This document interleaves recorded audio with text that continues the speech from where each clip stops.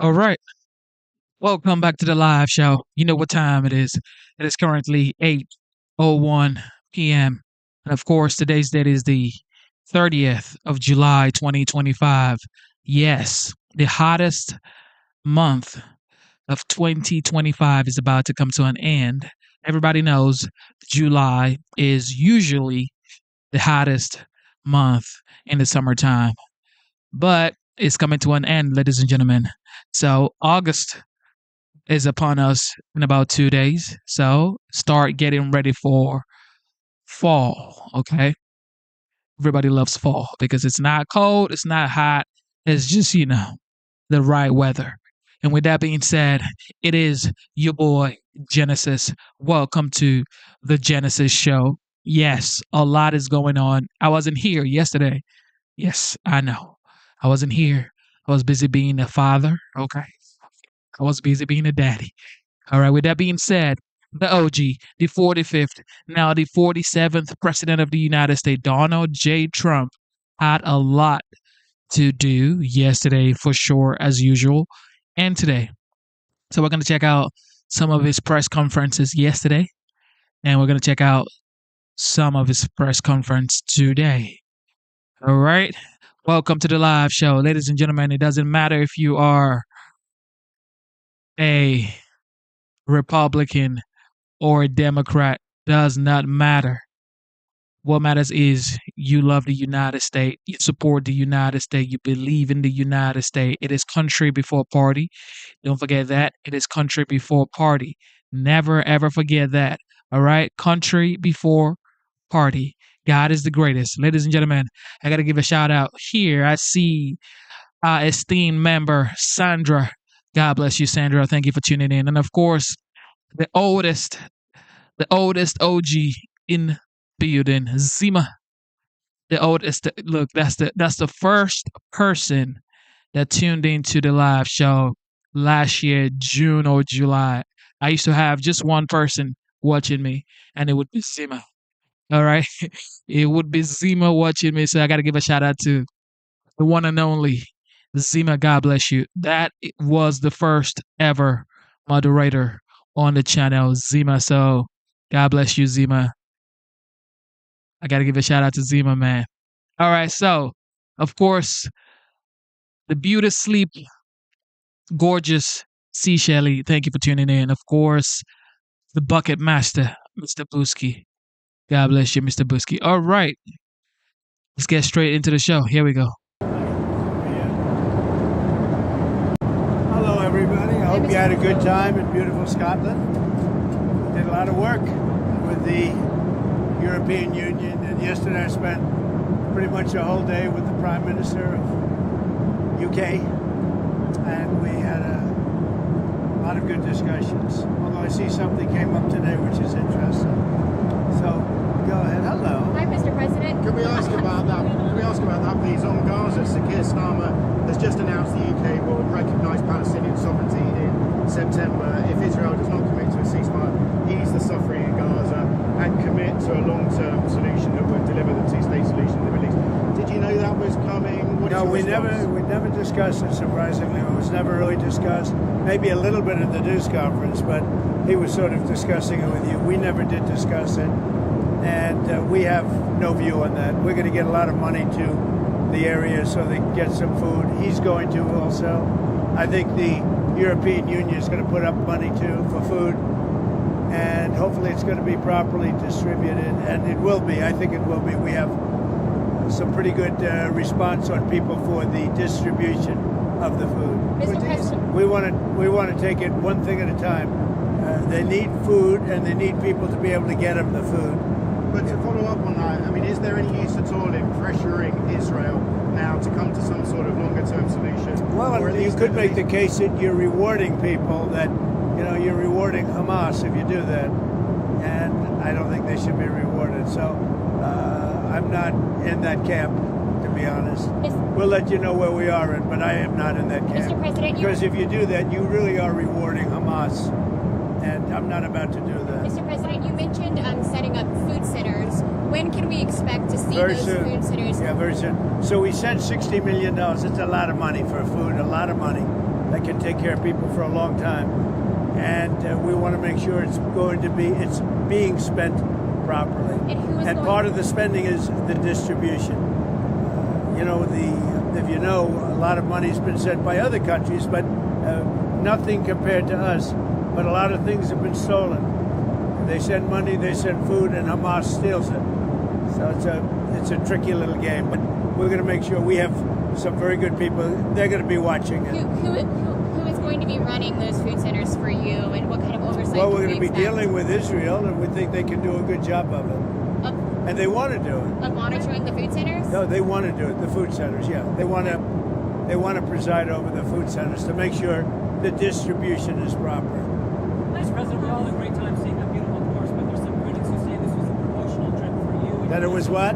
That it promoted you and your business personally. What do you say to that? I haven't heard that, no. I haven't heard that. Did you get to see my drive in the first hole? You hit it straight and pretty hard. I did. Pretty long. Pretty long. That's no Joe Biden, let me tell you.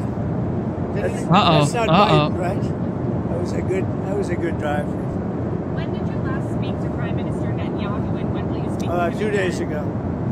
How many? 2 days ago. When do you think? I said we sent money, and I want to make sure the money is spent wisely and is spent judiciously, and that food is distributed in a proper manner. And he wants to do that. Mr. President, you've talked about moving Palestinians out of Gaza. You said that in the past. Do you still support that idea? Well, it's a concept that some people fell in love with and some people don't. We really have to see how it all works out before we do that. But, you could do something spectacular, but that's a different concept. You could also probably do it if you left some. Some are leaving automatically, you know that. Some would like to leave. I think many would like to leave if they were given an alternative. They really have no alternative now.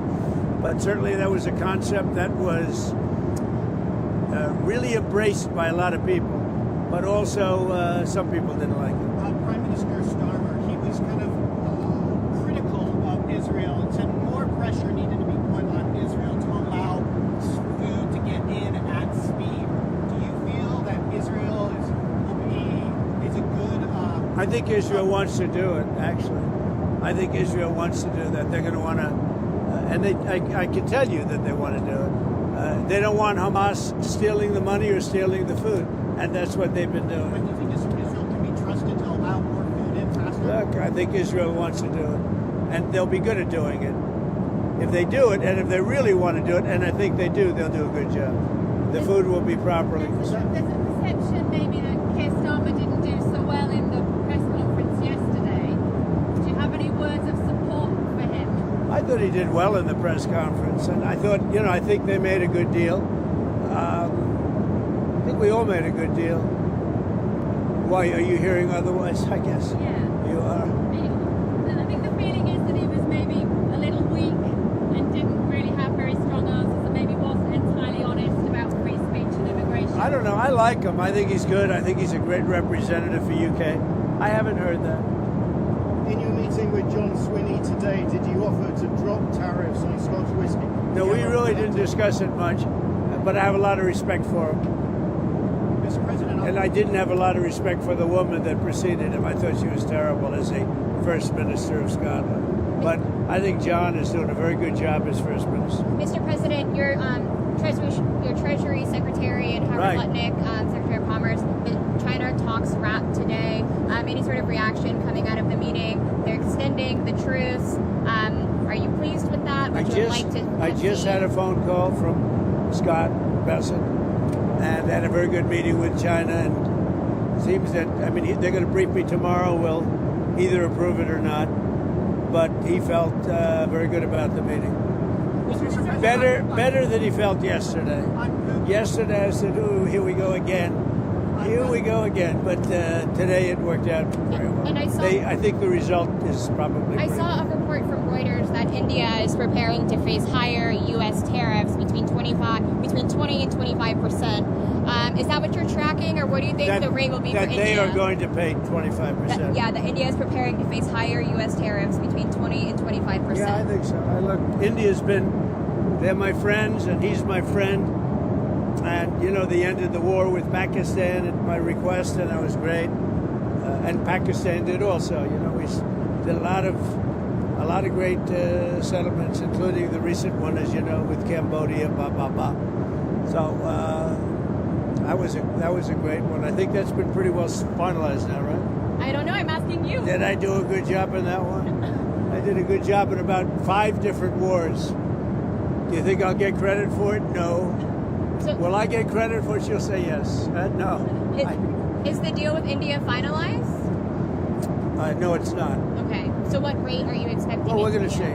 We're going to see. But India's been a good friend. But India has charged basically more tariffs than almost any other country. You know that, right? Over the years. But now I'm in charge, and you just can't do that. I think the trade deals are working out very well, hopefully for everybody, but for the United States, they're very, very good. Mr. President, the Wall Street Journal case, lawyers are seeking to depose Rupert Murdoch, Can you say what the lawyers hope to get out of that? Oh, I don't know. We're going to see. It's in the lawyers' hands. I've been treated very unfairly by the Wall Street Journal and everything. I mean, I don't know. They even hired people from the Washington Post, third-rate reporters, gossip-type reporters. It's all gossip. And, I've been treated badly by the Wall Street Journal. I would have assumed that Rupert Murdoch controls it, but, maybe does, maybe doesn't. They are talking to us about doing something, but we'll see what happens. Maybe they would like us to drop that. And so we'll see. Does that mean there's settlement talks? Yeah, they want to settle it. With money involved? No, he's treated us wrong. I mean, when I get treated unfairly, I do things about it.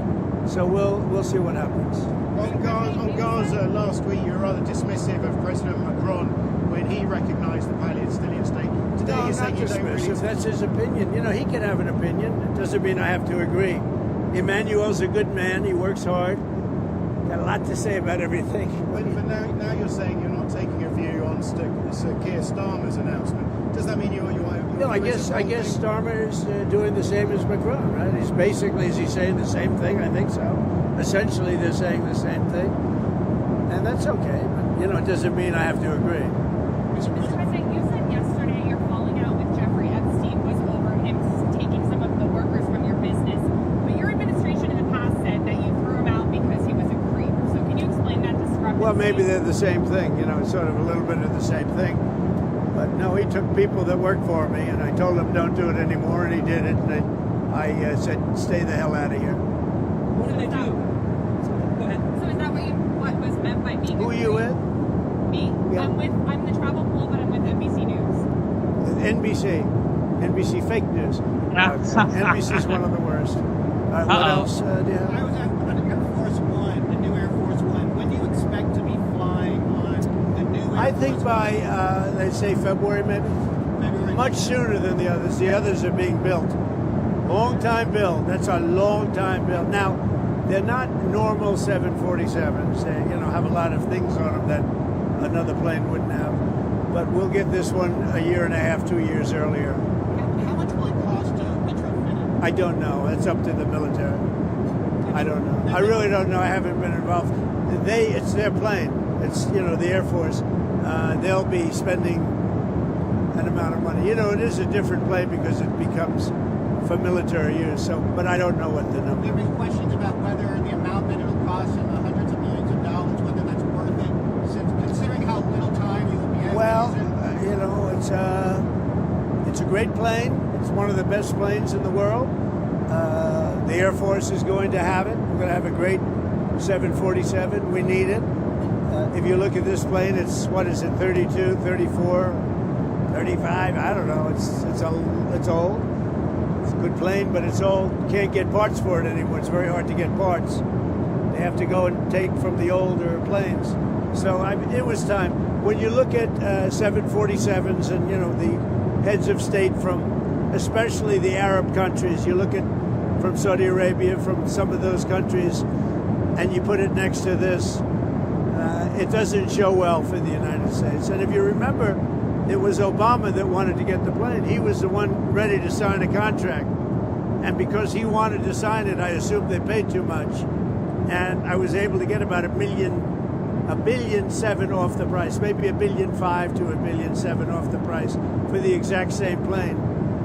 and they're building it, but they're taking a lot longer than they should have taken. There's a report that a Secret Service agent tried to get his wife on a support. I just heard that. That's a weird deal. Have you been He was going to leave the wife in the car. Wouldn't you think that might be a little dangerous? You know, I don't know if that has proper compression. I don't know. That's a strange one. I just heard that 2 minutes ago. I think Sean's taking care of it. Mr. President, you talked on Russia. Is that a serious story? I think it's not. They're going to keep her in the car, and she's going to be in a freighter. Well, you tell me the details. Those of how it's freighters gonna don't work. have, you know. He was going to keep her in the car. Tell us how it was going to work. I don't want to get involved, but it's a strange story. I just heard that one. Mr. President, you said that you were going to set the new. The British farmers are so grateful for what you said yesterday about the importance of farming, because we have changed inheritance tax, death taxing. Well, farmers are so important. Some farmers are, you know, they liked what I said on a couple of things yesterday. They liked what I said for the farm. I'm a big farmer person. I love the farmers. I think they're great. And we have to steer the laws so the farmers don't get hurt in our country and in their country. But Europe has a big immigration problem. But they also liked when I said that they have one of the worst mayors anywhere in the world in London. He's a horrible mayor, nasty guy, stupid guy in my opinion, but he's a nasty man. And I want nothing to do with him. But I didn't think it was a big statement. And so many people said, thank you for saying that. He's a bad guy. Khan is his name, I guess. He's done a lousy job, I can tell you that. A terrible Mr. mayor. President, No, but people liked it so much when I said that. Mr. President, yesterday you mentioned that you would change the Russia deadline to 10 to 12 days.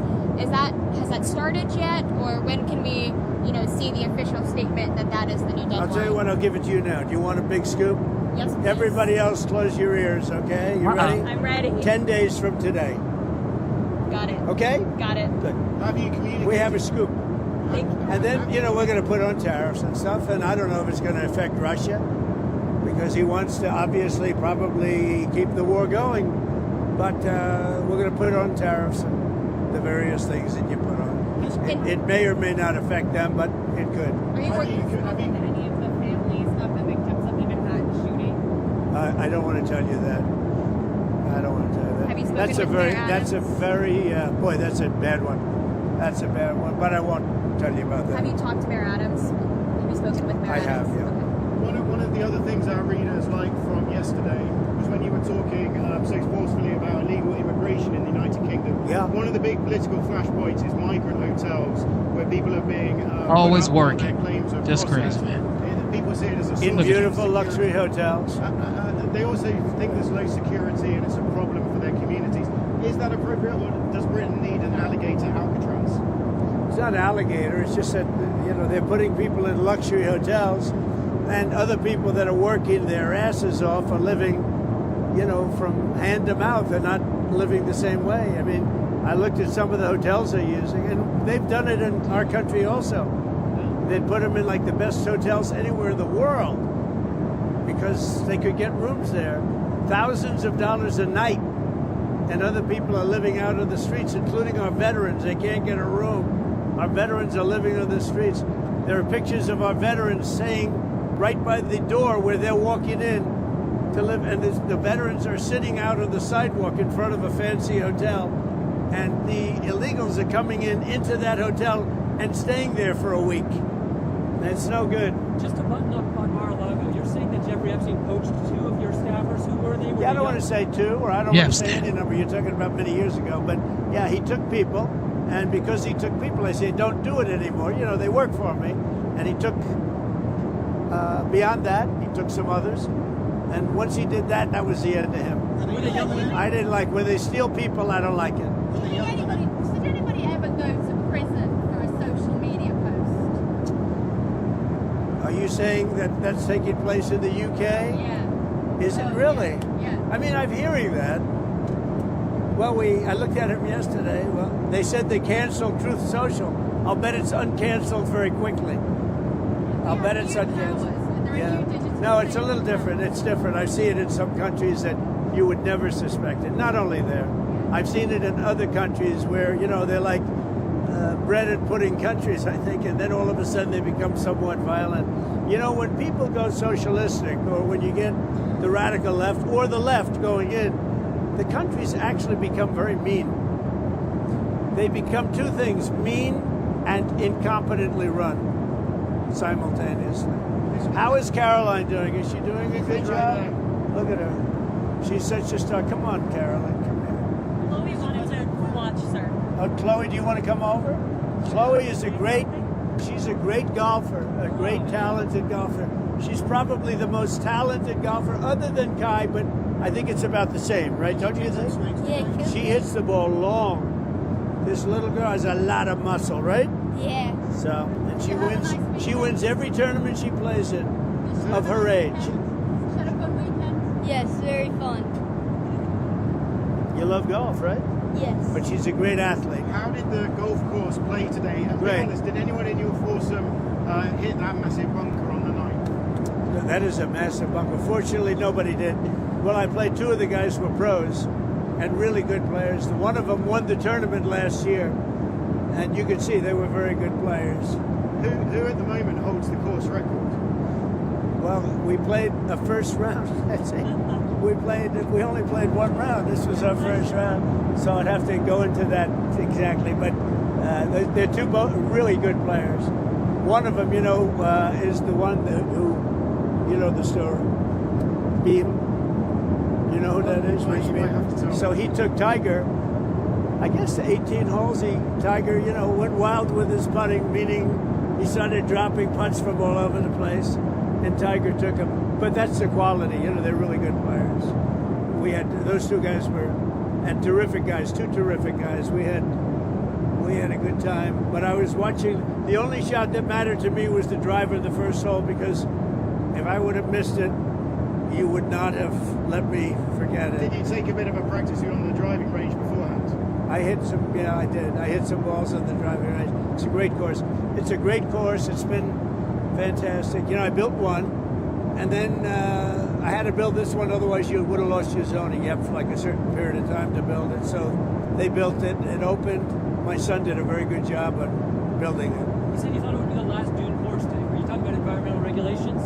Yeah, we obey the regulations, the environmental regulations. You really want to, and it's top of the line. It's really, the pros were saying this is as good as any course they've ever played. It's as good as it gets. The course was surrounded by windmills. Did you talk to Stormer about? I did. the Yeah, I windmills, think or- windmills are a disgrace. I think they hurt everything they touch. They're ugly. They're very inefficient. It's the most expensive form of energy there is.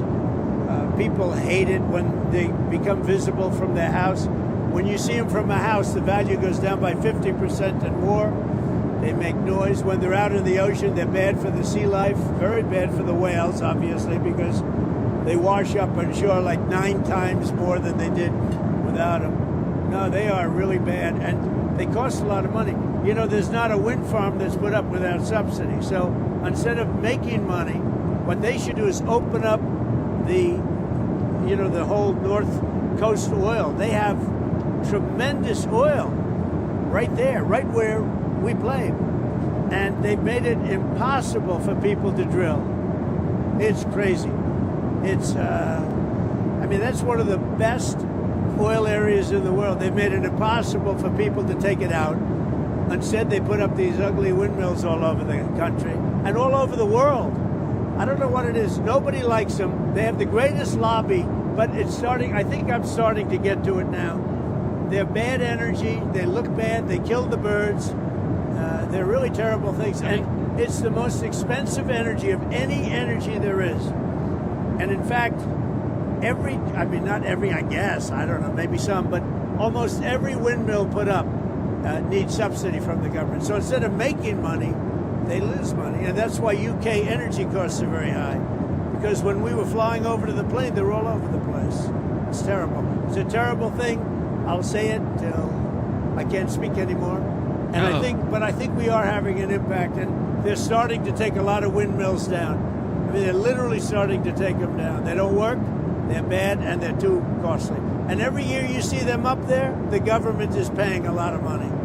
Whereas If you have oil, if you have other forms of energy, you make money on it. In other words, you bring down taxes. Well, your friend Bryson DeChambeau said LIV tour players weren't playing enough links golf.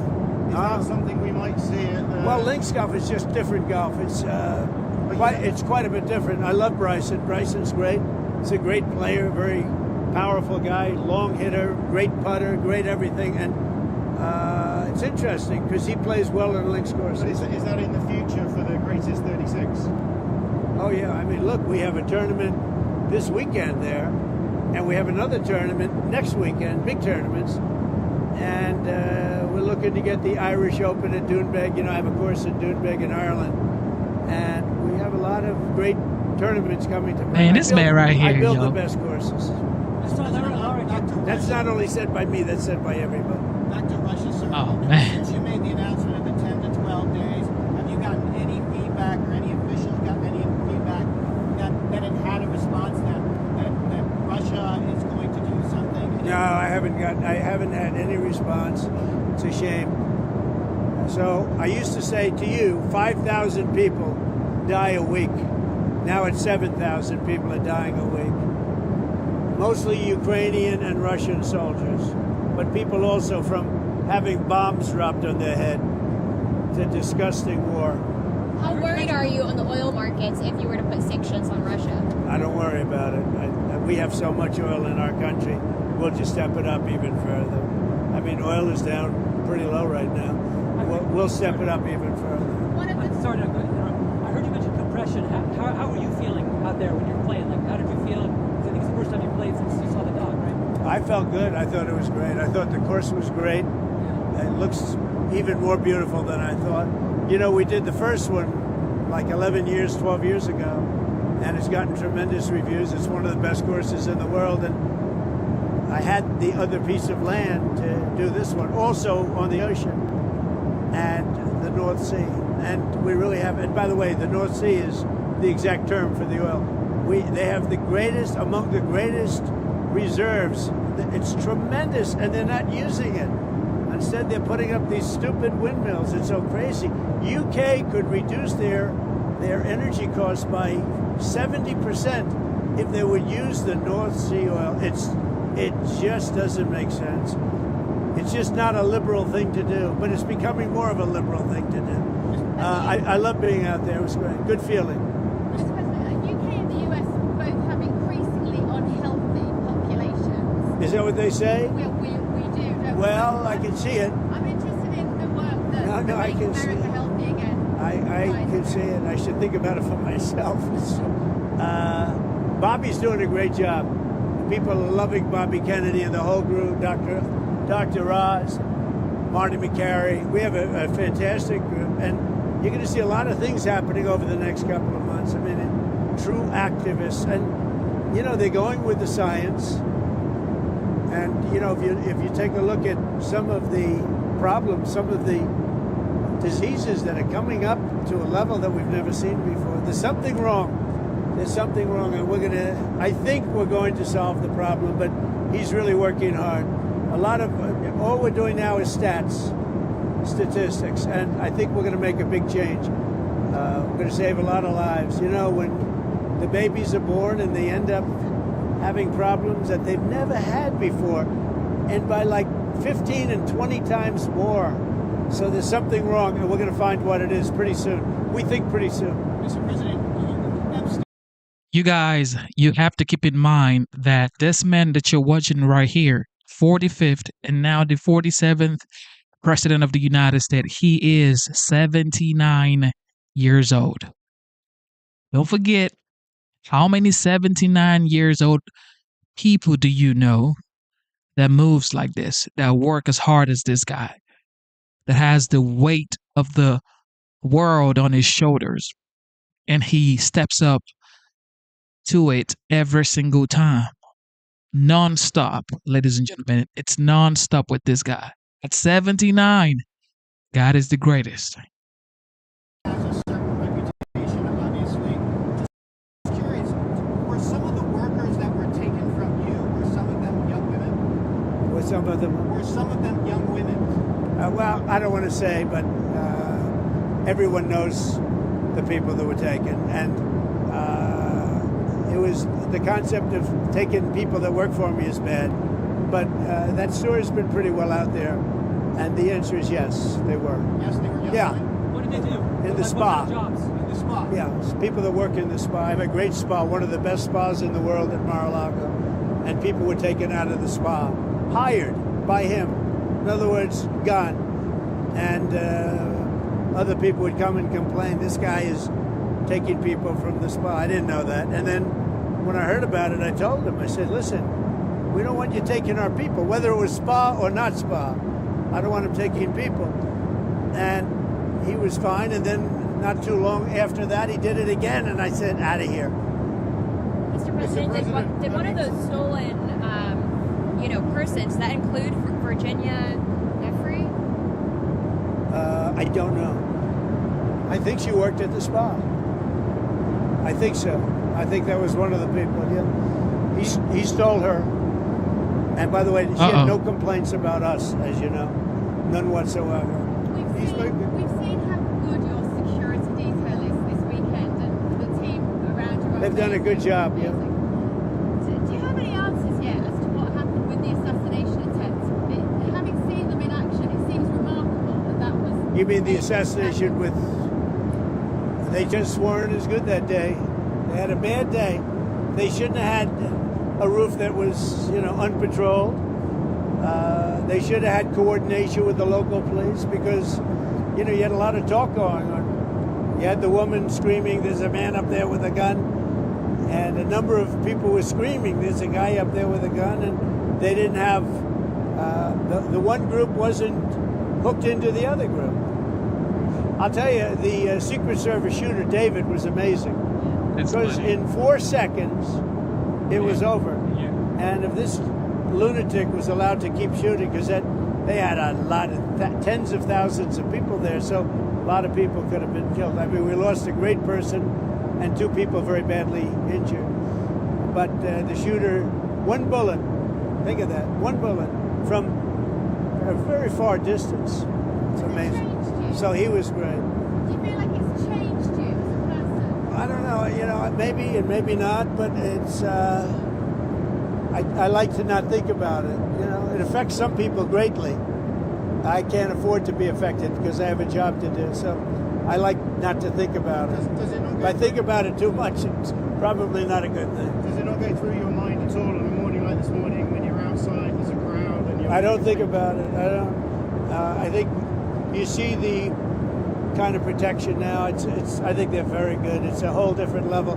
Look, these people went to Biden and Biden's people and asked for more help because I was having rallies, 60,000, 70,000 people. I had 115,000 people, and Biden would have 2 people. Nobody wanted to see the guy. And he'd have a bigger security detail than I had.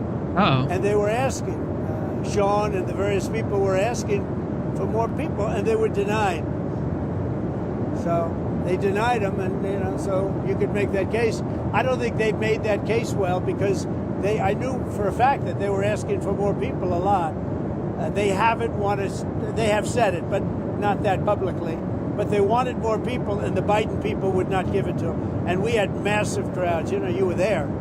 But we would have routinely 50, 60, 70,000 people, and he would have nobody. He couldn't fill the circles, the 8 circles, and he didn't need very many people, and so that was a problem too. Can I ask about the First Lady? You mentioned a couple of weeks ago her role in talking to you about the war in Ukraine, and perhaps a big part of your evolution in thinking. Have you discussed the crisis in Gaza and the terrifying... I have, and she thinks it's terrible, and she sees the same pictures that you see, and that we all see, and I think everybody, unless they're pretty cold-hearted or worse than that, nuts. There's nothing you can say other than it's terrible when you see the kids, and those are kids, whether they talk starvation or not, those are kids that are starving. They are starving. And you see the mothers, they love them so much, and there's just nothing they seem to be able to do. They got to get them food, and we're going to get them food. Do you plan to attend the G20 summit this year? I don't think so. No, I think maybe I'll send somebody else because I've had a lot of problems with South Africa, and they have some very bad policies. Very, very bad policies, like policies where people are being killed. A lot of people are being killed. So I think I probably won't. Any update? I'd like to, but I don't think I will. Any update on when you'll meet with President Xi? When can we expect that? Oh, he wants to meet, and I look forward to the meeting too. But I would say before the end of the year. I mean, just to go full circle. So we had a very good meeting today. If you would have asked me the question yesterday, no, it wasn't looking too good. I would have said maybe I might have said nothing, but I might have also said it wasn't going too good. I just heard from Scott that the meeting went very well today with China. Thank you all very much. Enjoy the flight. Thank you. Thank you. Thanks. This is a guy that talks to the press before he travels, while he's traveling, when he lands, when he's there to do America's business. This guy's always talking to the press. Supreme. Like, this is supreme transparency. Okay, so today there was a debate in Congress about Nancy Pelosi. You know what we know about Nancy Pelosi, ladies and gentlemen? You know the trading, ladies and gentlemen. Here we go. Preventing elected leaders from owning securities and investment, the PELOSI Act by Hawley and Moreno.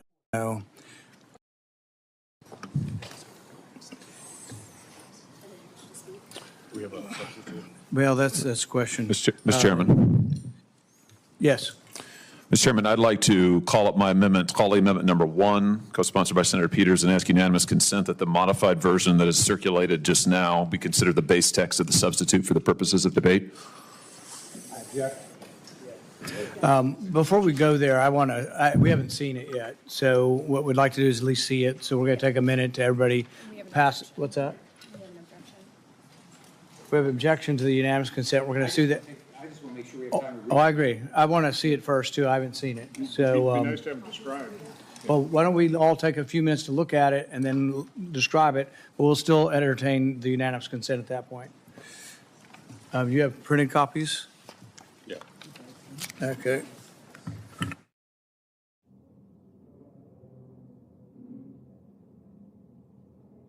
People are saying that Nancy Pelosi is involved in insider trading, allegedly.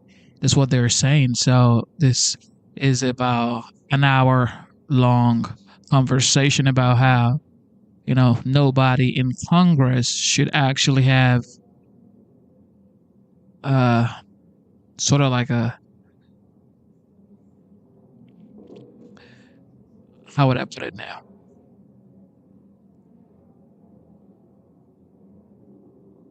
Access to trading, because you have more information when you are in Congress.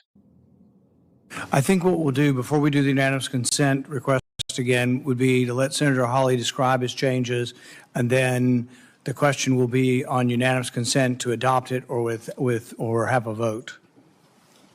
Great. Thank you, Chairman Paul. Let me just say that we have an opportunity here today to do something that the public has wanted us to do for decades, and that is to ban members of Congress from profiting on information that, frankly, only members of Congress have in the buying and selling of stock. 86% of Americans say that members of Congress should not be able to buy and sell shares of stock, individual stock, while they are members of this body, and they are absolutely correct. And the reason is, you can see it, there was just another ethics referral in the House last week. We've seen the former Speaker of the House make millions of dollars in profits. We've seen members of both parties, I'm sad to say, be investigated for their stock trades. And the reason for all of this is that, quite frankly, members of this body are privy to information that the normal person just is not. Now, is that insider trading? It is not under the laws. Sometimes people say, well, we already have insider trading laws. We don't need a stock ban. Well, the information that members of Congress are privy to is technically not covered by the insider trading laws, but nobody really believes that the information that we get isn't valuable. It is quite valuable. which is why back during COVID, you saw members of Congress of both parties engage in a flurry of stock trading right after they were getting COVID briefings. Were members of the public getting those briefings? They were not. Were members of the public privy to the kind of information that was being given to members of Congress? No, they were not. And so when you look at what members of Congress are privy to, what they are able to trade on, the access that they have, it's just qualitatively different than your average Joe or Jane, which is why we ought to put into place common sense guardrails that say, if you want to be a member of Congress, you can put you want to save, great. You can buy mutual funds, you can buy broadly diversified investment vehicles. You should not be able to buy and trade individual stock shares in which, frankly, we have an interest in the work that we do. We have information that no other people get, no other members of the public have. This bill would finally redress that. It is in substance identical to the bill that the committee passed last year. And I believe it is a huge step forward in finally addressing this problem. I urge a yes vote, Mr. Chairman. Senator Scott. When we go to, one thing I want to understand here is illiquid assets. So the typical, if you think about an illiquid asset, it's something you have a difficult time selling. So if it's, how do you sell something that's illiquid? I mean, how do you, I'm just trying to understand how you do it. I mean, there's illiquid means there's no buyer. You can't find a buyer, so how do you do it? I mean, I don't understand how you sell it.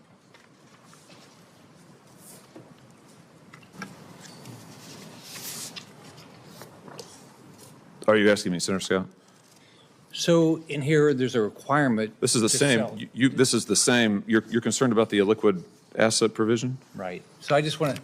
It's the same one you voted for last year. So how's it work? So what's identical to the one you voted for in committee last year? So it's hasn't been changed. Well, maybe we should go through and better understand it. Okay. That's fine. I just want to be clear that it hasn't changed since you voted for it last year. Okay.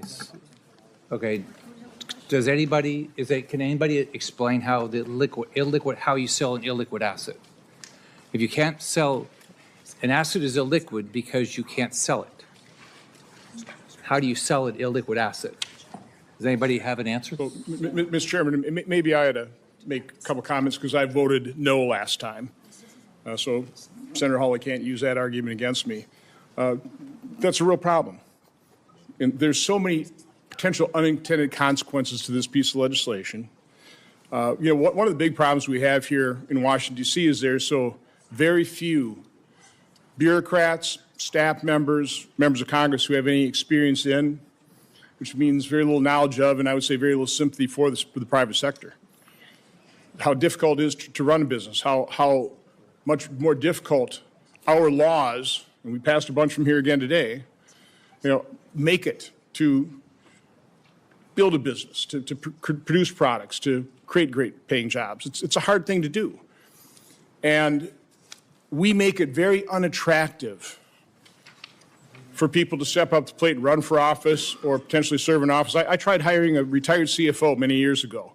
This after the passage of the Stock Act. Would have been great. I could have had somebody really expert in international taxation, that type of thing. I could not find anybody willing to do it. So this piece of legislation, really, it's legislative demagoguery. We do have insider trading laws. We have financial disclosure. Trust me, we have financial disclosure. The press pays attention to it. So I don't see the necessity of this. Of course you don't. I can imagine all kinds of unintended consequences.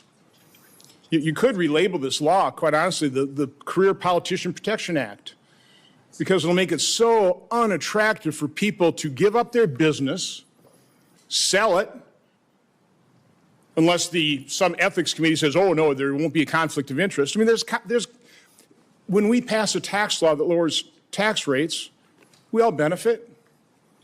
It's just an inherent issue. So again, we have plenty of protections. We have the disclosure. This is a completely unnecessary piece of legislation. It's going to create all kinds of unintended consequences. Senator Scott just pointed out one of them, just one of them. So again, I voted no last time. I'm a strong no this time, even stronger this time. I'd like to also chime in here. I think Senator Scott makes a good point on the illiquid assets. In addition to maybe some land that you've had for a generation from your family that's not really, you're attached to it, it has value, but nobody really wants to buy it. You got to sell it. But also, what if the stock market, what if you choose to run a year and a half before your election, the stock market's booming. During your campaign, the stock market tanks 20%, and nobody in their right mind would want to sell it. You know, you're having to sell. So I think these are bad ideas. But the number one bad idea, particularly about the substitute, and the vote we're going to have is on the substitute. The substitute protects Donald Trump. So basically, you're asking the bill currently would affect Donald Trump. So if Democrats are pondering this, you will be voting to protect Donald Trump if you vote for this substitute. We are going to have a recorded vote on this. Look, if this is a great bill, if this is the greatest thing since sliced bread and it's really necessary, it should apply to Donald Trump. But the fact that they don't want to apply it to Donald Trump means that it's a really crummy bill and it would do terrible things to Donald Trump's finances. So if this is a great bill, let's apply it to the president. And you will have a chance on that. So we will have a vote, and the next vote is going to be on the substitute. The substitute protects Donald Trump. The original bill does not protect Donald Trump. And so I hope everybody will think about that. I will oppose the substitute change because I think it should apply to everybody or nobody. I mean, it's kind of ridiculous. We're going to apply it to us and the president, and except for Donald Trump. You know, I mean, to accept Donald Trump from this is crazy. It also excludes all the courts, all the staff. I frankly think that there are chiefs of staff on, the Armed Services Committee that know a lot more about tank sales and plane sales and this and that way before anybody else does. That if you think there's a real problem with this, apply this to staff as well. I think the courts know. If I've got a decision coming up and it's Monsanto and I'm going to rule on a $1 billion case against Monsanto, should the people that work for the judge be included in this? I do agree with Senator Johnson, though, that I think insider trading is not only has always been illegal, it was further made illegal under more scrutiny under the Stock Act. And I think this is a solution looking for publicity, but not necessarily something that is really an accurate or effective tool. If it were, it would apply to President Trump. So the vote we're going to have is to be excluding President Trump from this bill. And if you think that's fair, vote for the substitute. If you don't think it's fair to exclude Donald Trump, I think we should vote against the substitute.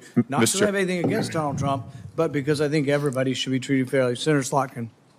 Yeah, I just want to say I think this is a really important vote. I appreciate the authors, the co-sponsors bringing it up. I was a co-sponsor of a very similar bill just for members of Congress in the House, banning members of Congress of all kinds, Democrats and Republicans, from trading stocks. You don't have to sell. You can put your money you can put your stock into a blind trust, which a lot of members of Congress have already done. True, right? No? That's not true. Mr. Hawley, do you want to confirm that? Yeah, let me just, will you yield? Sorry, and I'll yield back to you. Just a few things. Let me just go back to land is not an illiquid investment. It is not. It's explicitly exempted under the bill. The bill defines illiquid investments as an interest in private funds.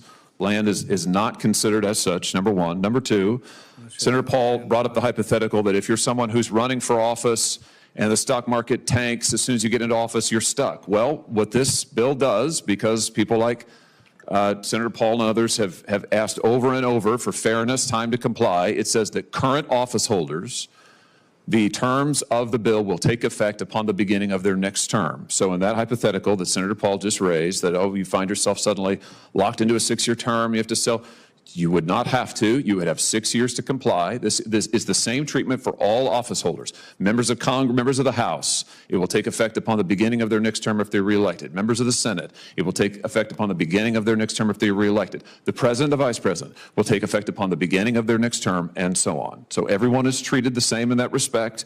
They're allowed to come into compliance.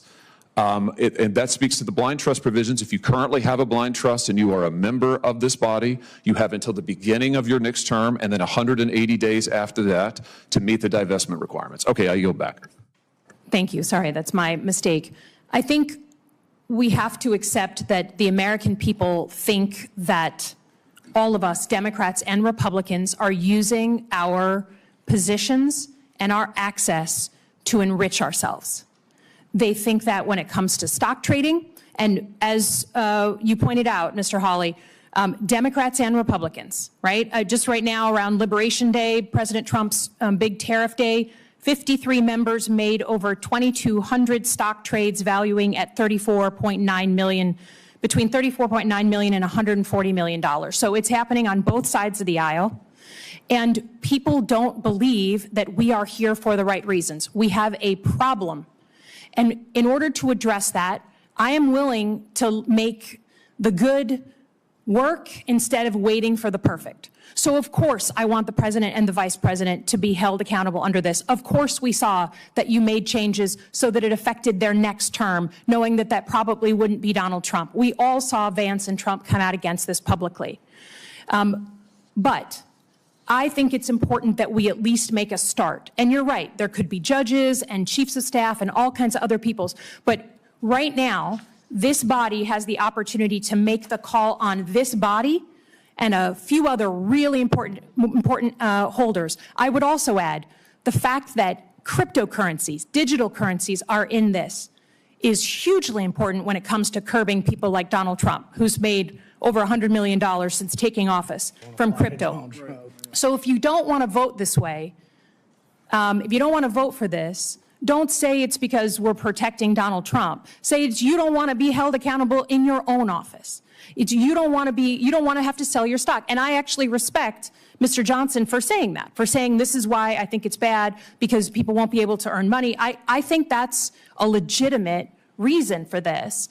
But don't say that you're going to hold out for the perfect when we have a chance to actually send a message that we understand we have a perception problem and members of Congress shouldn't be trading stocks when they're getting classified briefings.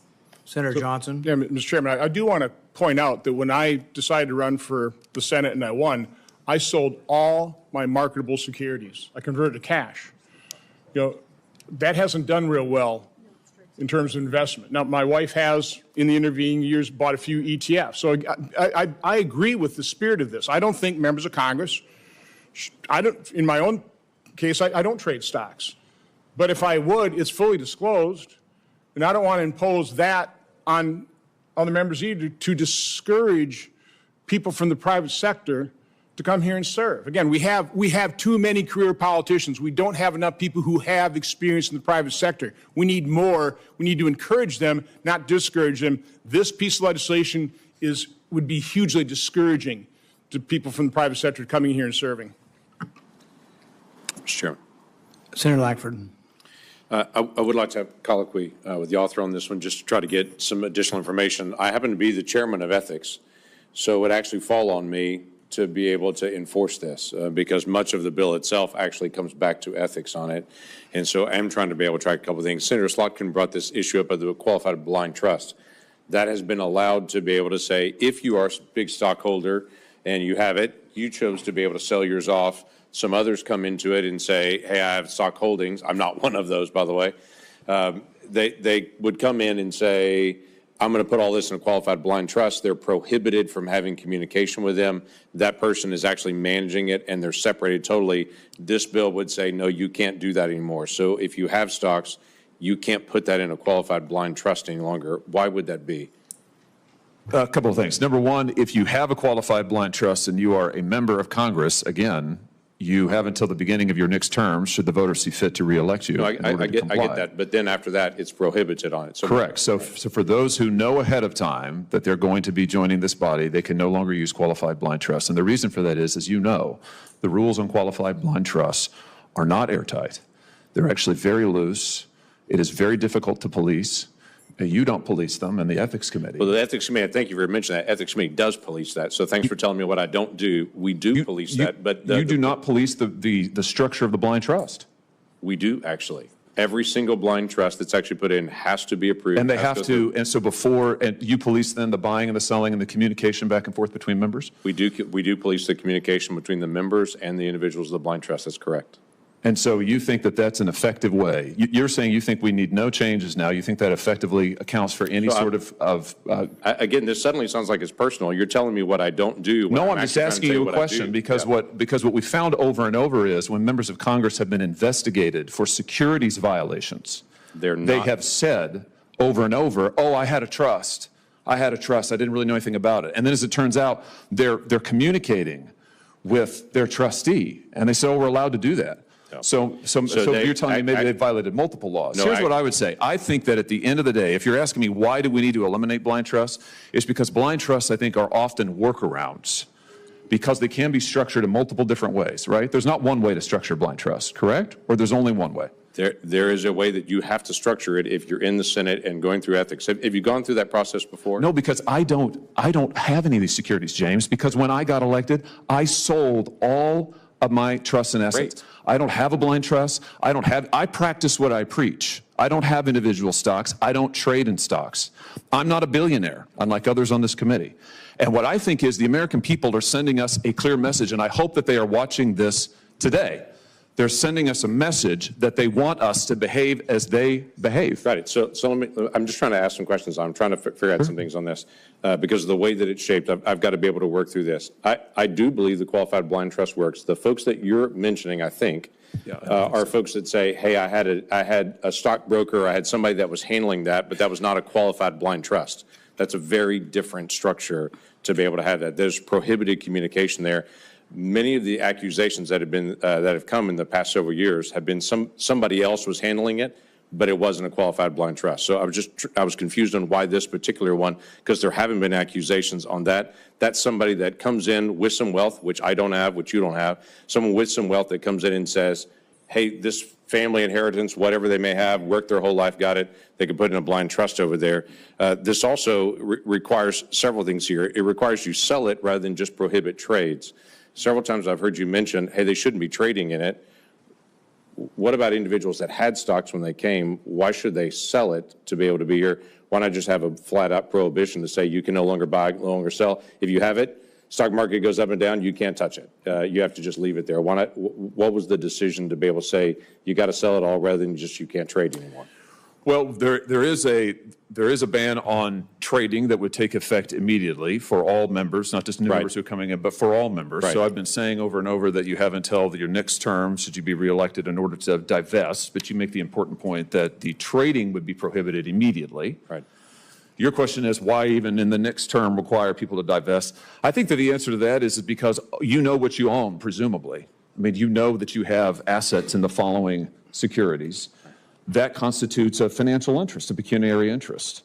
And it presents a conflict of interest to be getting briefings, voting on legislation, doing these things where you know you could be increasing or decreasing the value of your portfolio. We also have farmers that are here in Congress that they vote on farm policy, and they also have ag provisions as well. And so you can't eliminate all provisions that are out there on that. So I'm just trying to be able to figure out. This also has a reporting requirement. If someone has an FHA loan, it has to come back to ethics, or a VA loan, it has to come back to ethics. If they're involved in any of the farm programs, it has to come back to ethics, and we've got to be able to track it. I'm trying to figure out what to be able to do on this. And then it eliminates the ability for someone to own crypto or stable coin. Now, we just passed a bill allowing stablecoin to exist. I'm trying to figure out why stablecoin is now in this as well. That's just a digital asset that has the same value as cash, but it's prohibited in this. I'm trying to figure out why stablecoin is cut out on this. Well, you say in it now. I mean, it has been in it. It's in the bill that we passed a year ago before the most recent stablecoin we just made the change on to be able to open up stablecoin in the regulatory basis for all Americans. We didn't make the change in this bill. Congress passed a bill. I get that. That's why I'm just asking why it's still in this, that there's a prohibition for that kind of digital asset. Well, it's just a dollar for dollar. It's the same as owning cash. So if you own a stablecoin, that's the same as owning a dollar. It's only worth a dollar. It doesn't change in value. But a member of Congress wouldn't be able to own a stablecoin anymore. Correct, and it's for the same reason, the same pecuniary interest, conflict of interest provisions that we think with individual stock. I mean, you have to draw the line somewhere.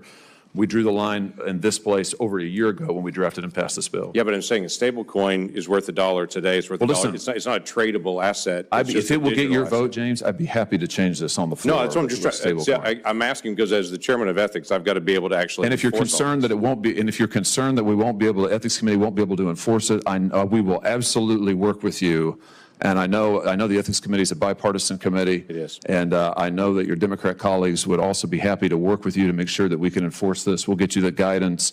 And I'm happy to work with anybody on the floor who actually wants to change the bill to make it better. I mean, I agree with what Senator Slotkin said. This is not a perfect bill. It's not an ideal bill. Listen, there's provisions of this bill I don't like that much. But here's my bottom line.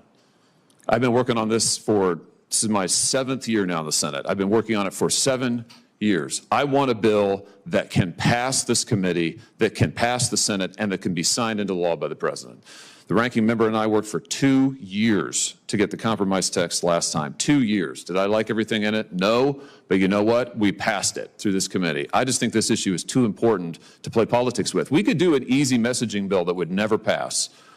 But if you want to really make a change and you want to make law, you're going to have to draw the line somewhere. So having said that, I will absolutely work with you, Senator Langford, and anybody else who says, okay, you know what, I think this needs to be changed. You look at this and say, you know what, I don't think these pieces are enforceable. All right, let's move the debate on. Wait a minute. I haven't yielded, Senator Paul. This is an important debate. I think we should take all the time that we need. I think it's absolutely vital that we get it right and get it as close as we can. But what I do not want to do, and what I will not consent to, and what I'm going to be very critical of, are attempts to kill it. Where it is, well, you know, this is not quite right, so we're going to kill it here. And this is not quite what I want, so we're going to kill it. I don't want to kill it. I want to move it. I want to move it. I want to get this enacted. I want the American people to be able to trust this body. And I think that's why this vote today is so important. All right, let's move it along. On the question of stablecoin that Senator Langford brings up, the hope is that someday in the near future, it may be that everything you purchase on Amazon, stablecoin is a choice. It may be at Walmart you use it. So you're passing a law today that somehow may prohibit anybody in office from shopping on Amazon. So this isn't a very well thought out bill. We have a couple over here. Senator Gallego. And in case anyone's wondering, I am not the billionaire on this committee. Quite the opposite. I think I actually might be the poorest senator. One thing I think that it's also, for at least Democrats, for us to keep in mind, this is a very, very strong executive that is consistently doing deals and side deals with individual companies. And so, and some of us are privy to that information. So, you know, and that's my wife complaining right now, probably because I didn't answer. And so if we don't actually put some of these, guardrails in, there will be members of Congress that are going to benefit from this, without a doubt. And there will be a further and further erosion in trusts of both Democrats and Republicans, in trust in government. And, I do feel for, some of the arguments, well, that's going to discourage people from serving their country, maybe some people in the business world. But there is, lots of ways for us to really encourage them to join us. And look, the president right now has multiple billionaires that have joined his administration, and he's clearly been able to attract them. I think the same will be going in the future.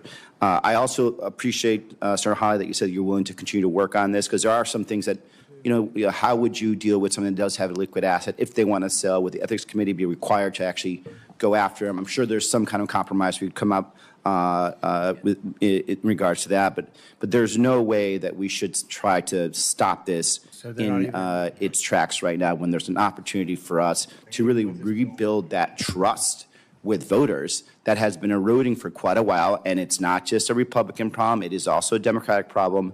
And I think this is something that we could all work together on, that we will be very proud of. And I yield back. Senator Gallego, I just want to point out that the bill as currently written does not apply to any of those billionaires that surround Donald Trump. Even after a certain period of time, they wouldn't apply. It doesn't apply to, so really he does have a lot of very wealthy people. I'm not against wealthy people. Yeah, sir, Chairman Paul, it does exclude them. In the context of what I was saying, like, for example, is more along the lines of this president was able to attract those. Now, the way that he did it is that at the federal level, if you're a cabinet member, you can divest and not pay capital gains. That's the kind of things that we could also be doing here. But so my point being, though, is this bill won't apply to his cabinet and won't apply to any of these special. I absolutely understand that, Chairman, and hopefully someday we could fix that. But right now, I'm certainly not going to let that be the end-all, be-all. And I'd like to move forward with this and see what other changes we can make to straighten this bill. Senator Scott. So first off, Senator Hawley, you said that I voted for the bill before. You also committed to work with me to improve the bill, which you didn't do. So let's think about where we are. I think everybody on this committee, nobody wants people to do trading. I think we all would agree with that. Your mic on? Yeah. Nobody would like people to do trading. We've watched Nancy Pelosi. Seems like she's figured out how to make a fortune off of trading. We'd all like to make as much money as she made in trading. I don't know anybody in the country that's done that well. So, but if you look at this, if you have a small business, you come up here, all right? It's illiquid. There's no buyer. What are you going to do? You just give it away. No. So you're telling people, let me finish. Okay, there's no buyer. If it's illiquid, there's no buyer. That's why it's called illiquid, right? You made a reference to billionaires, okay? I don't know when in this country it became a negative to make money. But somehow, if you've made money, you're supposedly, I think Senator Hawley suggests, you shouldn't be serving because you might trade stocks. Now, I came up here, I made money. I started out never knowing my dad, living in public housing. I lived the dream that many of us wanted to live, not be broke. I went to junior college, joined the Navy. I didn't go to some elite university. I went to the cheapest place I could find, and I went and built businesses. But somehow now, if you've made money, somehow it's negative up here. I did what Senator Johnson did. When I became governor of Florida, I sold my operating businesses, right? I did a blind trust while I was governor. I never saw what was in the blind trust. I never traded one thing that was in the blind trust. Somebody else did it. Now in this job, you know, I don't trade stocks. I don't own operating businesses. But somehow it's suspect because I made money. I don't know how many people in the audience, how many of you don't want to make money? Anybody want to be poor? I don't. Right? So this idea that we're going to attack people because they make money is wrong. Is absolutely wrong. We should cherish all of our different backgrounds. Every one of us has a different background. I've got a business background. But what I was just accused of is making money, and somehow I can't be fair and do things the right way. So I think it's disgusting what is going on here. So, but, you know, I agree with, you know, I completely agree with you. We've got to stop people from trading stocks. But this is way different. This is an attack against the president, attack against the vice president. That's what this is. So I think it's wrong. Mr. Chairman, I just want to correct that Senator Scott said that if you have a small business, you'd be forced to sell it. Small businesses are explicitly exempted under this bill. The 1,200 employees, they are not covered. If you have a small business, you can maintain your ownership in that business throughout the entire time. And I don't mind anybody being rich. What I mind is people getting rich while they're here trading stock, which I think we can all agree on. And this bill would put a stop to. So 1,200 employees. I had one company with 285,000 employees. That was publicly traded, but when it was private, it was not liquid. I had a variety of manufacturing companies that had a lot of employees. That stock was illiquid. I mean, if any of you bought and sold companies, you do not have, oh, somebody's going to buy today. I know I can walk out the door and there'll be somebody to buy the company. So we're going to make people sell things when it might be an absolute worst time to sell something. And they busted their butt to go build that business, and then they want to come up here and serve, and then we say, well, you got to give up your net worth. That's wrong. I'd like to make one quick point, and Senator Johnson, on the idea of whether you're a small business or not. I was a physician. There was 150 physicians in my practice, and we owned a bunch of stuff altogether, and we probably had 1,500, 2,000 employees. Sounds like I would have to divest as well. So you could be a small member of a large group that has a lot of money and a lot of employees, and you'd have to divest. I think there's just a lot of things that are not thought through here. Senator Johnson. I'd like to make a couple more points. I've been here now for 15 years. Again, sold all my stock, sat on cash, lost my you-know-what, not a good investment over the last 15 years. I can't think of one time where there was a piece of information that I go, oh man, if only I could trade in stock and take advantage of this. Not once. I don't disagree that the American public distrusts this body. It's because we're mortgaging our children's future, $37 trillion in debt. They also distrust us because of demagogic piece of legislation like this. So have there been abuses? Yeah, I mean, I think what Nancy Pelosi did was probably pretty abusive. I have no idea how she made that much money. But again, this is self-flagellation. This is blowing something way out of proportion, like there's all kinds of corruption, all kinds of insider deal, trading in all kinds of insider information. Again, I can't think of one time that I heard in a secure briefing or some piece of information I said, hey, I can make money off of this one. Can't think of one time, 15 years. In the end, we ought to respect the voters. We have disclosure laws. We disclose trades. Respect the voters. If you own something, respect the voters. Well, because the press certainly reports on Republicans, maybe not on Democrats, but Republicans, all these things get reported. That keeps us honest. Not 100%. But again, the unintended consequence is this, the way it would disincentivize the very type of people we need serving here, people who run businesses, people who balance a checkbook, balance a budget. Those people don't want to serve here because we're already making it so unattractive. This would make it vastly more unattractive with all kinds of unintended consequences. So again, I urge my colleagues, vote a strong no against this thing. Senator Kim? Yeah, I'll keep this brief, but I just have to say, you know, it is and has been the greatest honor to be able to serve in Congress and serve in this body. And I would want people here that believe that this is the highest honor. You know, not that it is just something that you're weighing and trading off. We are only looking for 535 Americans to serve in Congress out of 330 million people. Surely we can find 535 that understand that when you come here, you have and are held to the highest of standards. You know, that we work jobs whose job descriptions are in the Constitution of the United States. And if you are concerned about how that's going to affect your bottom line, if mutual funds are not good enough for you, then maybe this is not the right job for you. But if we are just trying to find and have that standard so the American people can understand and not have a single question about the motivations of people to be in this building. And I recognize that as I am here in the Senate because of these concerns about corruption and scandals that are out there. They are real, and people are having such distrust in government right now. This is not going to solve all of it, but it's moving in that direction. So I just say, yes, we should try to find the steps that we can to give the assurances to the American people so they don't have to have any question about our integrity. All right, I think we're going to get to the underlying question. The underlying question is on the substitute.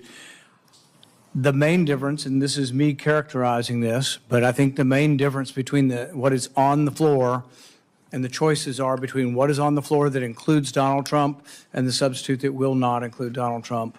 A better title for the substitute would be the exemption for Donald Trump substitute, or protect Donald Trump from stock scrutiny. So all the debate and talk about Donald Trump and his advisors will be exempt from the bill, but you'll be voting affirmatively on exempting Donald Trump from this if you vote for the substitute. If the substitute fails, President Donald Trump will be under the scrutiny of this bill. So I don't know. I think long and hard about it. Mr. Chair, as I understand it, the substitute treats Donald Trump exactly the same way members of Congress will be treated. They are both in this bill, and I do not think your characterization of the first bill is correct with regard to the treatment of the president, but I will leave that to the sponsors. I think you're right. The president's not in the Pelosi bill, if I'm correct. Mr. Chairman? So can I ask a new guy question here? This is obviously really important. And by the way, I made a decision to sell every single one of my assets before the primary. Just be clear on that. But here's my question. Is this really the right way to run a railroad? We're being thrown at us reams of paper, lots of dialogue, and then we're taking a vote. If you had a gun to my head, I could not tell you what we're about to vote for. I have no idea what we're voting for. I was a co-sponsor with Senator Hawley on the PELOSI Act. Pretty straightforward. I read that bill. I have not read the mountains of paper that's in front of me, and I think it's wholly irresponsible for us to sit here. Pretty much, let's be honest, this is a publicity show, and then be asked to vote on something where we have literally no idea what we're voting on. I mean, I'm sitting here asking my fellow senators, like, what do we actually, is there underlying amendment, substitute amendment? These are all words that you guys use every day, but for normal people, these are not normal words. So if there's a way to actually have a conversation in which we understand, hey, here's the bill, you've read it, you understand the implications one way or the other, and then we can have an adult, intelligent conversation, we pass something. I think it is important for us to restore faith in our institutions. But to just put a vote out there where we have literally no idea what we're voting for is gross incompetence and irresponsibility. So first off, if I may, Mr. Chairman, the substitute was put out Friday. So you've had several days to look at the substitute. This is just a very minor Text change. was just handed to us. Well, it is everything that went to your office on Friday with one minor change, is my understanding. We got So it. We got it when we arrived in the committee. Hold on one second. This is my Senator, with all due respect, look, sending something out Friday through some random computer system is also disrespectful to people on this committee. Why wouldn't you, if we're going to pass something, why wouldn't we have an intelligent conversation that says, hey, I'm the co-sponsor of the bill, that says, hey, this is what we're looking to change, and here's what it is, and read through it, and this is why we thought about it. Let's have a thoughtful meeting. Look, if we ran businesses this way, you wouldn't have to be an entrepreneur to run for office. You'd be flat broke.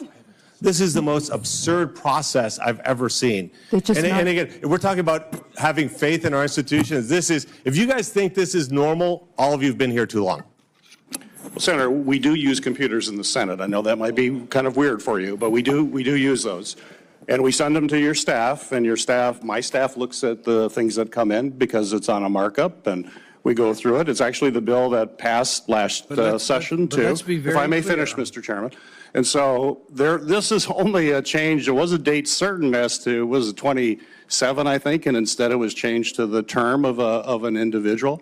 And then let me go back to, I mean, President Trump is treated like every other member. There's no trading within 90 days. We deal with the trading issue right away, which I think is probably 95% of the problem is the trading. And this bill, this substitute deals with it after 90 days. The president, members of the Senate, members of the House are all going to be impacted by it. And that's what passed last Congress. This is what was in the substitute via computer, as odd as that may be for you, went via computer to your office. Your staff had a chance to look at. This is a minor change. And that's what we're talking about. Before we're going to be disdainful of the point, we got the substitute on Friday. We got the modification when we walked in.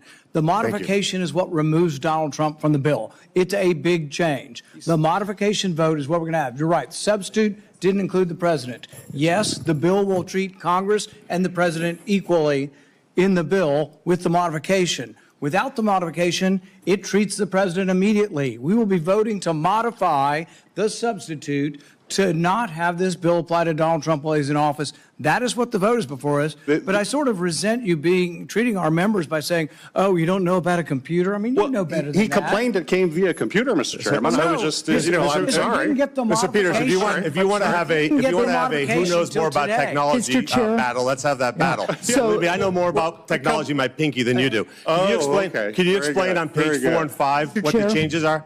Could you walk me through the changes that were made on pages 4 and 5? Because you know this bill off the top of your head. The changes with the times. So what's the changes in page 4? The change in the change that was made, my understanding is the change was just on the date. That's incorrect. All right, how about the changes on page 5?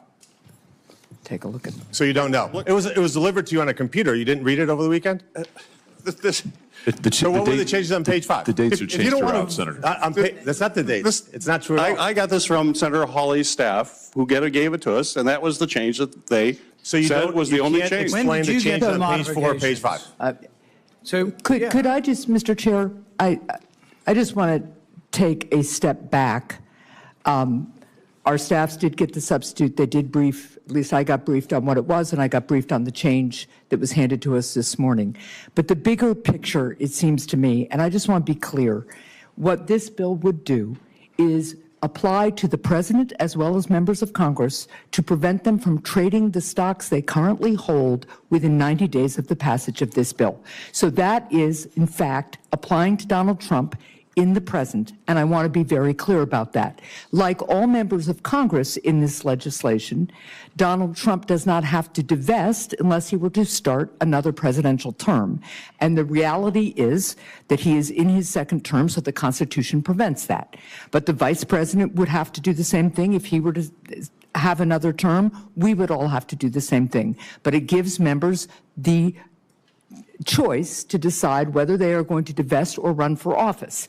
And that seems to me to be a fair way of addressing some of the concerns that we've heard from opponents of this bill. So I just want to take a step back and be real about what does and doesn't apply to the president right now and what is in this bill, and echo Senator Slotkin's and others' view that this is a major and important step forward. To my colleague from Ohio, we have debated this issue on this committee now for several rounds, including in the last Congress, and there's always somebody who finds some small thing to say, well, let's just wait, let's just delay it.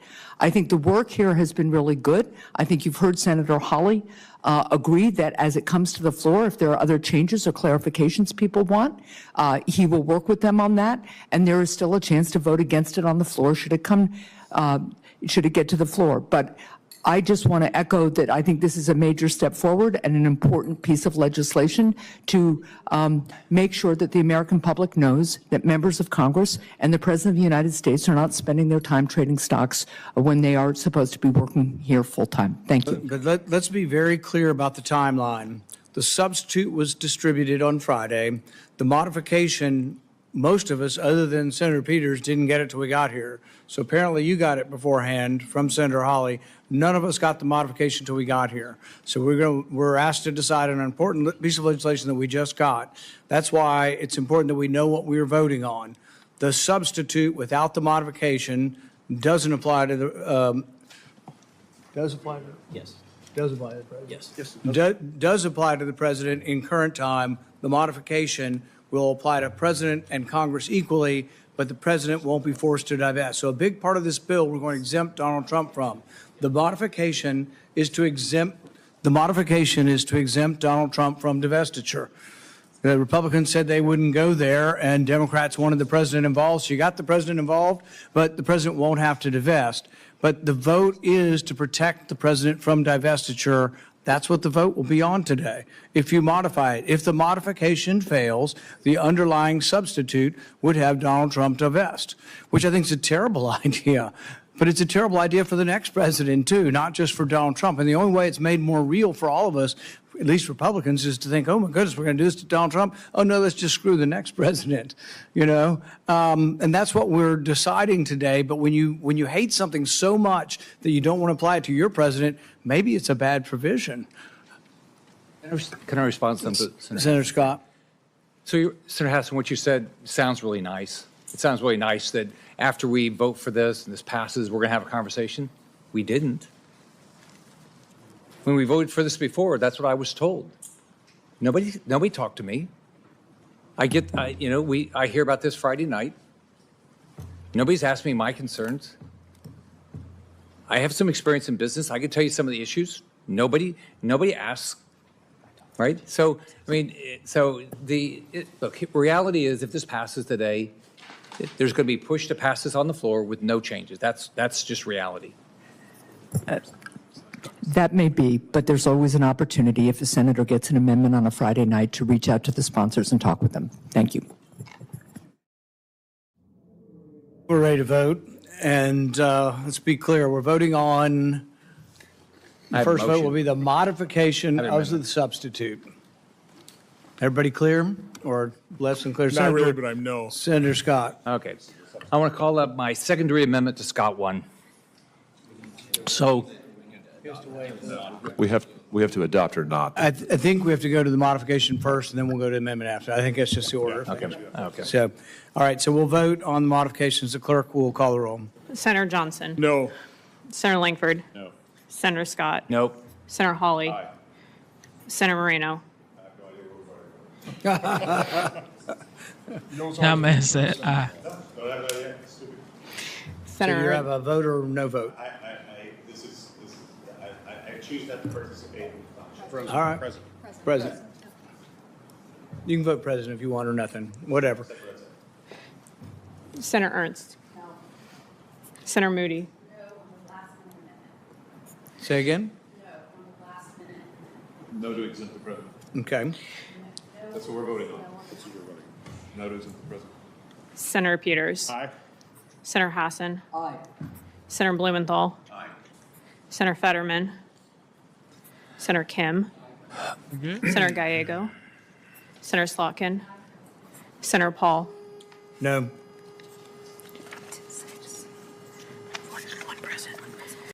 All right, I 100% support no trading for these folks in here because they have information that we are not privy to.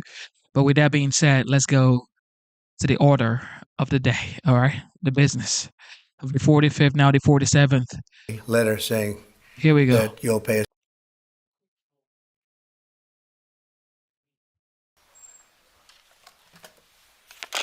Nice to see you. We've had a great weekend, and we, as you know, we made our deal with the European Union. The Japan deal is done. Many of the other deals are done. Indonesia was a very big deal, big country actually, and they're wonderful, and hopefully wonderful for both sides. But it's literally trillions of dollars ultimately being brought into our country. And it was something that had to be done, and it is being done, and it's being done properly. We're now negotiating with various other countries, and the rest we're just sending out the bill to. We send a bill, we send a letter saying that you'll pay a certain tariff. And obviously, that's most of them because you have, as you know, hundreds of countries, a lot of countries out there. So we look at the deficit or we look at the surplus, and we look at the country and how the country's treated us, and lots of other things go into the equation. And we make a decision as to what that tariff will be, and it's a pretty standard letter from that point on. And I want to tell you, this is something to me, it's a VA bill signing, and it's very important to me and to many of the people in this room. So I'm thrilled to sign the VA Home Loan Program Reform Act into law, and that is something that they've wanted to do for a long time. This legislation provides desperately needed relief to veterans and their families who have fallen behind on their mortgages, of which there are a lot, because we have somebody that doesn't want to lower interest rates and probably won't lower them today. It's a really sort of an amazing situation. And it helps keep our promise to end veterans' homelessness, and we're going to do that for America. We're going to do that for our great veterans. I'm thrilled to be joined by the bill's sponsor, Congressman Derek Van Orden. Where's Derek? Right here. Derek. Hello, Derek. I didn't see you back there. Well, I'm a Navy SEAL. I snuck up. Let's see. And Mike, how are you, Mike? Mr. President. Very good. These two gentlemen are terrific. They are working together, and they've been working together, Mike, a long time on this. So I just want to thank you both, and I'll ask you to say a couple of words. An estimated 61,000 American veterans are in danger of losing their homes, as you know. But thanks to this bill, the Department of Veterans Affairs will be empowered to pay loan holders the necessary amount to prevent foreclosures on our veterans, so our veterans won't be foreclosed and put out onto the streets. It's very important. This bill also creates a 5-year partial claim program that could benefit up to 3.7 million veterans. That's the kind of numbers you're talking about. It's big stuff. The costs of the program are fully offset and will add nothing at all to debt. This common sense legislation had overwhelming support and passed unanimously in the House and the Senate. Wow. When was the last time that happened? That's pretty impressive.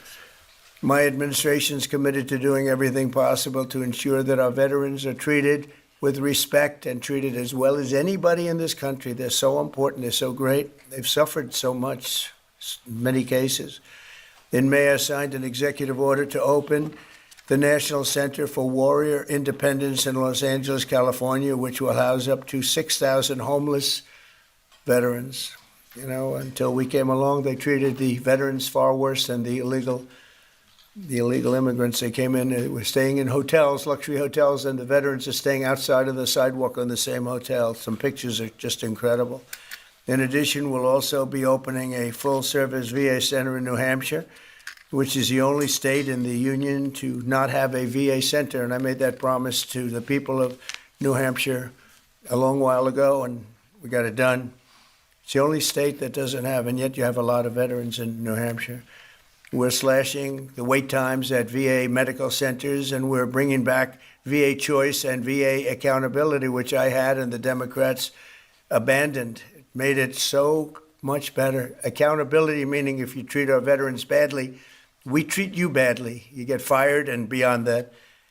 And VA choice is you can get out and you can, if you don't have a doctor ready, willing, and able to take care of you within the VA, you go outside, you go see a doctor, you get better, and we pay the bill. And the veterans loved it. We had a 92% approval rating. And what did the Democrats do? They came along and they ended both of them, and they hired back many of the people that we fired. We fired people and replaced them with great, loving people. But we fired people who were sadists. In many cases, they were sick. They were thieves. They were stealing. And they hired them back. The accountability, meaning the VA accountability, it was a big deal getting it passed because you have unions, you have all sorts of problems to go through. We got it through everything. And the Democrats, as soon as they got back, they hired many of the worst people right back, and we're getting rid of them. But I want to thank the two gentlemen standing behind me, and I'd like to ask you just to say a couple of words, and then we'll take a few questions if you'd like, and we'll sign the bill, and our veterans will be very happy about it. Thank you. Mike, do you want to start? Sure. Well, first off, thank you, Mr. President, for signing this bill today.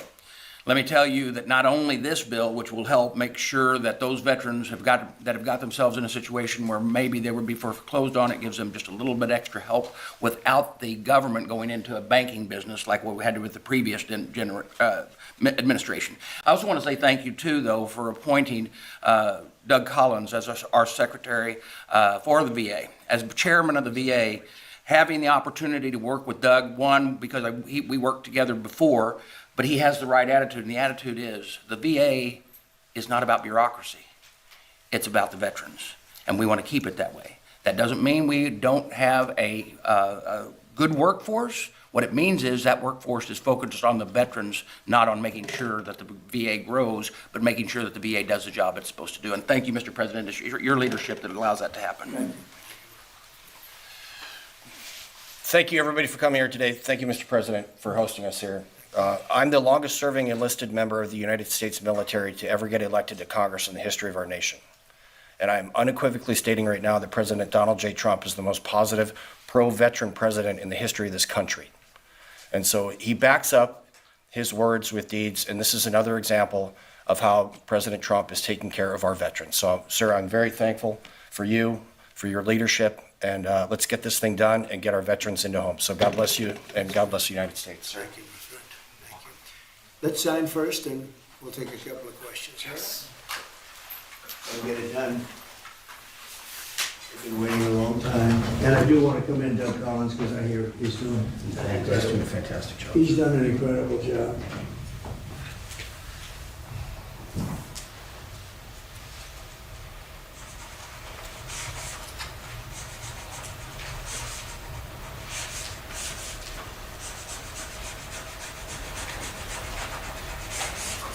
Okay. That's a good one. That's a good one. No water pen?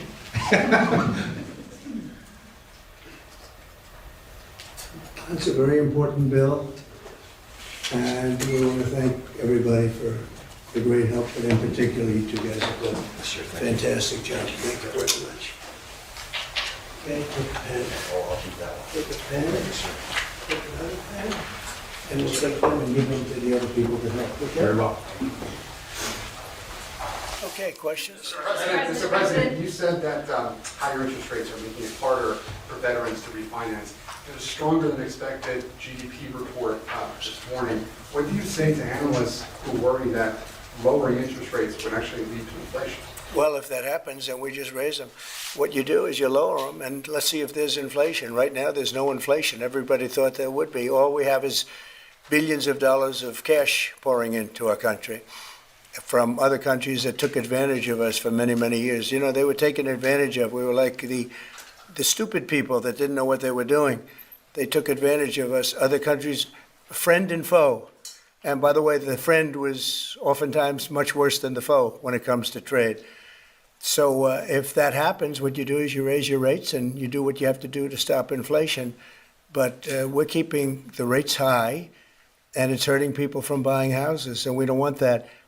If for any reason that happened in a year or two, if there's some signs of inflation coming back, right now there's not. We have a great thing going. I think we're going to have the richest economy you've ever seen. We have money coming in that we've never even thought about at numbers that nobody's ever seen before. We have a deal with Japan where they're going to pay us $550 billion. We have a deal with Europe where they're doing $750 billion plus $400 billion plus $300 billion. And many other countries, it's likewise, you know, relatively, those are two big ones, but likewise. So we have a lot of money coming in, and we have no inflation, and we're very strong, and we should be lowering the rates. You know, each point that this gentleman keeps up costs us $365 billion a year. Think of that. 1 point, $365 billion. If you bring it down a point, we save 365. We should be the lowest interest rate, and we're not. We're 38, number 38, because of the Fed. It's all because of the Fed. He's done a bad job. Now, he's got a meeting today, but I call him too late. You know, he's always too late. Even if he does it today, probably won't. I hear they're going to do it in September, not today. For what reason? Nobody knows, but Europe, as you know, cut their rates 11 times in the last short period of time. But the good news is we're doing better than anybody anywhere in the world. Nobody's doing anything even close to us, even with the higher rates. The higher rates do affect housing, though, because people can't go out and get a loan or refinance their house. And it would be nice to have them be able to do that. That would be just another check of a box. That would be very important. Yeah, please. Mr. President, you mentioned today that India, in addition to its 25% tariff rate, would pay an additional penalty because of its support of Russia. What is that additional penalty? And are other countries facing the same threat? Well, we're negotiating right now, and it's also BRICS. You know, they have BRICS, which is basically a group of countries that are anti the United States, and India is a member of that, if you can believe it.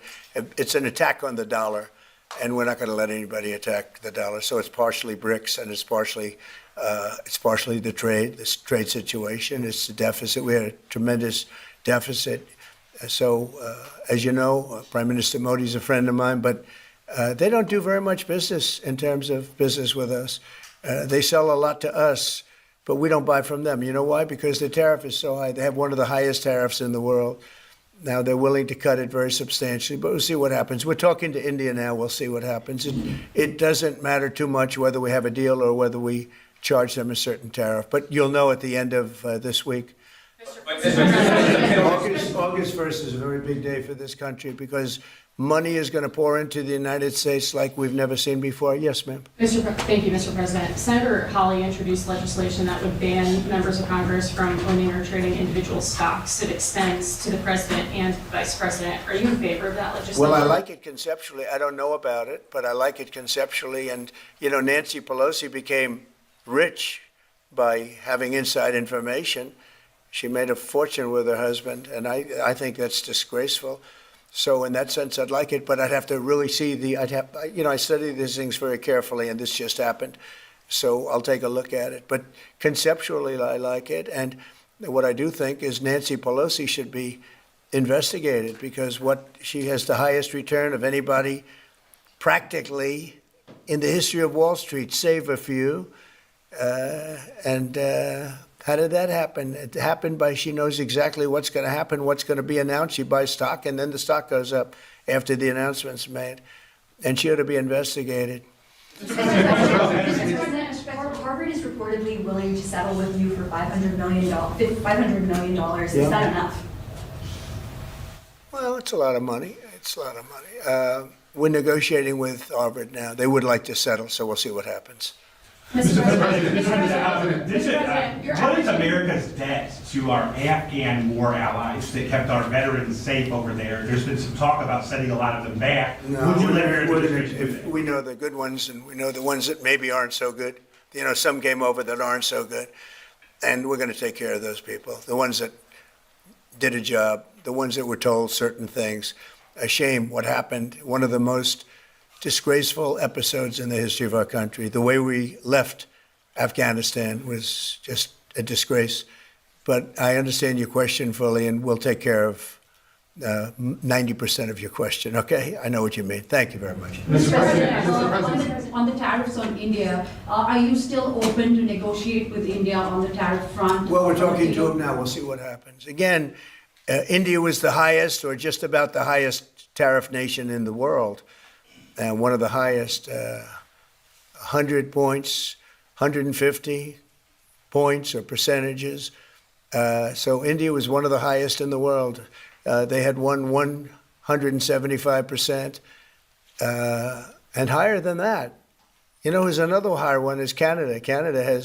They've been charging our farmers 200%, 300%, 400% for years, and nobody did anything about it. But India is one of the highest, so we're going to see. We're negotiating with India right now. Kash Patel reportedly found burn bags of Russiagate materials, and we'd love to get your thoughts on that. He said what? Burn bags of Russiagate materials that FBI supposedly found. I don't know that. I don't know what you mean by that statement. Say bags full of Russiagate documents. Oh, burn bag. I thought you said appointed a man named Burn Bag. Go ahead. You got to speak up. Thousands of documents in these bags, supposedly burn bags at the FBI in the secret room. Well, I want everything to be shown, you know, as long as it's fair and reasonable. I think it will be shown, and it should be shown. And I think he feels that way, and I think Pam feels that way. But it's got to be, it's got to be stuff that really doesn't hurt people unfairly, because you have so many people involved. And if they can do that in a fair way, I think it's great. I think it's really great. The whole thing is a scam. It's a scam set up by the Democrats, and they love talking about it. But I would like to see people exposed that might be bad, and we'll see how that all works out. But it's getting to be very old news. You know, if they had anything, they would have done it the week before the election, because they were losing by a lot. If they had anything, they would have done it. They controlled the file. The Democrats controlled it. Comey and all this, sleazebags, every one of them that you read about all the time. And I guess they've got some problems now having to do with yet a different scandal, very big one. But they control that file. So I would think that if they would have had something in the file, they would have released it about a week before the election, maybe 2 weeks, right, Brian? That's right. Go ahead. Mr. President, welcome home, by the way. Thank you very much. Good to see you. It was a great trip. It was an amazing trip. Look good. For the country. For me, it was okay, but for the country, it was an amazing trip. Go ahead. It was. Many parents are preparing to send their kids back to school in a few weeks. Now, this will be the first time they've gone back to school under the second administration for you. Now, the previous administration labeled a lot of parents domestic terrorists for showing up at school board meetings. What's your message to parents now as they return their kids to school, knowing that they have the support of you? Well, the beautiful thing is, as you know, we've gotten rid of the woke. Woke is gone, and I think pretty well buried. We're going to make sure it's buried. But the parents are now taking over the school boards. They're getting rid of these people that probably didn't like the children very much based on what they were doing. And it's a big difference. And, one of the other things, and I keep watching these talking points that the Democrats have, they say, oh, prices are up. No, prices are way down. Fuel is down. Groceries are down. Things like eggs are way down. When I came in my first week, the eggs had gone up like 4 or 5 times. Nobody had ever seen anything like it. And they were hitting me about eggs. I said, I just got here. It was one of my first maybe my first news conference. And we have eggs down now to a point where they were actually lower than even before. So I just want everyone to know prices are way down. And that's a big thing. Groceries, everything. If you look at fuel, $2.35 a gallon. a lot of that, but we actually had 4 states where it's down $1.99, as opposed to $3.50, $4, and it went up a lot higher than that. They got rid of my policy, and then it went through the roof, and then they brought my policy back, but it was too late. They blew it. We had the highest inflation in the history of our country, and now we have no inflation. We have nothing but cash coming in. The world respects us again. We're a really great, proud country, and I say it, I'll say it again, many, many leaders of other countries, I'm dealing with a lot of them today on their tariff situation. They owe us a lot of money. But many countries said to me, and almost in the same words, you were a dead country 1 year ago, and today you're the hottest country anywhere in the world. We are the hottest country right now anywhere in the world, and that's why we're taking care of our veterans. Okay? Thank you very much, everybody.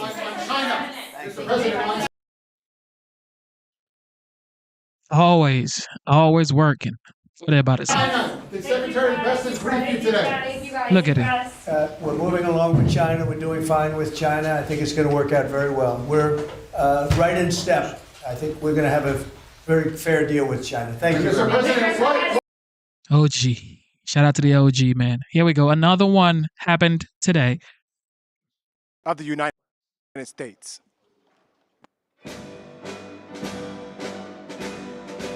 Always working. Like, fun fact. Sometimes when I'm like tired, I just think about Trump like, wait, this man is 79 years old. Like 49 years older than I am. And he's not tired. Why am I tired? Man, get your ass up. And we have a lot of great people here. And we've been looking forward to this day. But we sort of look forward to every day because we have a lot of surprises, most of which are good. Today you saw GDP was much higher than anticipated. And Scott, good job. Scott Bessent's been working, just got back from a little excursion and a meeting with China in Europe. And that went well. We've done very well with the EU deal.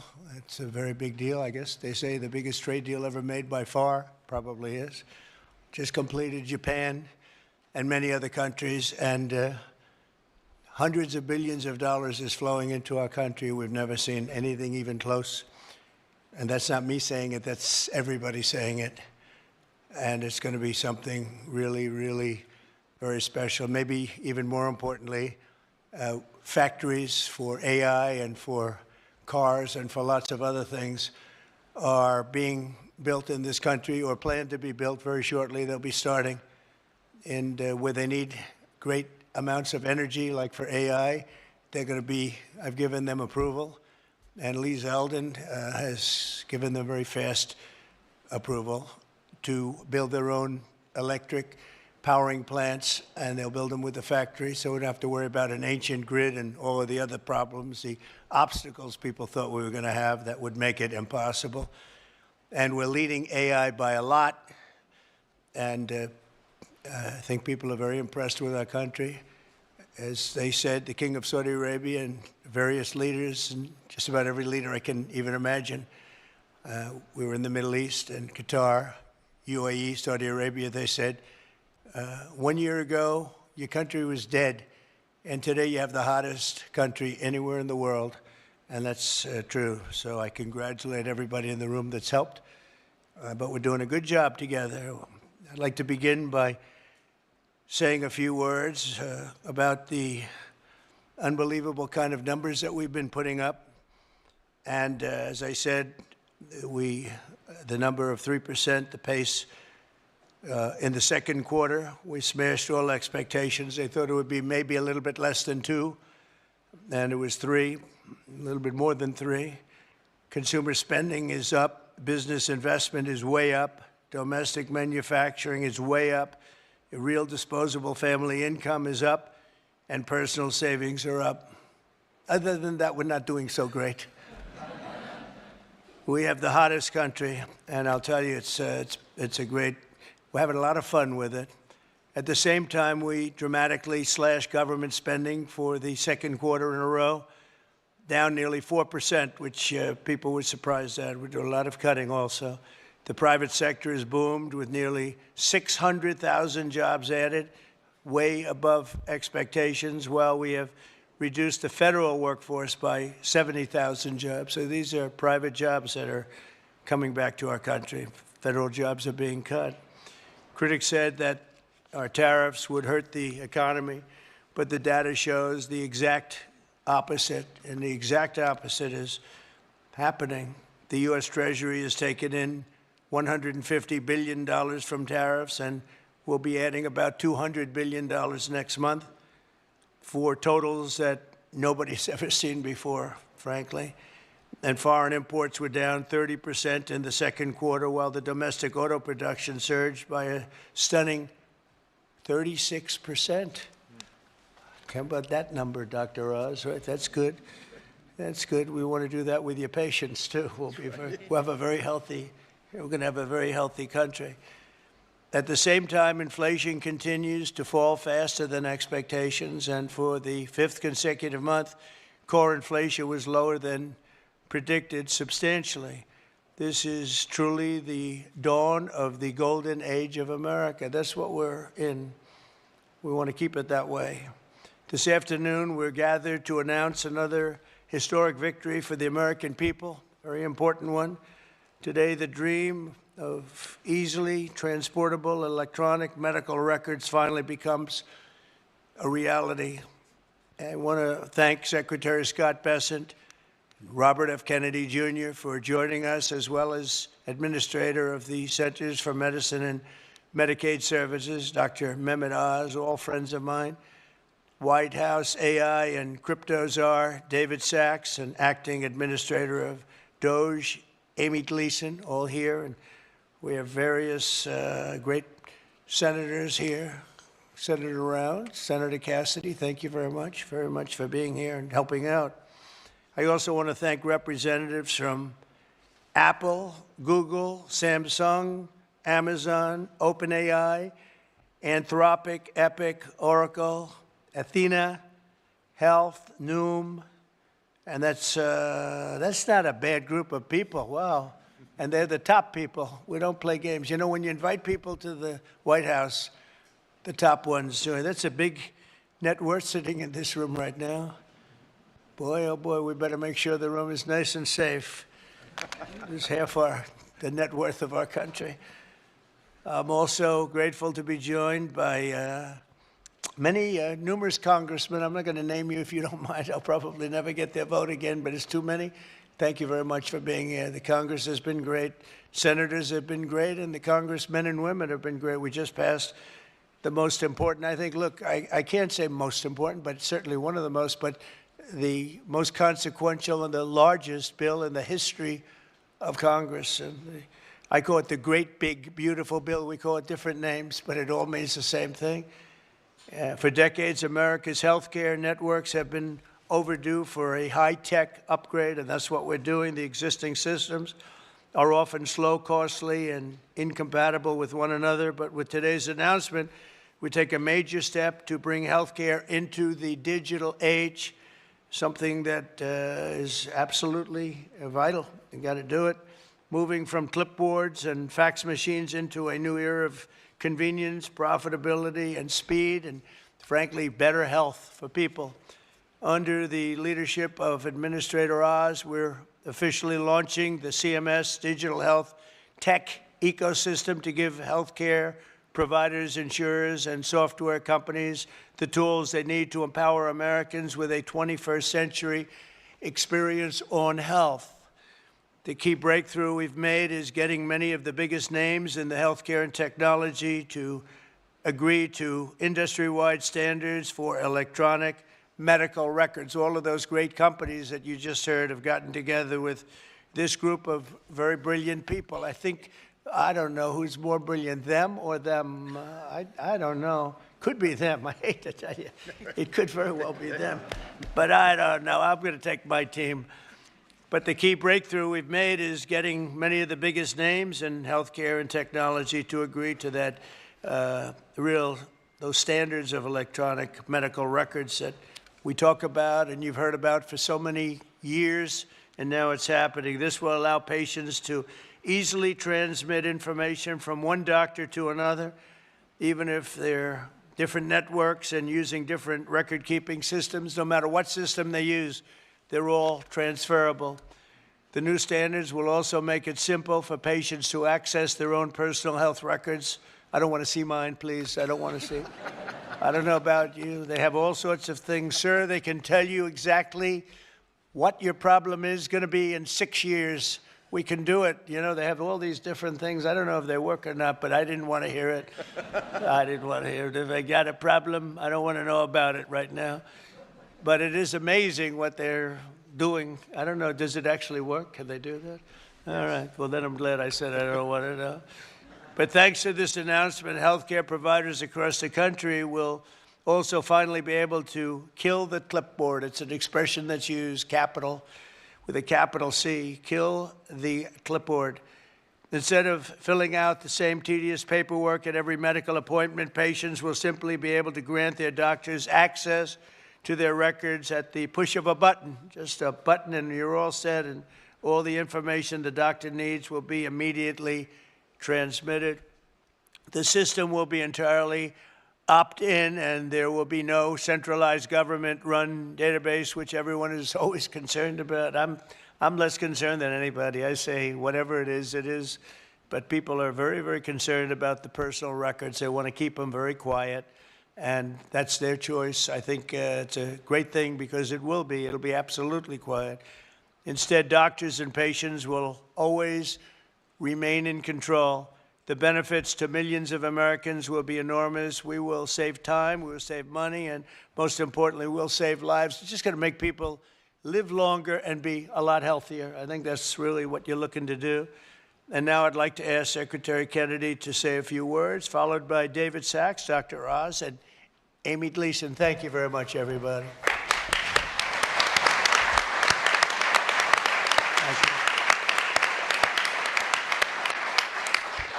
Thank you very much, Mr. President. And I just want to begin by making a comment that is irrelevant to what we're gathered here today to talk about, but I've been coming to this building for 65 years, and I have to say that it's never looked better.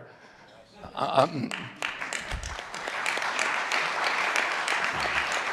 I've spent some time in the Oval Office, which really it's been transformed. And I was looking at a picture of the Oval Office the other day when I was there when I was a kid with my uncle. And, you know, it was extraordinary. It's always extraordinary to go into that sacred space. But I have to say that it looked kind of drab in the pictures. And they were black and white pictures, but it looked drab. And it looks the opposite of drab today. And I think, I know all these portraits, I hope you get a chance to look at them when you go out there, that they were handpicked by the president.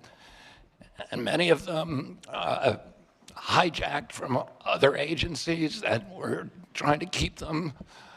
But I mean, you know, my uncle, my aunt, Jackie, who were deeply committed to design, to beauty, and who understood that it's important to have our public buildings be beautiful because it inspires us, it elevates the human spirit. It's one of the, it is a template and it's an example, an exemplar for democracy, the releasing through freedoms of the creativity of the human spirit. And this building, of all buildings, should look beautiful. And under your stewardship, it looks extraordinary today. So thank you, Mr. President, for that. About 3 weeks ago, I met with the Indonesian health minister. And Indonesia today is regarded as the highest flourishing nation on earth. Since 1990, it has increased the lifespan of its women by 8 years, of its men by 9 years. There's no country that has a record like that. And there are two major innovations that allowed them to achieve that extraordinary outcome. And one of those was to disincentivize people from eating processed foods. So you are paid not to eat processed foods, and you are penalized for eating processed foods.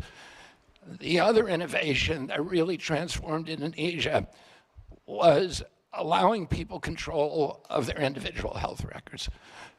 He showed me the app that they use that everybody in Indonesia has.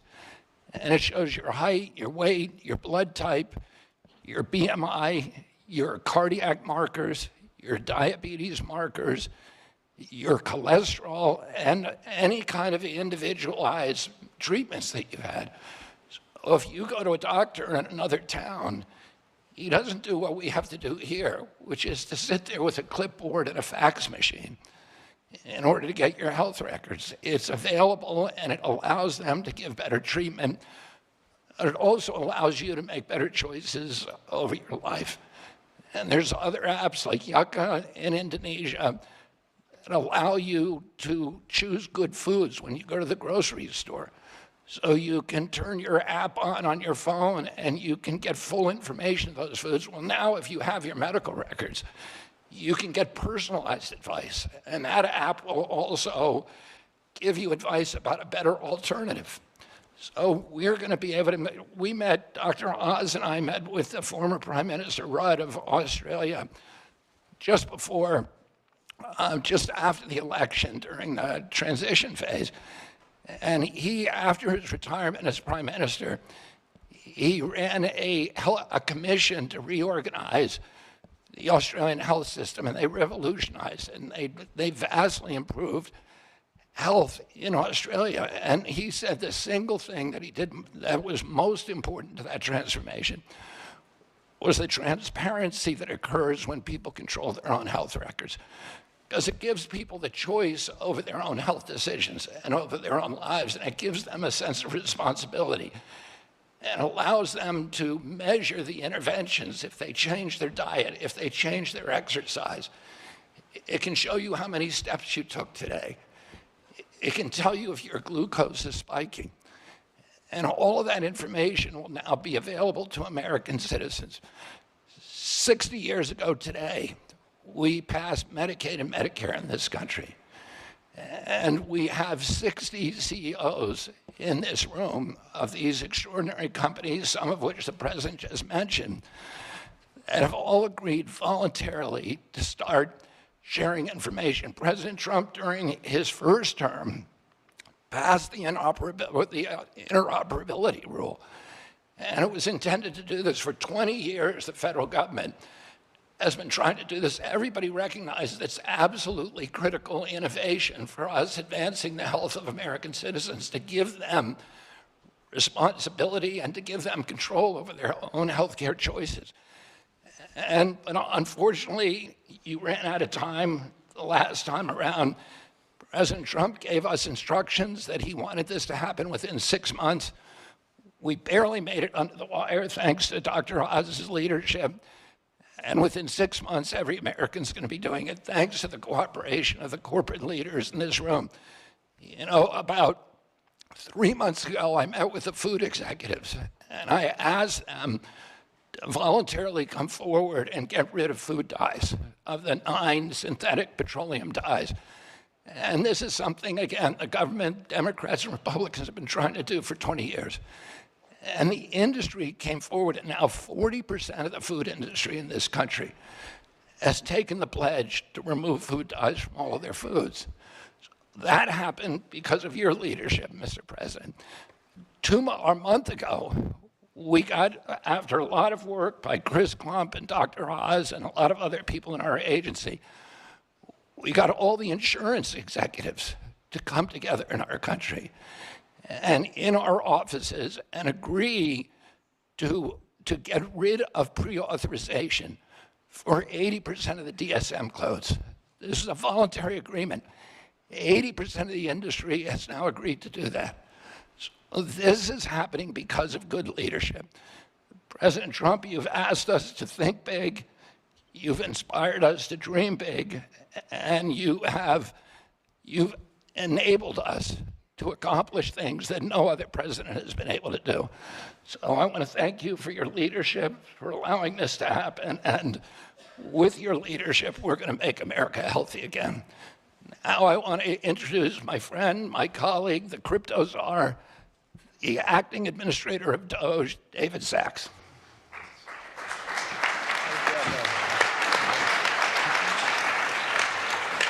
Thank you, Secretary Kennedy. I recently got a text message from a friend whose wife has been suffering from a chronic illness for something like a decade, and they've been trying to figure out what it is. They've never been able to figure it out. And I just want to read this to you right off my phone. He said, I uploaded my wife's blood work into one of our leading AI engines on Friday. It essentially diagnosed her as having a rare genetic defect that causes bone marrow failure. It's caused every single thing that's happened to her. She has every single symptom. It started at exactly the same age of presentation. It's 10 people out of 1 million. There's absolutely no way this is not it. So wow, it's really an incredible example of what AI is already able to do just today, and we're just getting started. And this was one person putting his wife's data in one of our consumer AI apps, and he's already been able to get that diagnosis, and that's going to help them tremendously. The key here is the unlocking of the data, because the more data that AI has, the better it performs. And so, kudos to Dr. Oz and Secretary Kennedy for this pledge today. They were able to get 60 major companies across different sectors of the economy to agree to unlock their data so that AI can use it to drive better patient outcomes. And this is, all due to your leadership and President Trump's leadership to put the American people's healthcare needs first.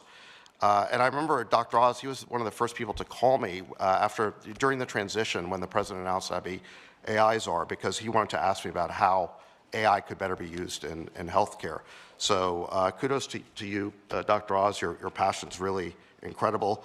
And kudos to you, Secretary Kennedy, your passion as well. And I remember a couple of years ago, I was a big fan of Bobby Kennedy when he was running as a Democrat.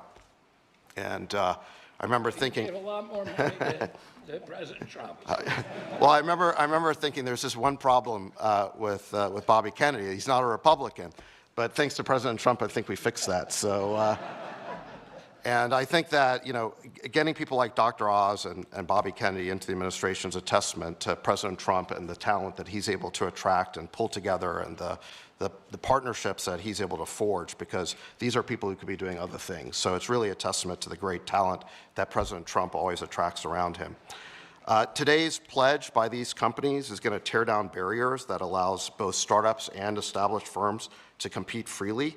We're opening up the playing field so that the best tools can scale, compete on value, and discover new methods for making Americans healthy again.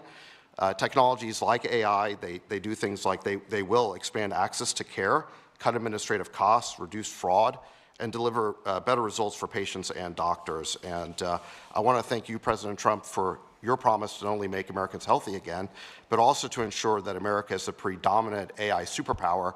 Just last week, you announced a major AI action plan with hundreds of billions of dollars of new investment in AI infrastructure, and also getting red tape out of the way so that we can be the leading country in AI. And it's these life-saving applications that are going to be built on top of all of that infrastructure. So thank you for your leadership in making the United States the #1 country in AI. Thank you, sir. David, thank you. And now, Dr. Oz, we'll take it from here. Mr. President, today we are making American health technology remarkably great again. We've always been at the leadership. David's right, I called him early on after the President offered me the position and him as well, and we began brainstorming on this. Secretary Kennedy from day one appreciated the crisis that we're in and how we needed to address it. So today is a remarkably important day, one that you will remember, I believe, for years to come, for 3 reasons. Yes, it is the 60th birthday of Medicare and Medicaid. The first patient, by the way, was Harry S. Truman. Although Lyndon Johnson signed the legislation 60 years ago today, not far from here. It is not just the ability to bring 60 of the top incumbents and insurgents in health technology, hospital systems, insurance companies, electronic medical record companies, AI companies, the big players. You're all here, and we appreciate that very much. But, Mr. President, you used the power to convene. That's fundamentally what I think the President has been able to offer us. And Secretary Kennedy offered us, as a group, some examples, but there are more to come. And I want to touch on some of these. But first, I've got to do what doctors often have to do, which is to tell you the truth, even if you don't want to hear it. So here goes. These beautiful programs, which are the backbone of the social network, the social support system of this country, the safety net, they're flailing. They're flailing for a bunch of reasons. Medicaid is a unique entity. It has deviated from its original purpose by drift and by design. The One Big Beautiful Bill, the OB3 law, was elegant for that very reason. And President, I don't know if you remember this, I can share this, but he called me once and he was upset at me because I was going too strident at something. And he said, this is about fraud, waste, and abuse. That's what we're interested in doing. And that's exactly what the One Big Beautiful Bill accomplished. And it especially did it to save Medicaid by putting $200 billion more dollars into it and allocating funds very specifically to use to support rural America. And primarily, some of that money will be used to support digital infrastructure, which is terribly lacking in many parts of the country. The money that's sent from Washington doesn't get to rural America. About 7% of Medicaid dollars get to rural hospitals. We now have an ability to infuse funds through this $50 billion Rural Health Transformation Fund into that system. The gathering today is another example of how we can actually jumpstart that and accelerate it.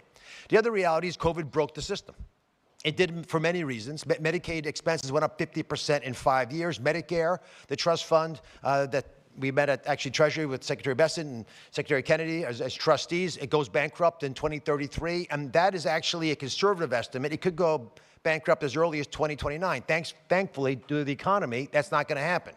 But we don't want to have to take that risk, and there's some fundamental changes we need to make accordingly. Now, there's one other big reality about making the system more efficient, which is why what everyone here is talking about is so critical. And let's just pick an average American born in 1964. That average American born in 64 will retire this year at age 61. If just that one group of people born in 64 could work 3 years longer because they're healthy, because they feel like they want to do it, because they feel vital and vigorous, and they're flourishing, just that 1 year working longer is $1 trillion to the U.S. GDP, and is $300 billion of tax revenue to pay for a lot of the problems that people are concerned about. So it's not just keeping people out of the hospital, getting them to thrive and flourish that makes what we're doing so critical today. I think there are a lot of realities to how healthcare has gone. Unfortunately, this system is frozen, and it has been for many reasons, despite efforts in the first administration. It's frozen in time, so it cannot address the quality lags that exist. While Netflix and Airbnb and Uber drivers are racing ahead, making arrangements, identifying the problems that are challenging us in healthcare have become incredibly difficult. You can't make appointments. The average Americans are tired. They're tired of waiting for a doctor's appointment. They're tired of waiting for the surprise of what your hospital bill is going to offer. That's being addressed by one of the president's executive orders. They're tired of waiting for access to their medical records. You own your medical records. They're yours. Why you can't have access to them is a stunning reality in modern day America. They're also tired of waiting for Washington to take action. And this president early on emphatically stated that wasn't going to happen anymore. And today we made that vision into a reality. And there's a fine line between vision and hallucination. What you did today was show it's a vision, because you share it with us and we're moving ahead on it. And that's what today's commitments essentially are reflecting. And they are pledges, they're not laws, they're nimble and they're fast and they're quick, because the president understands that you, each of you in your own way, understand these needs. And Secretary Kennedy spoke beautifully about the reality of what happens when you actually have electronic records, because what he said is happening in Indonesia, we'll have here. Within a year, on your device, and 91% of Medicaid patients have smartphones. On this device, you'll get insights based on your records if you want. You don't have to take this, but if you desire, Amy Gleason is one of the smartest people I've ever worked with, has built a mechanism to be able to get you that information in a way with all these partners helping, so that you can get nudged to pay attention to what you're eating and avoid processed foods that Secretary Kennedy smartly and wisely highlighted as so dangerous to our well-being. All this, by the way, is that will be at the fingertips. In addition, advice about which doctor to see, when to go see them, nudges, reminding you why I didn't do certain things. If you're a doctor like me, it's a very different story. It's to help you navigate the system better. It's giving you advice, decision support, which is becoming increasingly important as medicine gets more difficult. But I'll tell you the best thing of all, how many of you have been with your doctor telling them something heartfelt, very emotional, and they're looking to the side, typing into their computer, right? It's common. Put your hands up. I just want to see it. Yeah, most everybody. And that's unfortunate, because the whole sacrament, the whole covenant of being with the doctor is having them look you in the eyes and realize you're there for each other. That process is going to go away. We will, within the workflow of doctors, be able, with your help, allow physicians to take care of patients, gather the information while they're doing it, and will destroy the upcoding that has hurt Medicare Advantage and other programs in a similar fashion. The IT infrastructure that's going to change promises to improve a lot of things. We're going to cut fraud, waste, and abuse. Mr. President, we announced with the DOJ 2 weeks ago a $15 billion bust. $15 billion, it's a multinational criminal syndicate based primarily, we believe, in the Soviet Union, in Russia, and what they did was hack using beneficiary numbers into the system. We'll be able to stop that because of a system that Amy has put together and the wonderful work of Amy Brandt, who has a fraud war room using this kind of technology, because we'll know who you are and who your doctor is. We can block this. We're going to have remarkable advances in how consumers can use their own records. We'll have beneficiaries be able to get MAHA advice and prevention tips and even be able to nudge them and reward them perhaps for that. And all this comes back to one fundamental issue, Mr. President, which is leadership. I think 60 people, the biggest, the best, the willing, came forward because of your leadership, because you weren't going to take no for an answer, and they know it. We are building a robust and safe, I emphasize that, safe system. It's going to protect the data better than we could have imagined. We're going to be able to accomplish goals that all of us wished from day one that would be in place. These pledges are now confirmed. They're signed in public. And you have therefore empowered Americans to own their property, which is their medical records. Let me introduce Amy Gleason. She is acting director of DOJ, U.S. Digital Service as well, and was actually the brilliant woman who pulled together the pieces of this puzzle with so many members of the audience. Amy Gleason.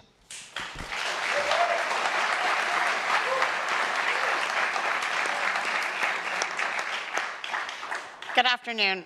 First, I would like to thank President Trump for his leadership in this area, and Secretary Kennedy and Administrator Oz for driving this work with clarity and urgency. I would also like to thank my colleagues who have been instrumental to this, and we've worked a lot of late nights and hard times on this, and it would not have been possible without them. I want to start today with my daughter Morgan, who's here in the audience. If you'd please stand up. I am so inspired and energized by your strength every day. And we also have two other patients here, Randy and Tom, who have been very inspiring. Thank you for being here today. You're why this all matters. Let me start talking about my daughter's history. So 15 years ago, she was diagnosed with a rare disease. She was 11 years old, and she started showing mysterious symptoms. Over the last year and a half after that, she saw the country's best doctors, but she still continued to get worse. At some point, she couldn't stand up off the floor or walk up the stairs, and we still had no answers. I carried a binder of paper records to every doctor's appointment so that I could keep them aligned. And I truly believe that if one of those doctors had been able to see her whole history, they would have diagnosed her faster. And if we had just had today's AI, then they could have connected the dots that the humans missed. Today, Morgan takes 21 pills a day, gets 2 infusions a month, and has over 40 patient portals. Her disease is very rare, but her experience is very common. And that is what we're here to fix today. Too many patients are forced to remember all the doctors that they've been to and log into portal after portal, repeating their story at every visit, and they don't have the digital tools to help them stay well. Meanwhile, every other part of our life is digital. I can order groceries and have them delivered in minutes. I get personalized recommendations on my other apps. But in healthcare, we still see it on paper and manual situations. But today, thanks to President Trump, we're changing that. Over 15 years, we've tried to regulate our way to a better outcome. And we have gotten a path forward, but they have not delivered the modern healthcare experience that Americans expect and deserve. I'm so proud today that these 60 companies have voluntarily stepped forward to make a pledge, to take action, and to join us, to say, we're ready, let's fix this, we're in. We're trying something different. It's not regulation or rulemaking. This is a voluntary alignment around a shared vision, a commitment to work across boundaries, across competitors, and across silos. We're bringing together data sharing networks, electronic medical records, doctors, health systems, payers, and app developers.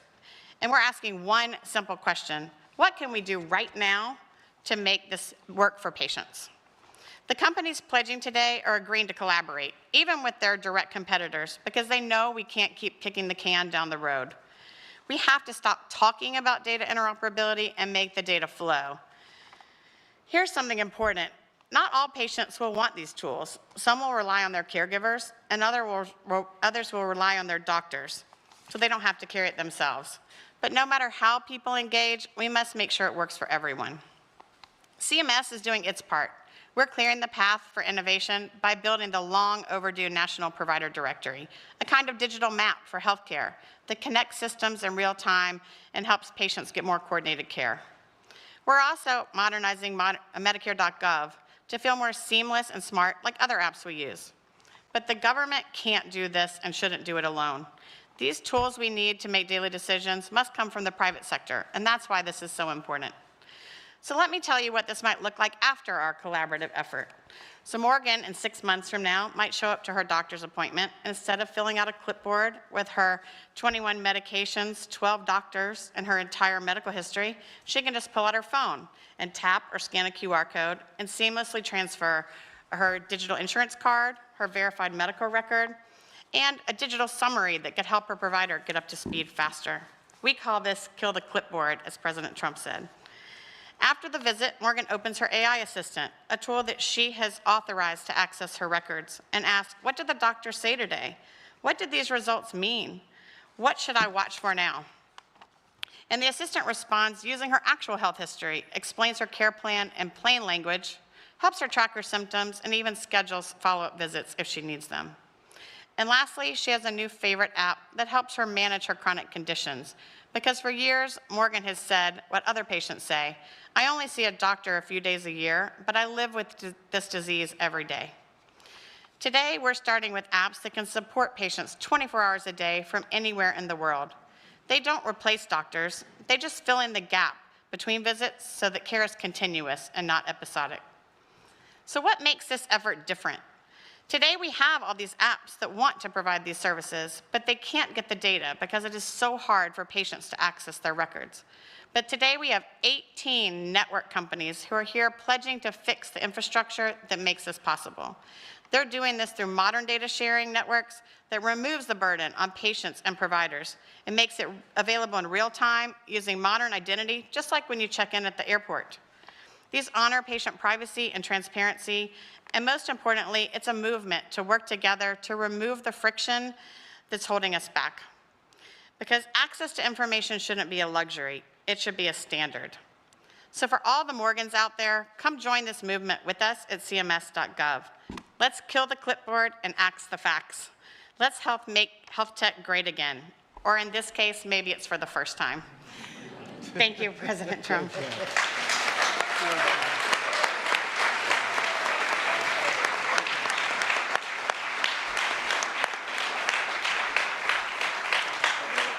Thank you very much. That was great. And hello. You look very, very healthy to me. You look really great.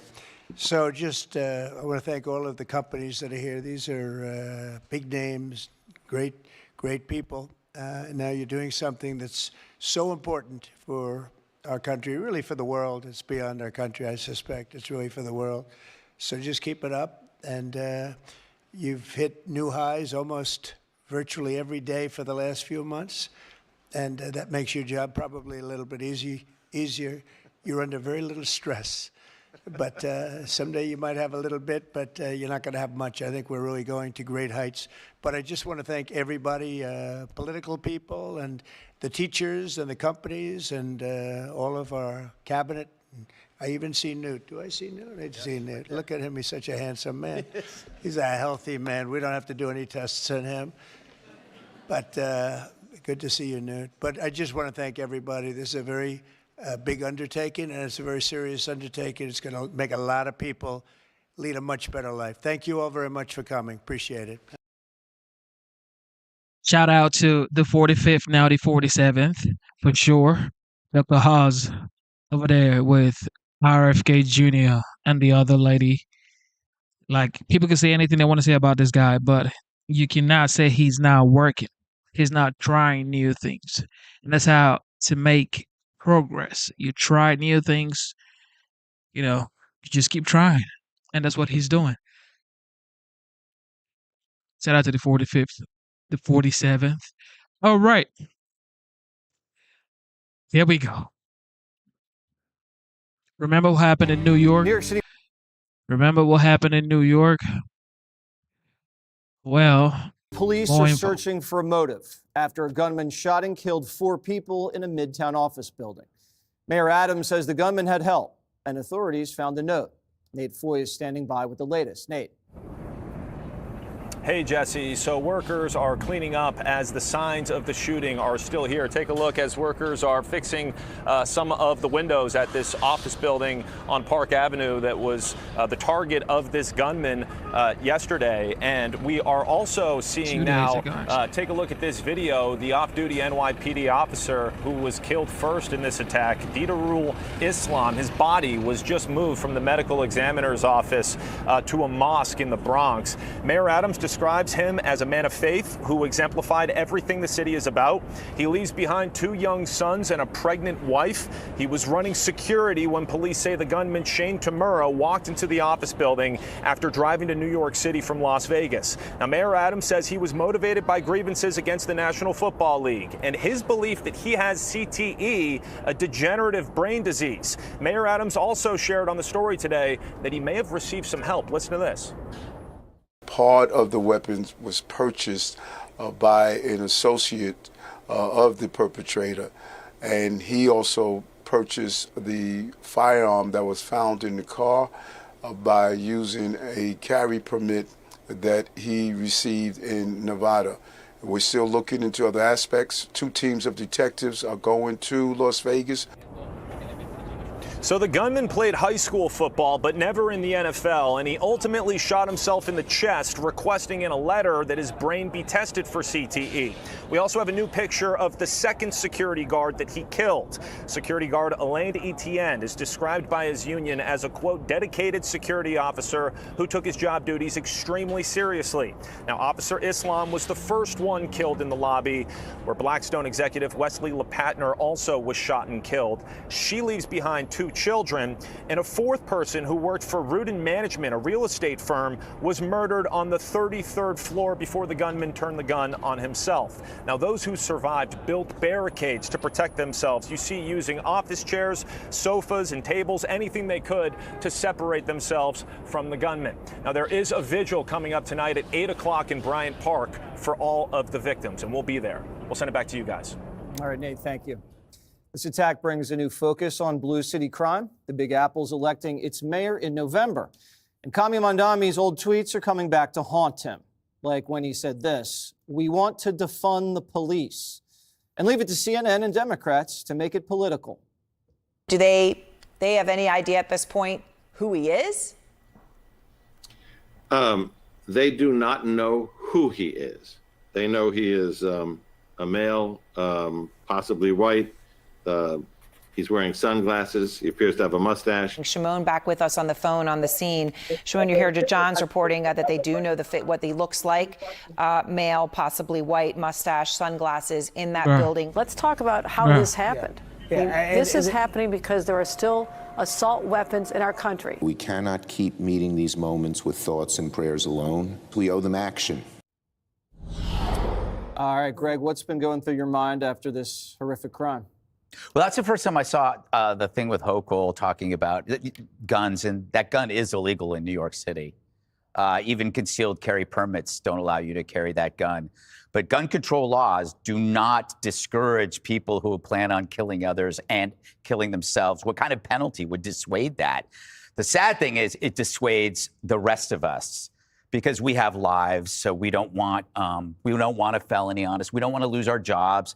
We have lives. We don't want to go to jail. So you see how gun control laws hinders the self-defense of the law-abiding people, but will never, ever stop that. I mean, he drove with this gun across the country. As for, Zoran? Sure. Yeah. So he's running for mayor, and the first thing you do when you run for mayor is you get rid of all your left-wing luxury beliefs. He could have spouted all of this destructive nonsense because it enhanced his status and his elite bubble, but now he needs the rest of us. He needs the normal people. He needs the police officers. He needs the people outside his bubble, so he has to somehow abandon his cowardly virtue signaling and start to sound like a leader, but good luck with that. This The crime itself feels like a sequel to Luigi. And it's kind of like a mass shooting where it's influenced by the amplification of a previous narrative, not a fact, a narrative. You know, the lone male disgusted by a industry chooses a target and will live in infamy. And it worked for Luigi. He's got a musical. He's got a few adoring fans, more than a few adoring fans in the media and elsewhere, women who want to marry him and so on. So it's not the facts that are seductive. It's the narrative that the media will take as they take liberties with reality, because that is more interesting than the facts that a madman killed somebody. You know, Luigi has a musical, Brian Thompson doesn't. Brian Thompson was his victim. And I think that's what bugs me about this. And I'm always glad how Fox focuses on the victims. I would rather know about, these families are destroyed. And the more we make the narrative, make the protagonist the killer in this narrative, make him the story, the more likely we forget about them, and we shouldn't. Dana P. Well, a couple of things from when I hadn't seen Kathy Hochul either. Over the weekend, there was that horrible stabbing at the Walmart in Traverse City, Michigan. And the similarity there is that innocent people going about their daily lives, either they're at work late, right, at 6:30 p.m., all these people are still working. The evil capitalists are still working. Then you have people going about their business on a weekend, going to Walmart, trying to do what they need to do to either shop for fun or shop for the necessities that their families need. And so the question was kind of immediately, how can we harden all of these targets? And this, instead of saying, no, actually, how do you take mentally ill people, prevent them from getting guns, traveling across the country, and maybe you can't do it all. But to immediately just go, well, I have more gun control. It gives them a pass from having to do the things about keeping people away from innocents who don't want to go to jail, who are doing the right thing, who are at work, who are taking care of their families. The other thing is that I don't like the narrative either that, oh, it must be the NFL. Yeah, well, it's the NFL. I mean, well, he watched a documentary. Yeah. You know, Legacy of Denial. Wow, it was really understandable. The guy played high school football. So he's mad at the NFL because he has CTE. Obviously, he has other problems. He's a dead loser. Yeah, he ruined right. families. I don't give a flying F about his brain. And not only did he ruin those families, but I mean, the traumatization for people who were working there, people who didn't leave until after midnight because they were afraid to leave the building. They are completely traumatized in a building that is a landmark right there, right over there on Park Avenue. So I would go back to, like, if you're Kathy Hochul, if you're a leader, if you're Mom Donnie, you can't think about, oh, well, we have to count on the police when you want to, or you have to say, oh, well, I guess we just need more gun control, and that's your answer. It's pathetic. Emily. A few things. So Mayor Adams also talked about the police presence here in the city, and that's something that I love about it. I see NYPD everywhere. It's fantastic. So is there enough NYPD on streets? He said yes. But my question is, are they paid enough? Because Officer Islam paid with his life. But we weren't paying him enough to have one job, because that was his second job that he was doing there in the lobby. And I know that there are a lot of union negotiations and the like, and we have a different administration now, but I pray to God that there's an assessment of fiscal dollars here in this city, and that more of our tax dollars go to these brave men and women that all too often make this ultimate sacrifice. And can I say on that point, too, that Bangladeshi immigrants have a huge presence in NYPD. There's well over 1,000 officers. They make up to over 15% of the traffic enforcement here. That's a large body. They have their own, not union, but organization that was started almost 10 years ago. They're incredible. And Officer Islam now leaves behind 3 children. I talked to NYPD Sergeant Joe Imperatrice, who founded Blue Lives Matter, who will be caring for the family like they care for every family that has someone that made the ultimate sacrifice in the course of their duties here at NYPD. And he said officers nationwide need to know that more than ever now that they need to be the police. He said there are people everywhere that need them, and they always look for the men and women in blue when they feel they have no options left. More than ever, wear the uniform with pride and continue to do the noble work, he said, that Officer Islam and so many others set out to do and can't finish. And final point, actually one quick point before that. All the buildings out here, did you guys notice today, they all now have their security is outside in this heat wave, in triple-digit heat. These guys are standing in the sun now. This has become this war battlefield. These guys are dying outside, just trying to protect those inside. Question was raised today, actually, by Piers Morgan on our show, and he talked about maybe the use of AI, because the callousness and the brazenness with which that monster walked across the plaza with his M4 was somehow okay. And he said, he sort of questioned, could we use AI to maybe see that in all these cameras and act? And there's a company called Zero Eyes. It was founded by a Navy SEAL, and it's manned 24/7, 365 by former spec ops. And they're watching all of these cameras, and within seconds, they can deploy emergency services and local law enforcement. And they have a lot of examples of how that's something that would be really useful moving forward. Last word to you, Jessica. I'm completely devastated and heartbroken by this. It's, where I grew up. I know people who know both of the female victims, Julia Hyman and Wesley LePatner, who seem like incredible people and members of their community. Julia Hyman, only 4 years out of college, just getting started. Wesley LePatner's 2 children away at camp. And this is the news that they get on a phone call. What a hero. I didn't know, and I still don't know much about the second officer, but Officer Islam, hearing that last night, that he has 2 kids and an 8-month pregnant wife, unimaginable. I don't know how women who go through this, and I know that this happens with a lot of couples where someone is serving, at home or abroad. I don't know how you carry on a pregnancy when you have lost your partner like that, and I wish her all the strength in the world. Jessica Tisch continues to impress at an astounding level to me. I thought Mayor Adams was also good yesterday, but as we are on the precipice of another election, I can't help but say again, I wish that Jessica Tisch had felt that she was ready. Right now, maybe she runs again in the next election, but I feel that she embodies the grace and the professionalism and the efficiency that a Mayor Bloomberg did, and I would welcome that. On the gun control front, what Kathy Hochul is talking about is the fact that when we did have an assault weapons ban from 1994 to 2004, we saw a decrease in mass shootings in this country, 70% less likely to happen. And then when the ban sunsetted, it spiked back up. That's what she's talking about. And you say, this is a crazy person, this isn't the norm. Of course that's the case. But he had a documented mental health history. He had his prescription meds on him, apparently, according to the reporting. How did he get a concealed carry license, even in Nevada? How are these things happening? And I don't think that it hurts the conversation or takes us backward at all to consider how we might prevent one of these things from happening. You will never be able to stop all of the lunatics. But if you stopped this one, we'd have 4 people that were alive today who certainly deserve to. And I don't see why that it's a bad thing to do that. Also, on the CNN commentator point where he said, maybe he's a white guy, I saw all over social media that the perpetrator was of Middle Eastern descent, and people were jumping to that before we found out that actually it wasn't the case at all. He's an American, half black, half Japanese. So, yeah, that's social media, though. CNN. Man, like I always say, mental institution is needed for a lot of people. A lot of Americans need mental help, like important. But like we heard, he had his meds on him. A lot of people need help, man.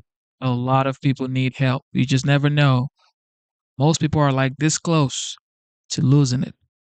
This close. All right, here we go. Kamala Harris going for governor. All right, so with that, we want to bring in Democrat Senator Chris Coons from Delaware. He served as national co-chair of President Biden's re-election campaign. Senator Coons, welcome back. It's good to have you here, sir. Thanks. It's always good to be on with you, Martha. What's your reaction to this? Is this the end of Kamala Harris's career in politics? I don't think so. She was a very strong attorney general for the state of California. She served well in the Senate and as vice president. I don't know what her future will bring, but I'm sure she will continue to serve her state and our nation. Would you encourage her to run for president again if she came to you and said, look, I'm talking to a lot of people for advice, I'm not going to run for governor? Would you be supportive if she wanted to run for the Democratic nomination in 2028? Martha, 2028 is a long way off. And first, we need to focus on the challenges right in front of us here in Congress. Our president, Donald Trump, and his OMB director are trying very hard to shut this government down. And on a bipartisan basis, those of us who are appropriators are trying to keep it open and trying to do our job and meet the needs of the American people, keeping costs down, keeping our national defense strong, investing in health care. And that's in contrast with a president who wants to take away health care from millions of Americans. That's the issue right in front of us. 2028 is literally years away. Well, we had a good GDP number today, and we do see hundreds of billions, as Scott Bessent says, probably 300 billion coming into the coffers through these tariffs so far, which economists on both sides of the aisle seem to feel is a pretty strong record so far. I'm just being told that Hunter Biden, what did he say in response to Kamala Harris's decision? Quote, this is a quote from Hunter Biden on Kamala Harris dropping out of the governor's race in California. That's interesting, he says. So, Martha, I'll respond to your point about 3% GDP growth and $300 billion coming in tariff revenue.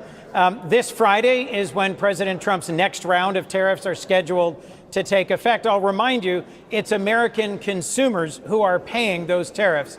The first quarter, our economy shrank, and that's partly because of the chaos and unpredictability of the tariffs.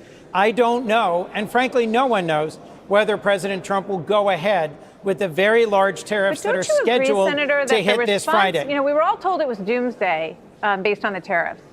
And, anywhere you look, across the sort of persuasion spectrum, people are saying, gee, this actually didn't turn out to be terrible for our economy. In fact, Jerome Powell just said that wages are rising higher than the rate of inflation. So he thinks that's a pretty good sign for the U.S. economy. So, Martha, that's largely because President Trump suspended most of his major tariffs. He's been trying to negotiate deals. I think he said he'd get 90 deals in 90 days. He's had a handful, but he has largely suspended imposing massive new tariffs. They still have $300 billion coming in. That they will take impact. They're saying that they think it's going to be pretty productive in terms of lowering the debt, because they're going to have about $300 billion coming in. So some of them may not have gone into effect. He said he's sticking to the August 1st deadline with these other countries. So clearly the tariffs are bringing in income to the country. Correct? You would see that. Yes. What they are not doing, Martha, is bringing prices down, because consumers are paying those additional tariff-driven higher prices. But inflation is lower now than it was when he took office, Senator. On his promise to put tariffs on all of our major trading partners, that's going to raise prices. Inflation is EU lower products now, coming into our country than right it was now when he took pay office, about 2.5% tariff. He's going to quadruple that. That will raise our prices. I'm just asking for like an objective take on this, because here inflation is down since President Trump came into office. You accept that number? Inflation is roughly level. It has not gone down significantly. It has also not gone up significantly. Well, it's a lot lower than the 9% that we had in the last administration, correct? It's down, I think it's about 2.7%, if I'm looking at the right number here. Yeah, I am. Which is close to what it was last year. So, yes, right after the massive pandemic that was made worse by President Trump's conduct in the first months of the pandemic, yes, the recovery, which required significant investment to restart our economy, we had high inflation. By the end of the previous administration, the Biden administration, that inflation had come down dramatically.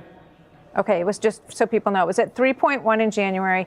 It's at 2.7 now. So that just the argument that tariffs or these arrangements on trades have made things more expensive for people is not true. It is only marginally lower, as you point out, but it is lower. It is not higher as a result of the tariffs. It depends on the product. If you've gone to the grocery store and bought beef recently, it's at an all-time high. If you're trying to build housing so that we can deal with our national crisis, well, everybody wants prices to get lower. That's for prices sure. For wallboard and Plywood coming from Mexico and Canada are higher. So right. We'll see there where are some lower, some higher. We'll see what direction it all goes in. Senator Coons, thank you very much. Do you want Hunter Biden to run for president? Sounds like he's thinking about it. No, I do not. No, you do not. No, I do not. Okay. Martha, I do have something up on Fox today that is a letter calling on President Trump to not give advanced technology to China. He has just waived some of the critical technology export controls that were in place to prevent China from taking the lead in artificial intelligence. I hope viewers will give that a read. H2O it's an chip. important. Okay, so Hunter Biden is most likely going to be the Democrats' presidential nominee. Okay. Hunter Biden, ladies and gentlemen. Just like Terry said, and they said we would be in economic ruin by July. That's what they said because of the tariff. They said, well, people are going to be in shambles by July. Who's going to pay the tariff? Unfortunately, we're not. Okay. We're not in shambles. All right, here we go. Jesse. The Panicans got it wrong again. Up 3%. Up 3%. Better than expected. That would be the highest level since the third quarter of 24 when it was up 3.1%. On the consumption side, up 1.4, very close to estimates. Up 1.4 would be the best since the last quarter of 24. The economy is roaring, and we're a golden ticket away from the golden age. But the guy with the tickets is holding us hostage. 3%, way better than expected. Too late, must now lower the rate. 47 says too late, Jerome's costing the country a fortune. Each point that this gentleman keeps up costs us $365 billion a year. Think of that. 1 point, $365 billion. If you bring it down a point, we save 365. I call him too late. You know, he's always too late. Even if he does it today, probably won't. For what reason? Nobody knows. So what did the Fed chair do? Nothing. In support of our goals, today the Federal Open Market Committee decided to leave our policy interest rate unchanged. Did this guy get hit in the head renovating the Fed? 3% growth, low unemployment, business investment booming, and inflation's only at 2.1%. 2.1.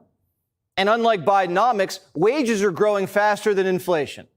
And also unlike Bidenomics, we're creating jobs for Americans, not illegals. Americans have gained 2 million jobs, and illegals have lost 500,000. And what do you know? The fruit's not dying on the vine. So, what's Powell's excuse this time? He cut 3 times last year for Biden-Harris, and their inflation rate was higher than Trump's. It's got to be personal, because he cut when he was told to by Pocahontas. He said he waited too long, and the best way you can show that you waited too long and that you get it and that you are becoming more responsive to where we are on interest rates is actually go ahead and do a nice big rate cut. Today at the rate meeting, there was a mutiny. 2 governors who want to cut voted against Jerome. That hasn't happened since 1993. Clinton hadn't even met Lewinsky yet. And it does show how Fed Chair Powell, he's not just facing pressure from the White House to cut interest rates, he's also facing pressure from some of his colleagues inside this building. Chuck Schumer, who doesn't even know how to grill a burger, is accusing Trump of putting out fake numbers. While the Trump administration will try to wave rosy headlines about the Q2 number, today's GDP number is in fact a mirage. A mirage is when you see things that aren't there, like Joe Biden in the White House. The entire Democrat Party is a mirage. You take away USAID, illegals, and mail-in ballots, and there's no there there. Even CNBC panicans are mocking Chuck and Pocahontas. Senator Elizabeth Warren will come on and say inflation's out of control and the economy is getting killed by what's happening by these tariffs. This 3% with the market at new highs, and really we haven't seen inflation, but none of these horrible things have happened, but they still talk like it's happening. It's amazing. There's an important lesson there. Don't pick a congressman to be your money manager. The Democrats, of course, as you pointed out, really don't want to see the current administration have some success. But there's no doubt that this is some success. Don't pick a congressman to be your money manager, except Pelosi. More on her later. The mainstream media is admitting that Trump is winning. Numbers don't lie, and the deals keep coming. We have just concluded a deal with the country of Pakistan, whereby Pakistan and the United States will work together on developing their massive oil reserves. We're going to drill, baby, drill in Pakistan after they harbored bin Laden, or as Obama says, Pakistan. And Trump says he just got a deal with South Korea, 15% tariff rate. They buy our energy and invest here in America, and they open up their whole market. POTUS is bringing the doubters on notice. Critics said that our tariffs would hurt the economy, but the data shows the exact opposite, and the exact opposite is happening. Foreign imports were down 30% in the second quarter, while the domestic auto production surged by a stunning 36%. How about that number, Dr. Oz? Right, that's good. All the good news is making Democrats blow a fuse. Their attacks are falling flat, so they're turning on each other like the Real Housewives. The Democratic Party needs a wake-up call. It's time for Democrats to have a backbone. It's time for us to fight. It's time for us to draw a line. Don't question my integrity. Don't question my motives. I'm standing for Jersey. I am standing for my police officers. I'm standing for the Constitution, and I'm standing for what's right. And dear God, if you want to come at me that way, you're going to have to take it up with me. Rules for men: control your emotions. You never see Trump lose his cool, even when they arrested him and put him on trial. The great Paul Moreau quoted Ernest Hemingway on The Five and said, "Don't confuse movement with action." Democrat Dan Turrentine, rhymes with wine, agrees. You have Booker, who keeps giving angry speeches, right? He doesn't do anything. He doesn't offer anything. He just screams fight. So he's the hysteria caucus right now.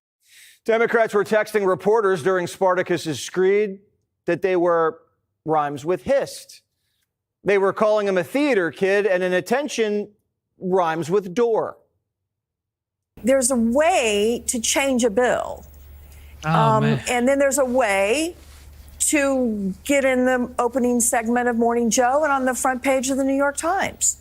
And Corey chose the latter rather than the former. Corey's my senator, and all he does is yell at me. If that's all it takes, then we might as well elect Jessica Tarlov. Just like Mayor Pete's beard, this isn't working. With guys like Booker, Beto, and Buttigieg getting in cat fights with Amy Klobuchar, no wonder Democrats feel like they don't have any men in their party. According to a new survey, they can't name a single Democrat more masculine than Barack Obama. Barry, who crosses his legs and is glad he never had a son. That Barry, who said boys should stop playing sports and take their gay friend to the theater. That Barry. So Democrats are forced to role play. Swalwell's hitting the weights, and now he's calling out Gutfeld. Quote, "Here's a deal for Gutfeld. The deal, if tough guy benches more than me for 10 reps, I'll leave Congress. If not, he leaves Fox News. I'll give Greg 48 hours to accept, and then I'm calling him Gutlessfeld." Gutfeld's an old man, Congressman. Take it easy on him. Democrats are like little orphan Annies. Their father got cooed and disappeared into Delaware, and now their mom left home.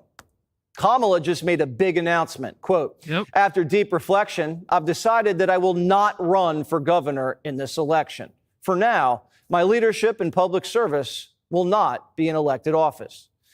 Hunter Biden, when reached for comment, told us, "That's interesting."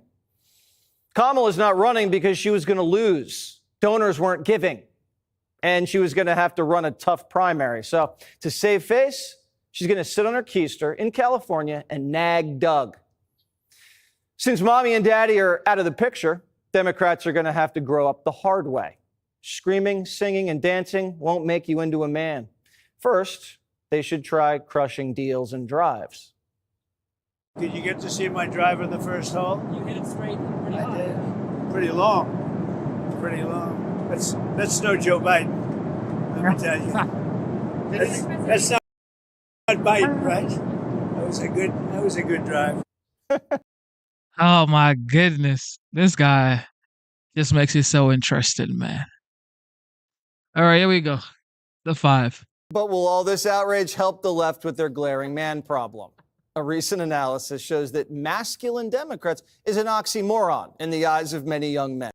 Also, what's the back and forth with this American Eagle ad? Why is this going crazy everywhere? Most struggle to name masculine leaders within the Democratic Party outside of former President Barack Obama. I know you've been dying to talk about Sydney Sweeney all day, but tell us your thoughts on Kamala Harris's statement. Well, I felt like maybe you were going to say, Dana, well done. You told us she was not going to end up running. I think I said that. But I do think that this is the best decision Kamala Harris ever made because she was probably going to lose. And I think it also shows that she is not as powerful as some people might have thought. She believed she was going to clear the field, that all the other Democrats were going to say, oh, Kamala Harris is running? Well, I guess I better step out of the way. That wasn't happening. So she was going to have to fight for that nomination and probably lose it. Because if you remember, she was the first to drop out in 2019 before there was ever even a vote cast. She spent all that, she raised a ton of money, then she lost all the money. Her campaign was a shambles. Everybody went on the record that worked for her campaign and then carried on into the White House saying she's terrible. We have to reset this. We have to keep redoing it. Joe Biden picks her because Clyburn tells him to, and then that was a terrible thing for them all along, and then they had to do the switcheroo. She could have a great impact doing lots of other things. I do not think she will run for elected office again.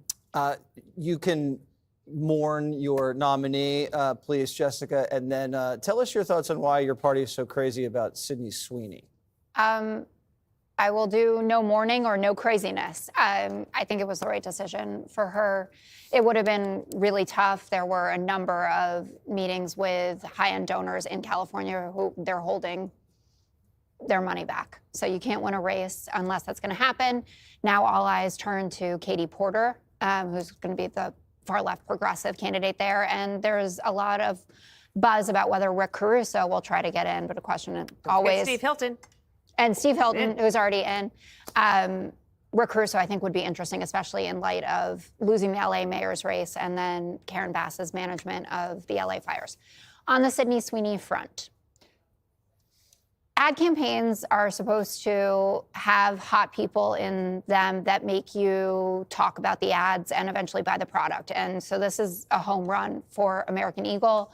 Stock went up 18%. They have 4 times the traffic on the website. They're part of the conversation, though I would say it is largely an online conversation. I asked a couple people who don't spend all day on their devices, well, what do you think about the potential eugenics American Eagle ad? And they were like, what are you talking about? But I think it was smart for them to use someone who's so popular right now. And I was not offended, though I also have not bought the jeans, but I still like skinny jeans, which I know is just like a millennial thing. Paul loves skinny jeans. The skinnier, the better, Paul. Particularly on, what's her name? Sydney Sweeney? Yeah. What's her name? What's that girl's name? Put it out. That's how you know you're getting older, right? You have no idea who the celebrities are. Don't say anything. All right. So, all right, Kamala not running. First of all, this is the equivalent of the New York Mets saying, yeah, we don't really want to win the World Series, okay? You weren't going to win. That's obviously what went into this. And really, if you think about it, the conditions that created Kamala as the Democratic rock star they couldn't have been more favorable to her, right? Because obviously you had the debacle with Joe Biden, right? And then all of a sudden, boom, she was the anointed. And the entire, I mean, you've never seen fundraising like that in so short a time. And yet it didn't work. We call that in law enforcement a clue, all right? So I agree with you, Dana. I think it was the right move. That said, I am going to say I think she has a future. She's going to have a future with the party. You know, the party likes her. She's personable. She's photogenic, all of that stuff. And that matters these days. You know, Greg, you said at one time, that politics is supposed to be show business for ugly people. And it's not true in show business anymore. The reverse is also true in politics. You now have good-looking politicians, right? So I think she does have a future. That said, it's just not right now. The future's not what it used to be for Kamala. Let's move on real quick on the Sydney Sweeney front. The thing about jeans, all right? What do you think made her look like that if it wasn't jeans? Kale? She did a bunch of crunches or something and gave her those assets. It didn't go that way, all right? And just all I'm going to do is just reverse it now. And, I don't mean to be mean-spirited, but come on now. If, let's say it was Beyonce who said that, right? Or if LeBron James said, no, it wasn't jeans that got me into the NBA. It's because I can do a lot of pull-ups. You'd laugh. Of course, it has to do with you're physically gifted. And there's nothing wrong with that. The problem is this is not about Nazism. It's about envy. And the people what realistically social media has done, and it's bad for the Democrats particularly, is that it's like Democratic, makeup remover. There's no film anymore. There's no distance. We can see who they are. And so you get young women with purple hair and nose rings saying that Sydney Sweeney is a Nazi. Sydney Sweeney is not a Nazi. The campaign is not Nazism. And we've talked about this. Anytime you invoke Nazism, you've lost. Greg, I know you've been dying to talk about Sydney Sweeney. Oh, it is quite a contrast. No one wants to see Kamala run. Everyone wants to see Sydney run. So that's disgusting. Let's talk about the masculinity thing. From the 1960s onward, little history lesson, Dana. Many men pretended to be liberal just to get girls. Because of the 60s and the 70s, there are a lot of cute liberal girls you can impress by, reading a summary on Karl Marx and Angela Davis. But then you realize over time that a lot of these women became more and more unhappy and less attractive. They became less like Sydney and more like Rosie. It was like, you know what? Maybe this isn't the best place to be. So the only men that are left over in the Democrat Party are authentic phonies. They've been doing it so long, they've lost their actual personality. Like Gavin Newsom, that isn't real. Eric Swalwell, that's not real. Cory Booker, he's a one-man theater troupe. The Sydney story, though, the reason why it's interesting is, and Jessica's right, that it was kind of an internet story, but then the media, who has nothing good to write about because of Trump doing so well, this is their story. So they amplified it, but it shows the vast difference in priorities between most Americans and junk food journalists. Most Americans, they're thinking about education, crime, economy, their mortgage. But these articles are generated by people, mostly women, sad, no family, no spouse, detached from actual concerns of life. So they have to create these stories that they find meaning in and that we find hysterical. They're actually the sad clowns of today. They're providing us with the entertainment and the segments we so desperately need during the summer. Then think about the anti-woke backlash right now. Everybody is laughing at this. Woke is dead. But I think it is driven by a realization that at least 1 to 3 generations were told a lie about gender, sex, and happiness. That women were told by their favorite magazines, from Cosmo to Glamour, you didn't need a man.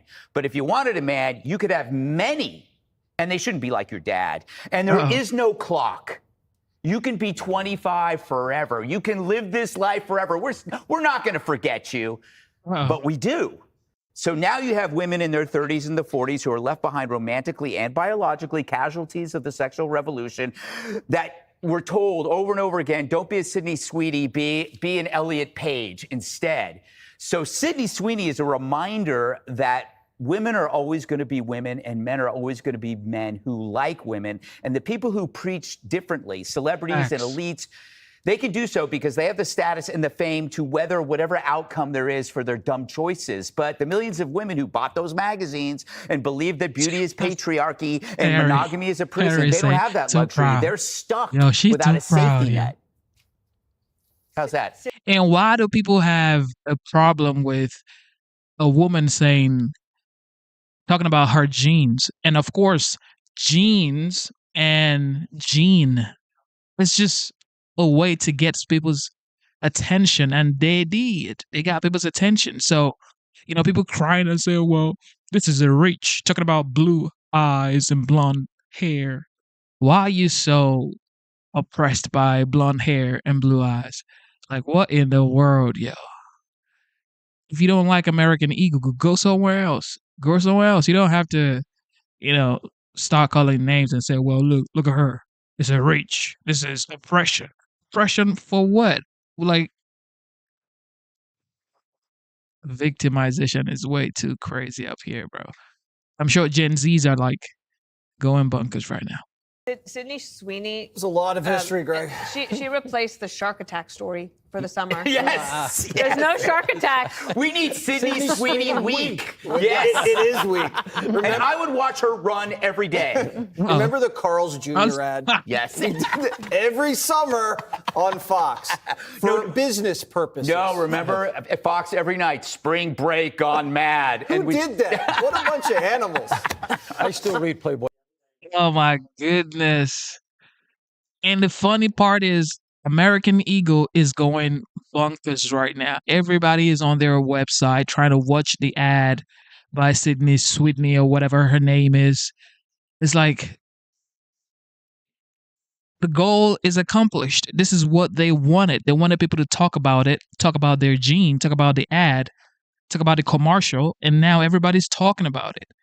And the old cry victimization mindset people are the people making sure this is going crazy.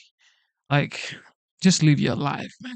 Live your life, man. Social media is just, it's a reach, okay? It's a reach. Fresh off another round of awful polling, desperate Democrats are trying anything to get their party's mojo back. Cory Booker going from a stand-a-thon to a scream-a-thon, raging against his fellow Dems for being complicit with Trump.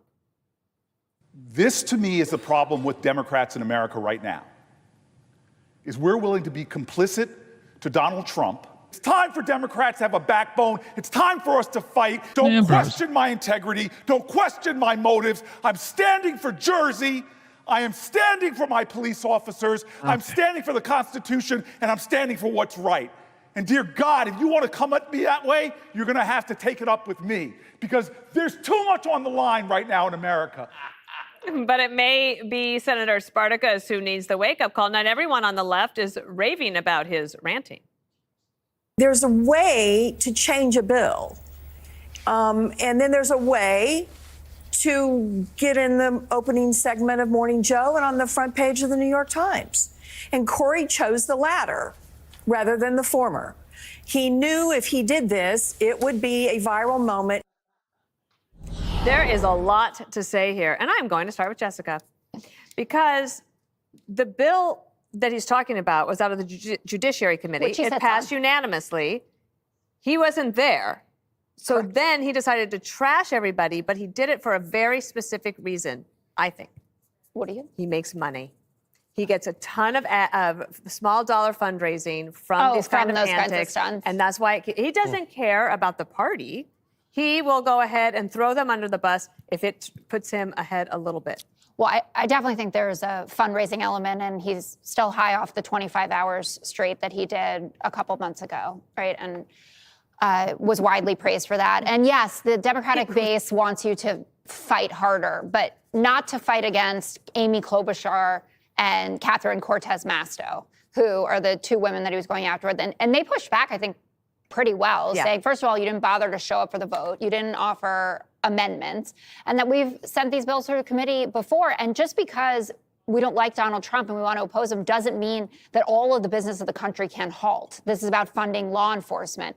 And think of the headlines of Democrats vote to defund police. We lived through that once. Terry's that didn't really go well. In the chat, and I also I like Cory Booker. It's not about that, but someone like Cortez Masto, who wins in a swing state, I always say defer to the person that runs the really hard races and wins. Like, you're running in New Jersey. I understand it has gotten a little bit redder, but it's still a blue state. You're going to get reelected. It's the same thing with Jasmine Crockett. You can say whatever you want if you're D+30.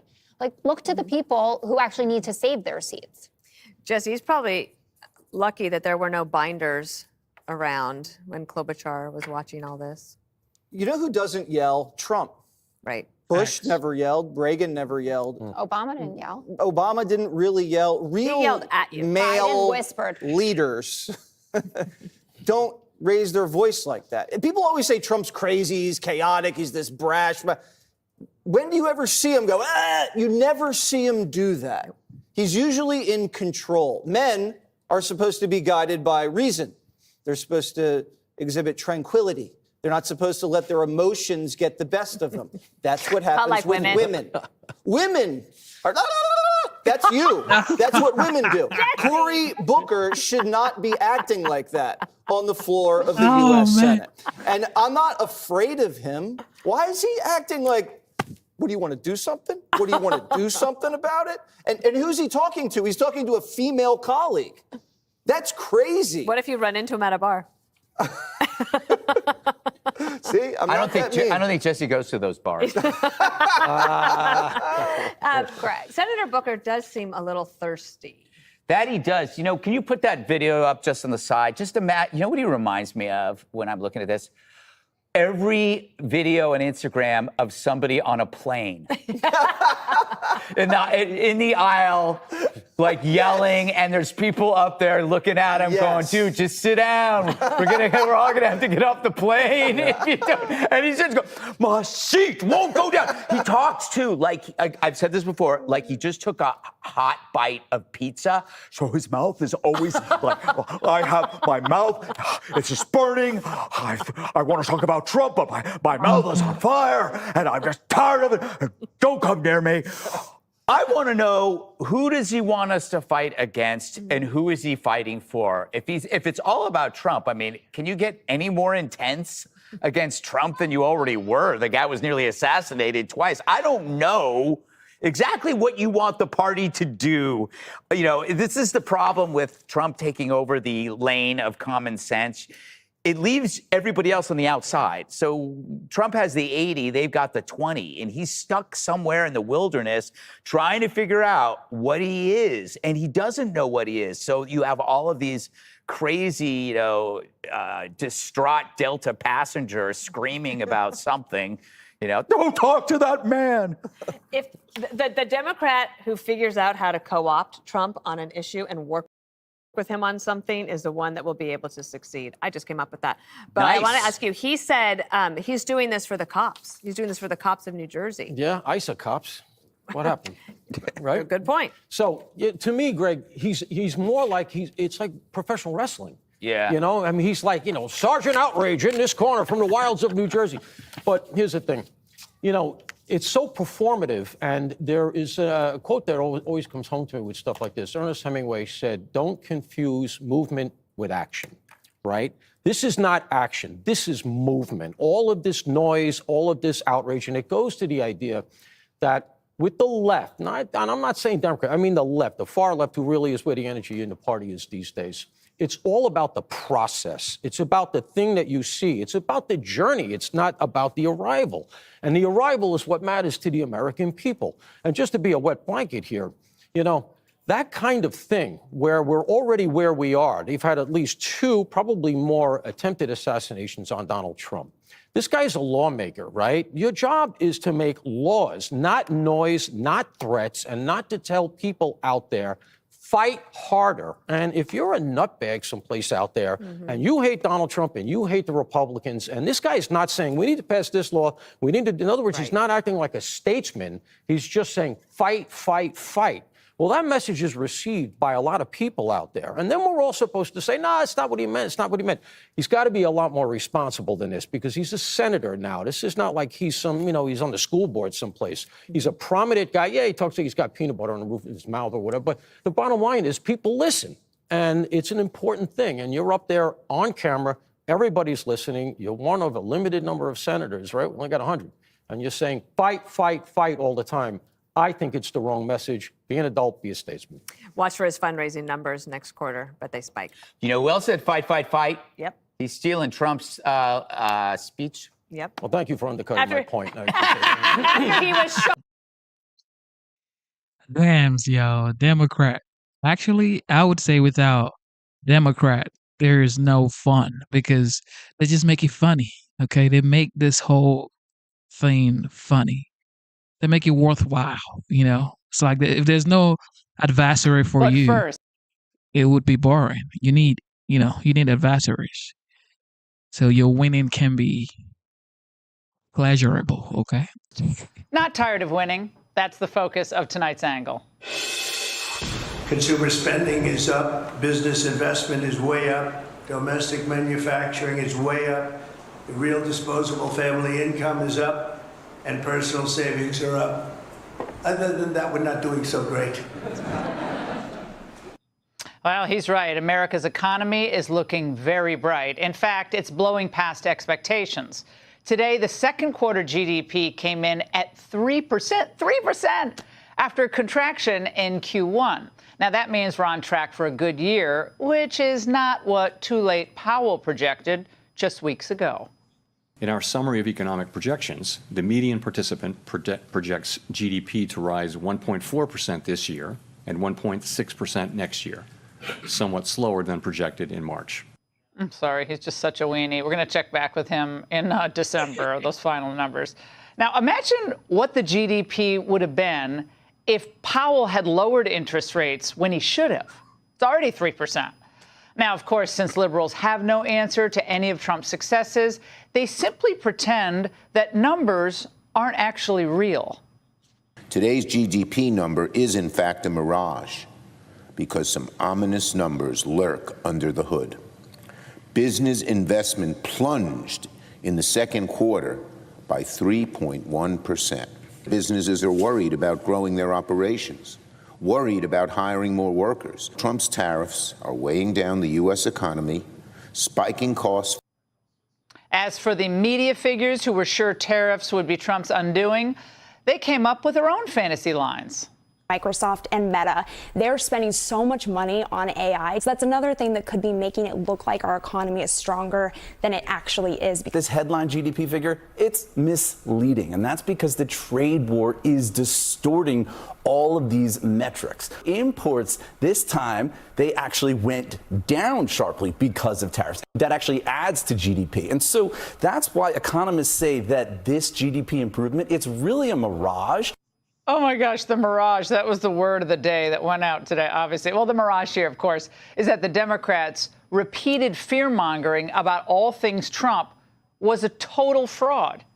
Did they really not understand that Trump uses tariffs, stay with me, kids, as a tool and as leverage to help America wean itself off of reliance on imports? So when imports go down, that's actually good. That means we make more of our own stuff. The point is, we want to be our own supplier in key manufacturing sectors, like for medicines, satellites, chips, and ships. And Democrats, well, remember, they used to be for American workers, but now they're just for hammering Trump. The left and people that don't like the president and don't want things to work. And, you know, like Senator Elizabeth Warren will come on and say, inflation's out of control and the economy is getting killed by what's happening by these tariffs. None of these horrible things have happened, but they still talk like it's happening. And the Democrats, of course, as you pointed out, really don't want to see the current administration have some success. But there's no doubt that this is some success. Bingo. But let's not stop at the economy, because earlier this month, Border Patrol went on a hiring spree, and ICE is giving out massive bonuses for former agents who rejoin the agency, all because the administration is ramping up deportations. That's great news. A new report yesterday revealed that there are apparently almost 2 million illegals here who have deportation orders. That means they're supposed to be deported, but they're still roaming around the country. Well, Trump wants them out. Good. What ICE is doing is making America's streets safer, and arrests include MS-13 members, human traffickers, repeat violent offenders, like twice-deported rapist Guatemala national David Cabrera, who was released back in 2022 under the sanctuary policies of Arlington, Virginia. That's about 7 miles from where we're broadcasting. Now, that's a win for national security. It's a win for every law-abiding American. Democrats should be cheering that. But look, on this trade issue, this was supposed to be another so-called Trump disaster, but it's the opposite.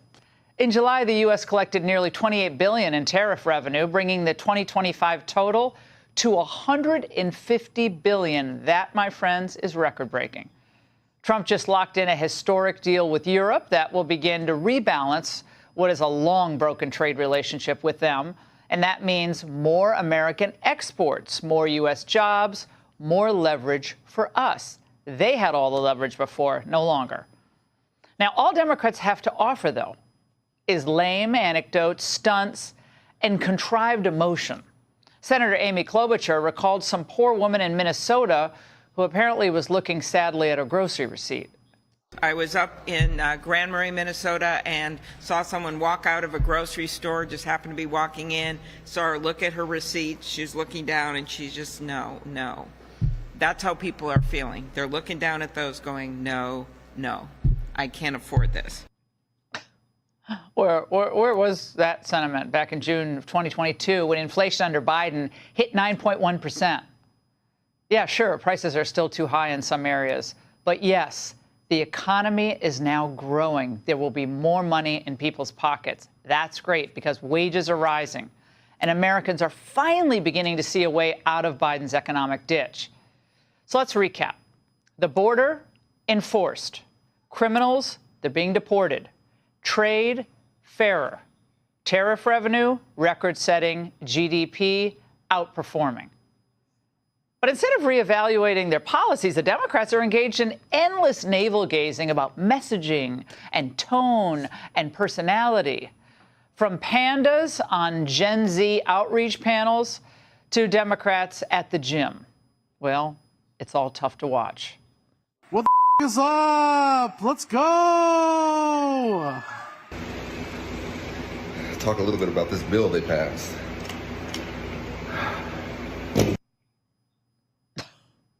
It's sad. It's pathetic. It's actually pretty boring. But you know what's not boring? Winning. And that's the angle. Want even more Fox News on YouTube? She said that's the angle. And that is the angle, ladies and gentlemen. All right, you want to keep going? The Feds, of course. We are already chatting with Larry Kudlow, getting his reaction to the Federal Reserve interest rate decision. He just sat down. Host of Kudlow on Fox Business. Larry, that's okay. Sorry. You can keep taking notes. He's doing the numbers here. Let him do the numbers here. What is the headline from what the Federal Reserve just announced, other than the interest rates unchanged? Voting against this action were Michelle W. Bowman and Christopher J. Waller. Shout out to Jet. Jet says, how Trump got the Japan deal is beyond me. Of course, this is what he does, Jet. This is what he does. The impossible, okay? Look, God has literally ordained him to be president of the United States, okay? With that much power. And of course, saved his life to become the 47th president of the United States. And this is just what, 6 months into being the president of the United States? Just watch what's going to happen in a year from now, 2 years from now, bro. You would be like astonished by the kind of progress the United States would have had in a year. This is 6 months, Jet. This is 6 months. Who preferred to lower the target rate for the Fed funds by 1/4 percentage point at this meeting. So that's pretty strong stuff. 2 dissents, first time since 1993. Wow. The last time, that's 30-something years ago. Somebody's math is better than mine. And in those days, it was Larry Lindsay and the late Wayne Angel, both dear friends of mine. Wayne Angel was a brilliant, brilliant guy. Sorely missed. But anyway, 2 dissents today. They want a 1/4 point cut instead. I want to read the directive. I just got off one show. We're going to head to another show. But that's important.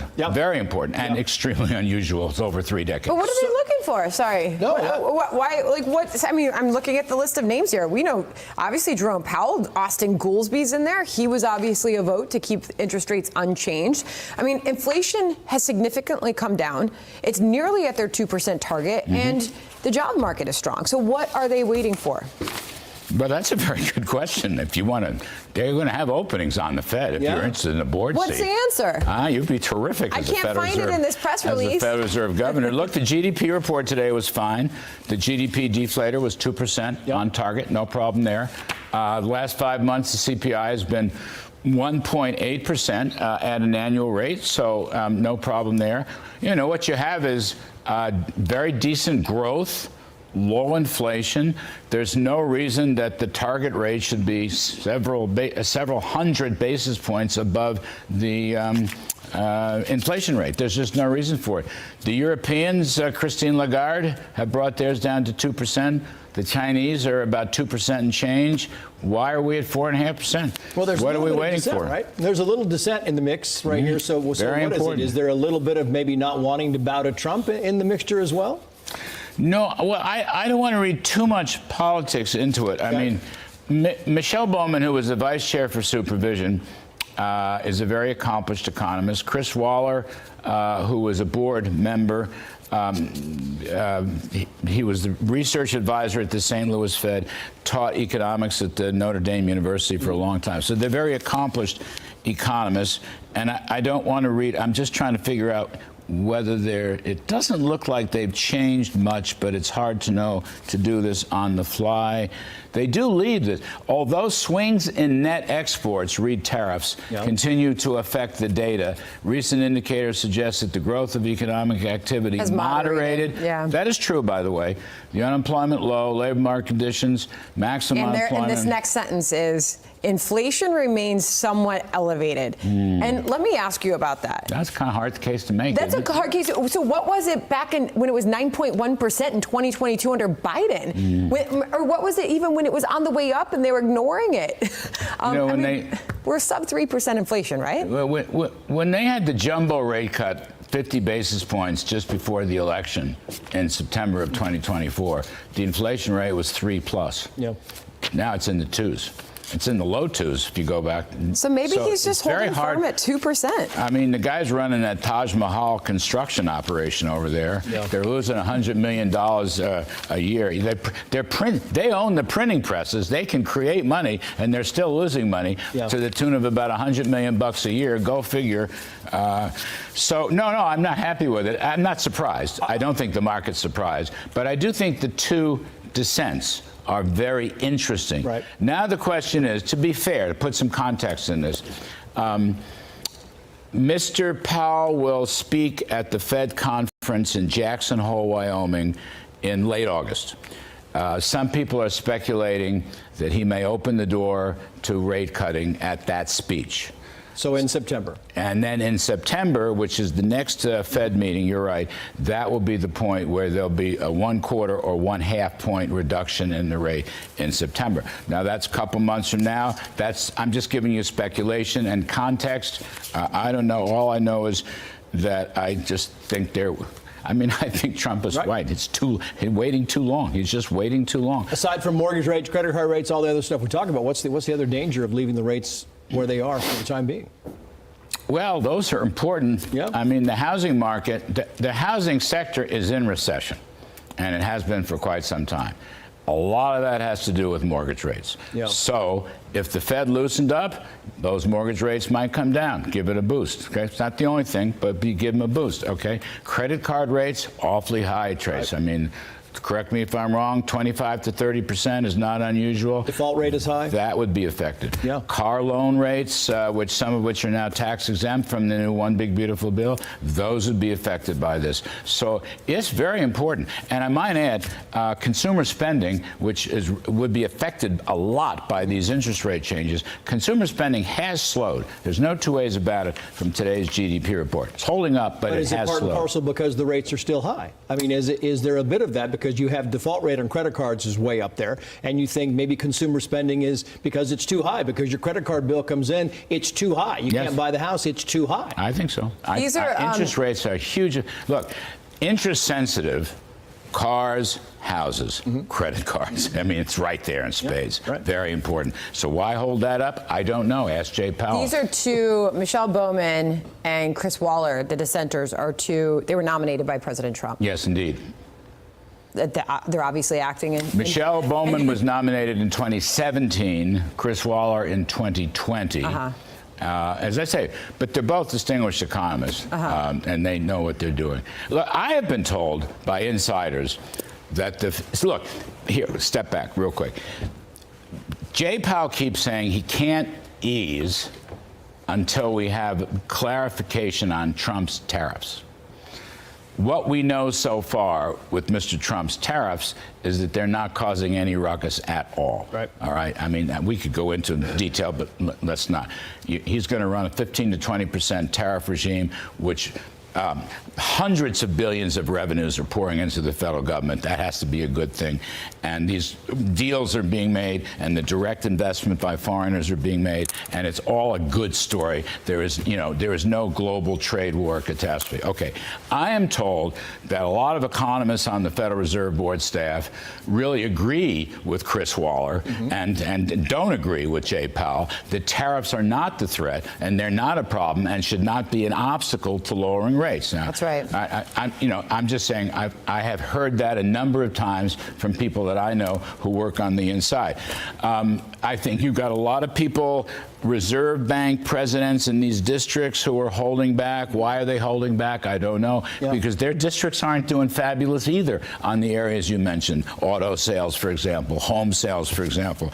So it's a bit of a mystery. Mr. Powell will only be around for a little while longer. President Trump's going to name his appointment, sometime in the next few months. He'll have Trump will have several open slots to fill, probably because Powell won't stay on. So he'll have a chairman slot, he'll have at least one governor's slot.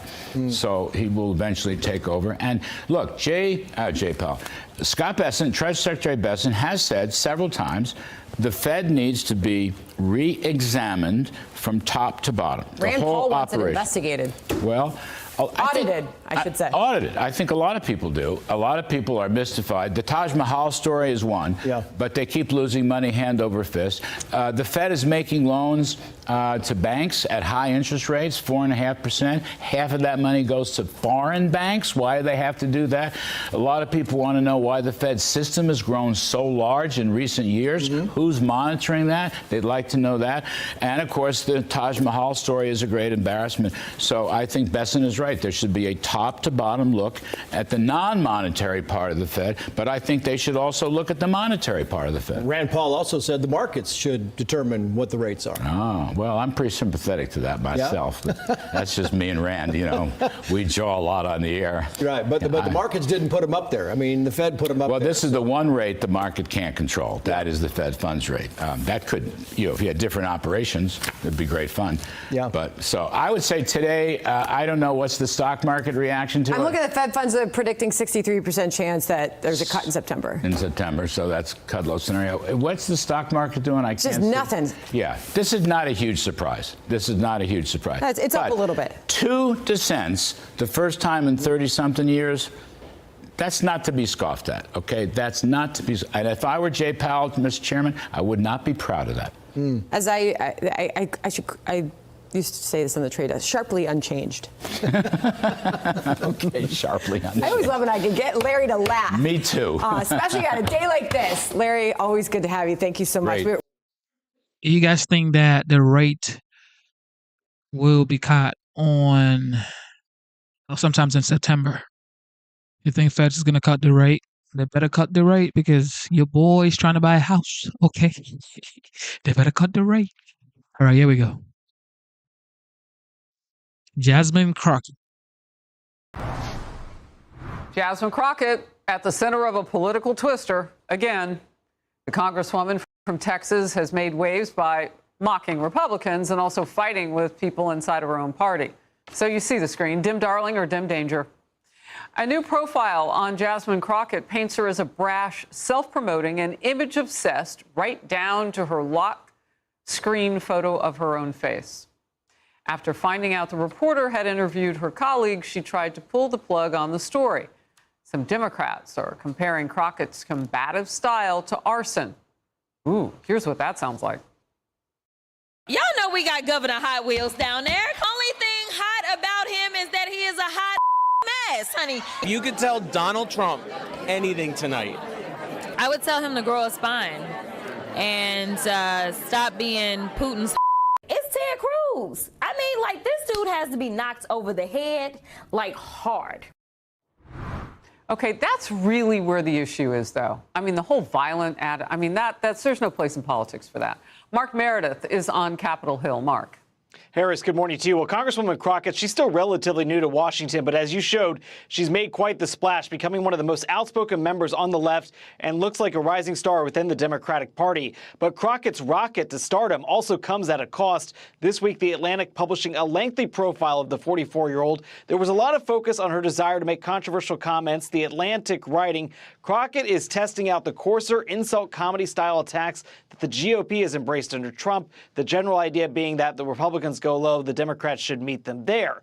But the article points out Crockett is still trying to shape her image and reportedly even tried to shut down this piece after the reporter involved reached out to multiple House members for their take on her. President Trump has certainly noticed what Crockett's been saying, making it clear that she could be the face of the party going forward. But pundits suggest that's not necessarily a recipe for success in Congress. We've got a certain generation or class of lawmakers who have come in and they think being in Congress is about celebrity. It's about fame. I mean, these are people for whom the most dangerous place is to stand between them and a television camera.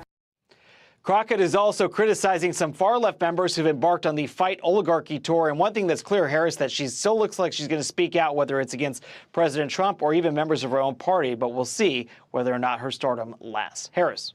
All right. Well, she's doing great against Democrats, though, in her own district, Texas 21 down in Texas. I mean, you can't argue with that. Democrats, I understand why they're nervous.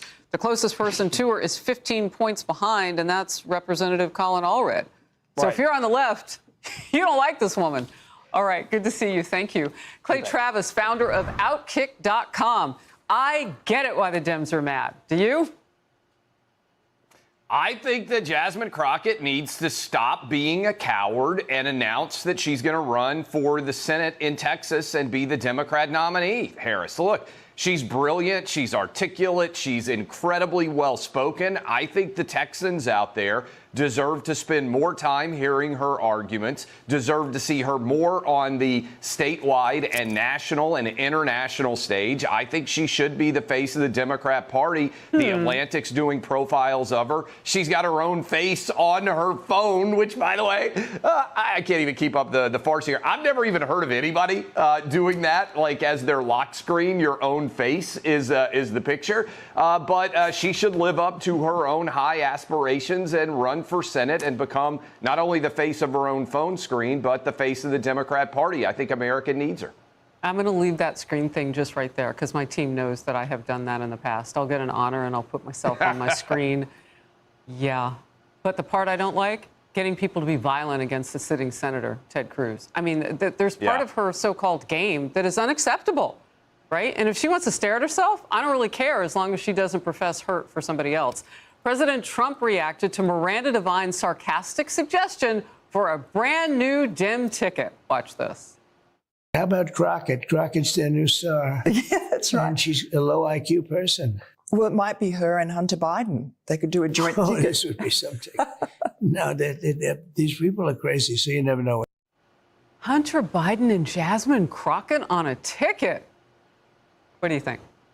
Well, we already know what Hunter Biden's tagline could be, make crack great again, which he seemed super infatuated with when he did his most recent podcast interview. But you mentioned Jasmine Crockett. She gets attention. I don't think she gets attention for the right reasons. The Ted Cruz comment was ridiculous, but also I think the Governor Hot Wheels comment, when you have the governor, who I think has done a fabulous job, Greg Abbott, that is in a wheelchair because he was hit by a falling tree during a storm, and he's overcome that incredible adversity to become one of the strongest leaders of any state in the country now, and Texas is thriving. And I don't think Texans are going to respond well to this, and I think privately it's why they're all panicked that she might try to hoist that standard bearer image and become the nominee for Democrats in the Senate, because she might well win, and then she would get trounced in that race. Yeah, I mean, it's important, as you're pointing out, to know the difference between kind of mocking her for some silly picture versus the stuff that she does that is legitimately wrong and can endanger people. Like, there is a huge difference. All right, the woke outrage machine is back. Did it ever really leave, though? This time, it's targeting blue jeans. American Eagle's new ad campaign featuring the lovely Sydney Sweeney has lit up a media firestorm from accusations of eugenics to claims of whiteness worship, the woke mob over denim. Genes are passed down from parents to offspring, often determining traits like hair color, personality, and even eye color. My genes are blue. Sydney Sweeney has her genes. One liberal outlet writes, the ad, quote, shows an unbridled cultural shift toward whiteness. Even the White House commented on the outrage. Communications Director Steve Chung posted, cancel culture run amok. This warped, moronic, and dense liberal thinking is a big reason why Americans voted the way they did in 2024. They're tired of this expletive. Some going so far as to compare the ad to Nazi propaganda. The play on words is being compared to Nazi propaganda with racial undertones. The pun, good genes, activates troubling historical associations for this country. The American eugenics movement in its prime between like 1900 and 1940 weaponized the idea of good genes just to justify white supremacists. Okay, here we go. What do you say to that? I can't believe this is real. Look, sex has always sold. It always will sell. And sexy spokespeople make a difference. Harris, you know how many underwear they would sell if they put me in a men's underwear ad? Zero. I would not be a good look for the underwear brand, right? Some people are better looking than others. When you come to jeans, you've met my wife. I hope my boys get her looks for the jeans because she's far better looking than I am. This is a normal conversation, white, black, Asian, Hispanic. I think what it does to talk about good genes, mom's, dad's genes, everything else, it's not eugenics. It's not some crazy Nazi plan. I think what this actually represents is we're moving back towards standards of traditional beauty. Go look at ancient Rome. Go look at ancient Greece. They typically did not have really fat people that they were modeling in their nude. Go look at the David from Michelangelo over the years. There is an esteemed and an aspirational aspect to beauty. People wish they were better looking than they were. People wish they were bigger, stronger, faster than they were. Instead of trying to sell average, you want to sell elite. I think this is happening in athletics. We've talked about this. The best man, the best woman, not the best man pretending to be a woman. I think this is Trump's cultural shift in America. And I think Sydney Sweeney is a big part of it. And I think that's why she's getting attacked, candidly. You know, I see you go to that whole thing about the body image. And that's interesting because a lot of people have just been focused on skin color. But you're right about that. I mean, that's why people filter everything now. I mean, if yes. People weren't obsessed with the way that they look in comparison to others, then they wouldn't be filtering everything, which is a really basic thing that we can all talk about. The language about race, in particular, and eugenics just divides us. And she's gorgeous. It totally does. She's really good looking. There's not a man out there who is seeing this and seeing her as anything other than good looking. There's lots of women of all races that see this and see her as an aspirational figure. And to your point, Harris, it's good to work out. It's good to go to the gym. It's good. It's healthy. We should encourage that instead of telling people, hey, it's great to be obese. You look fantastic. How about let's all try to get in a little bit better shape than we are? It's what I'm trying to do. All right. Well, good. I've seen you and your wife. You're both beautiful people. Good to see you. She certainly is. Thank you, Harris. Oh, my goodness. Man, can we just have fun and just relax? Because life is way too short for all of this back and forth everybody's doing. Like, sometimes I see what people talk about. It's like, what are you even arguing about? Is that what you're arguing about for real? Man, please. All right, here we go. I can confirm the UK will recognise the State of Palestine by the United Nations General Assembly in September.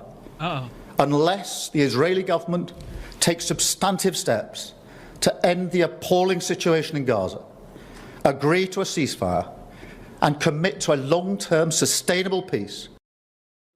UK Prime Minister Keir Starmer making demands of Israel and threatening to recognize a Palestinian state. Now, this comes shortly after President Trump met with Starmer in Scotland. And here's what President Trump said.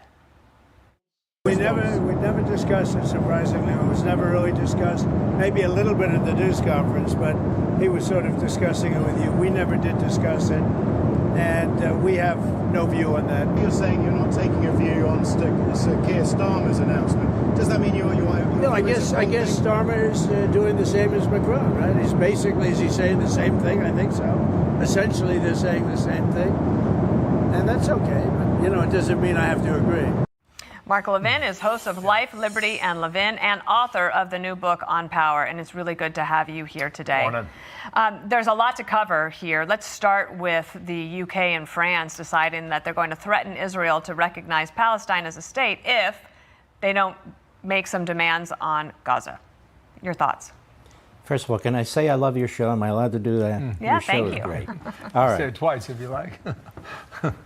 You know, it's very interesting to hear the UK Prime Minister talk like that. You know, in February 1945, the RAF, with the support of the United States Army Air Corps, obliterated Dresden, bombed it into smithereens. Dresden didn't have any military use whatsoever. It was sort of the Florence of Germany, and they took it off the map. Anywhere from 50,000 to 250,000 people were obliterated and died. We bombed Tokyo repeatedly. We bombed Berlin repeatedly because these were population centers. We know well about Hiroshima and Nagasaki. I'm a little sick and tired of these Western Europeans lecturing the state of Israel about how to fight a war. If they had had their way, Israel already would have surrendered to Hamas, Iran, Hezbollah, and the Houthis. These guys don't know how to fight a war. They don't know how to defend their own people. They have open immigration. Their countries have been taken over. Let me explain a few things, if I might. If you listen to that man there and think about what he's asking Israel to do, it's an impossibility. Have peace in Gaza without Hamas, make sure the people are fed. Well, isn't that lovely? And exactly what have the Brits done to accomplish that? Exactly what have the French done to accomplish that? Everything they're saying and everything they're doing is giving aid and comfort to Hamas, just like they gave aid and comfort to Iran when President Trump decided to deal with Iran. They have no rational policy at all for Israel to defend itself and protect itself. Let's take a look at this. You've got the New York Times that has a photo of this poor Palestinian kid who is all skin and bones, and they're basically assigning the responsibility to starvation in Palestine. Turns out he has cystic fibrosis. It has absolutely nothing to do with the Israelis. This isn't the first time that Hamas has done this, and that the European newspapers, the New York Times and the Washington Post, I have a Washington Post article right here. More than 60,000 lives lost in Gaza. Toll collated by Enclave's health ministry is likely to be an undercount. The health ministry is run by Hamas. They keep using these Hamas numbers. Then they list thousands of children who have been killed. Who's killing them? Hamas can surrender tomorrow, give the Israelis their people back, the bodies of the people they've killed back. It would be over in 2 seconds. But they don't do it. Hamas needs this. Hamas is killing its own people the way Mao killed his own people, the way Stalin killed his own people, the way dictators, fascists, Marxists kill their own people to hold on to power. The people mean nothing. The Israelis mean nothing to them. Their own Palestinians mean nothing to them. Yeah, we've got stories here that the news isn't covering from from independent sources. Hamas fakes casualty figures. The numbers are not real.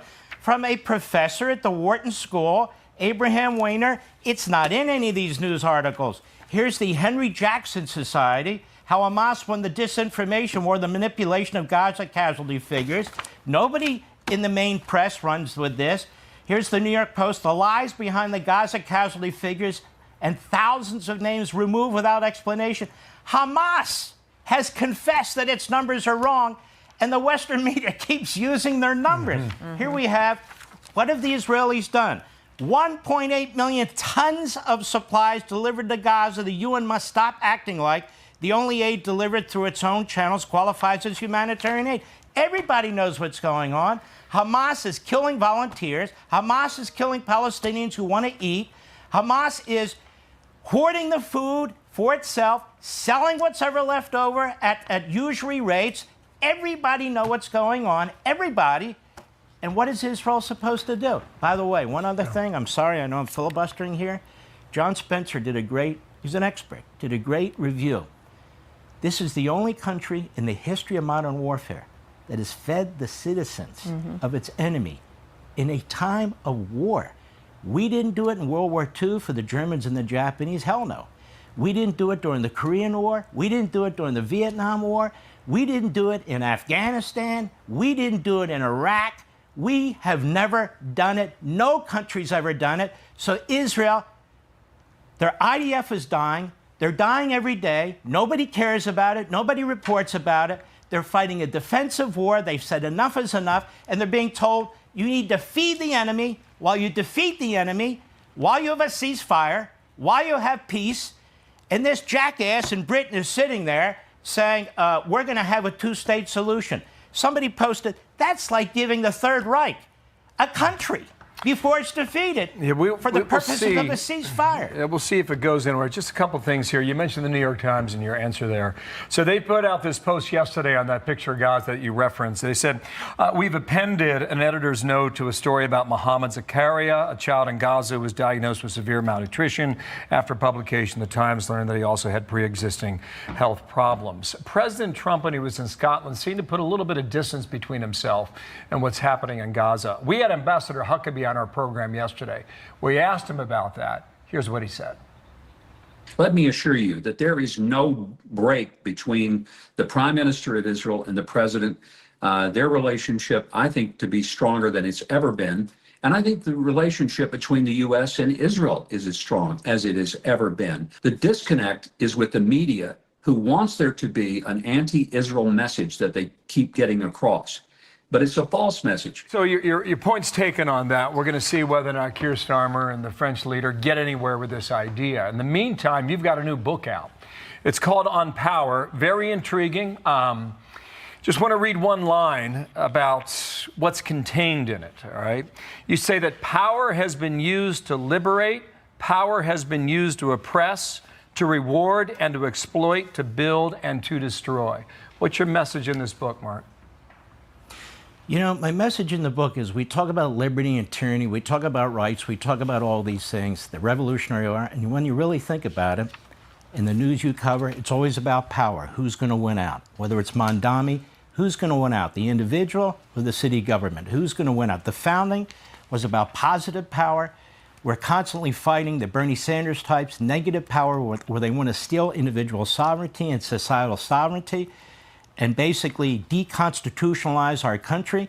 They are more with the Marxist, radical Islamist ideology of how things should run, which is our way or the highway, centralization, not debate, not challenging, not that sort of thing. Whereas our country was not founded on that. It's utterly incompatible, these other ideologies, Marxism, Islamism, and so forth, with Americanism. But people can read the book. I hope they will, and take a different look at how we analyze these things. I also appreciate your X account because just on that New York Times correction, just to point out to everybody, the New York Times has tons of followers on its regular account. When they do a correction, they do it to their PR through their PR account, which only has 40,000 views. So I know you helped amplify that last night. And thanks for being on our show, Mark. Well, God bless. Keep up the great work. You got it. Good luck with.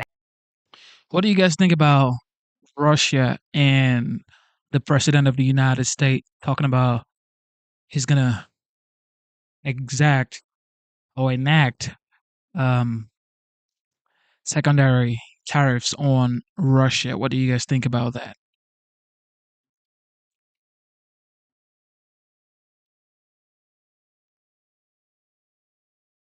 His ceasefire deadline if Vladimir Putin doesn't end its war in Ukraine. I'll tell you what, I'll give it to you now. Do you want a big scoop? Yes, please. Everybody else, close your ears, okay? You ready? I'm ready. 10 days from today. And I don't know if it's going to affect Russia because he wants to obviously probably keep the war going. But we're going to put on tariffs and the various things that you put on. So let's bring in four-star general, Fox News National Senior Strategic Analyst, Chairman of the Institute for the Study of War, General Jack Keane. General, your thoughts about the president's change in stance, 10 days. How do you think Russia digests that?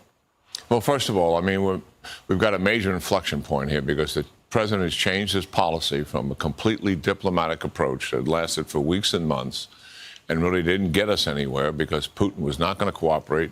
As we know, the Ukrainians did. They immediately went to an unconditional 30-day ceasefire, put that on the table, and Putin has stiffed that all of this time. And as a matter of fact, escalated the war, principally against the people of Ukraine. There's over 13,000 dead civilians in Ukraine, and people don't focus on that at all. I mean, it is a reality that's out there. The president understands that.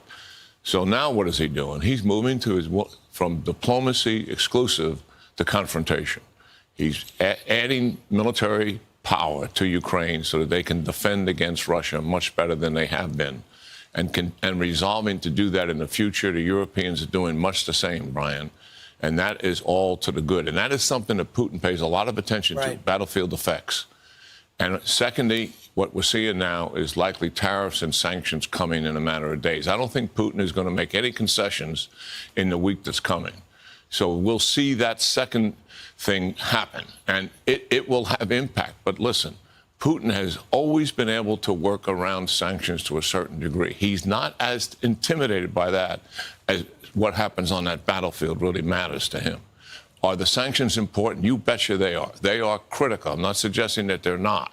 Right. But they're not going to necessarily change him overnight. It'll take time. China evidently was going to propose in those last 2 days with our talks some type of ceasefire. You know they have total control over Russia. You know that better than anybody. But just give an idea of what the Senate sanctions would do. It would actually sanction the countries who are buying the discounted oil and gas from Russia. Here's an example of who's been sustaining this war effort. China, $229 million, $140 million for India, $95 million for India, evidently an ally. European Union, $74 million. Brazil, $21 million. So this, if we hit those countries, what changes? Yeah, it dramatically changes. As we all know, Russia is a one-commodity economy, essentially oil and gas. And we go after their major revenue source, and you displayed it very accurately here. That's the revenue they're getting. They're going to have close to 2% growth in GDP for a country that is at war and supposedly struggling economically. They have inflation problems. They have currency problems, to be sure. But we take that money away from them. That has dramatic impact. It begins to have almost immediate impact on what they're doing is trying to sustain their defense industrial base so they can stay in this war. Yesterday, as we switch over to Gaza, 220 trucks entered Gaza, now awaiting collection and distribution, trying to get aid in there. The president's saying, I might have a different approach now. I want Bibi Netanyahu to get more aid and focus on that. What advice do you have for the administration when it comes to Israel and Hamas? Yeah, well, first of all, where I'm coming from on this is there's a strategic reset taking place in the Middle East. Israel has always been on a defensive, initially surrounded by Arab states, went to war with them and defeated them, then surrounded by Iran and its proxies, and now have defeated and decapitated those proxies, haven't completely destroyed them, but taken much of their power away. And Iran is on its knees, but they're not out. They still have some influence. But Israel is a dominating strategic power in the region in a way that they never used to be. When it comes to Hamas, I believe we let Israel make these decisions. They're changing their priority right now to help the Gazan people. Who are the Gazan people answering to? Hamas. They elected them as opposed to the Palestinian Authority. They have supported them. They have supported them, the truth be known, despite the tension since October the 7th. They provide all sorts of information to Hamas to kill Israelis. Nonetheless, this is Israel's decision as to how to end this conflict in Gaza. And I don't think we should dictate to them how to do this. I agree. Also, out of all these outrage around the world, and nobody wants to see a starving kid, but just put the blame where it belongs, on Hamas. And I don't hear any of these other leaders, outside people like you, talking about that. And there's not enough here in the U.S. General Jack Keane, always great. Thanks so much. Yeah. I'm Steve Doocy. I'm Brian Kilmeade. And I mean, All right. As we all know, Kamala Harris has decided not to run for the governor position in California for 2026. So does that mean that she's coming back for a rematch in 2028? Is that what's going on? Is she coming back for 2028? Who knows, bro? Who knows?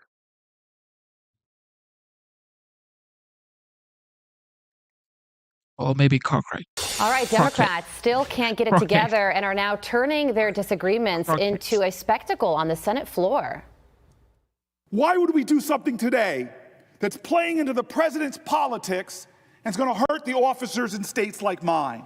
This is an attempt to kill all of these bills. I don't know why, because at the end of the day, all of these bills are about bipartisan support. This, to me, is the problem with Democrats in America right now, is we're willing to be complicit to Donald Trump. All of these bills came out of the committee unanimously, and I think they deserve that support on the floor. This is a call, folks. The Democratic Party needs a wake-up call. The Democrat Party is in absolute disarray, as just witnessed by those sound bites. Fox News contributor and senior writer for the Washington Examiner, Joe Concha, joins us now. I mean, Joe, apparently to Cory Booker, an act of bipartisanship, which is being pushed, as you saw there, by two Democrat senators, bipartisanship, which we used to celebrate in America, by the way, is viewed as being complicit to Trump. What's going on here, Joe?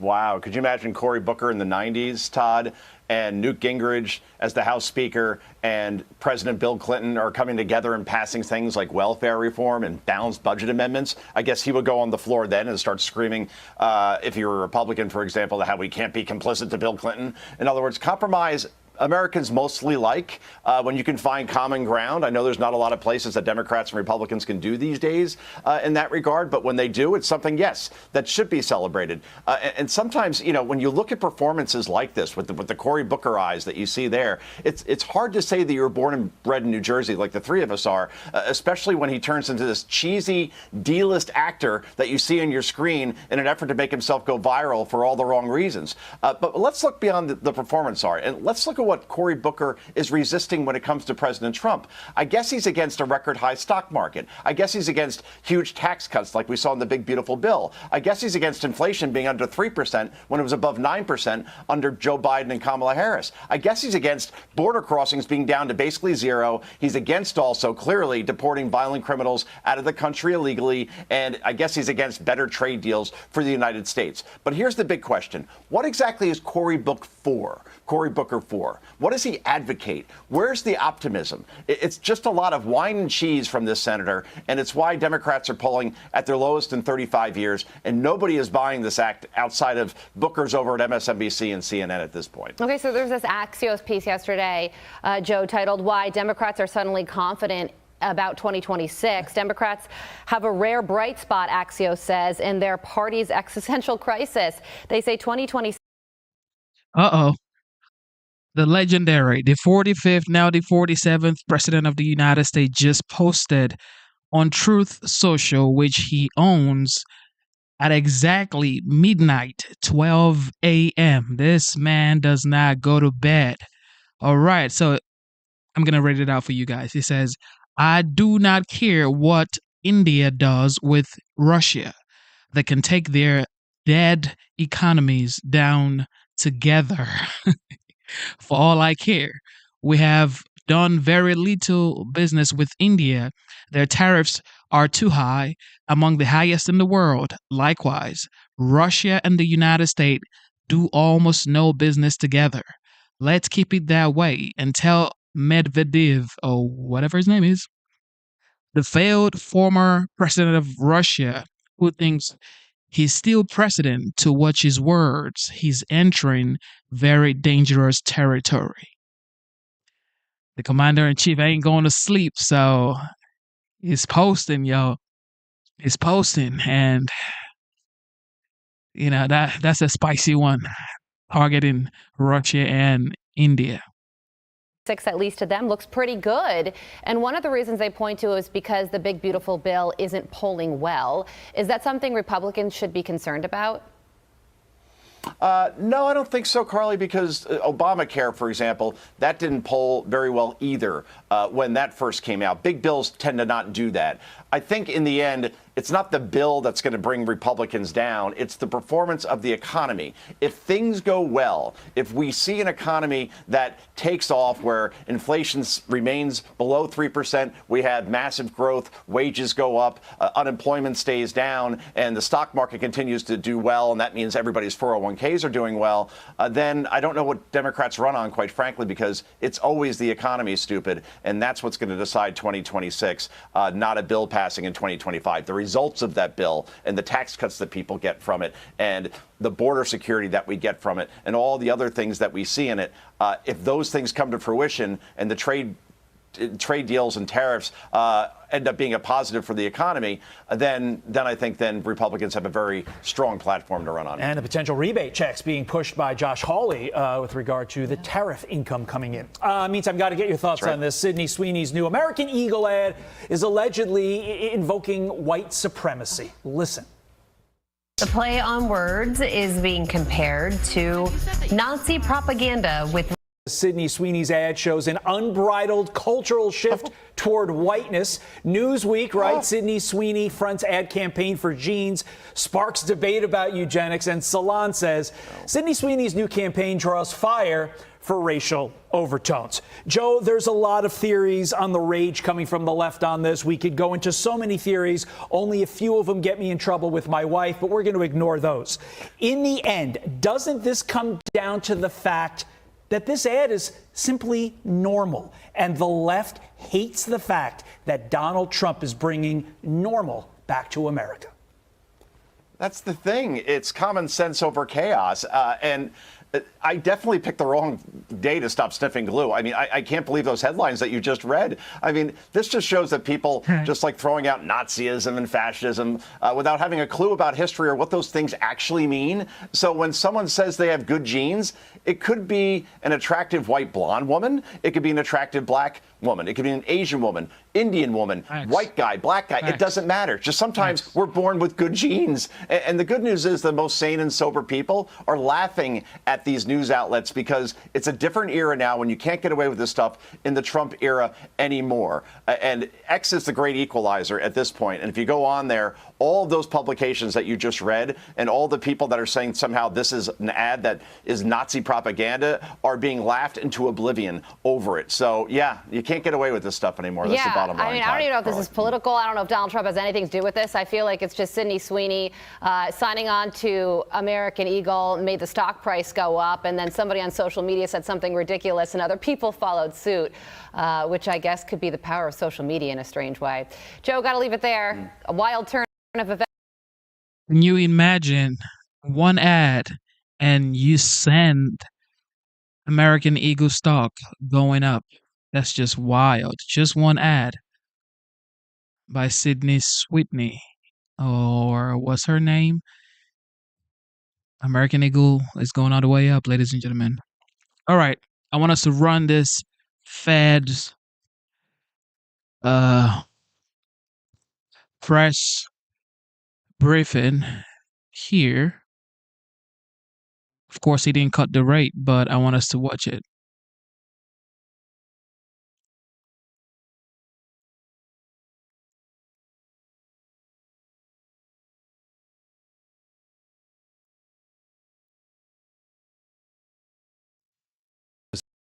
GDP rose at a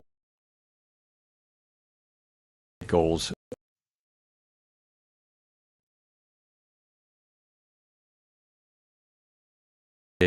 of maximum employment and state.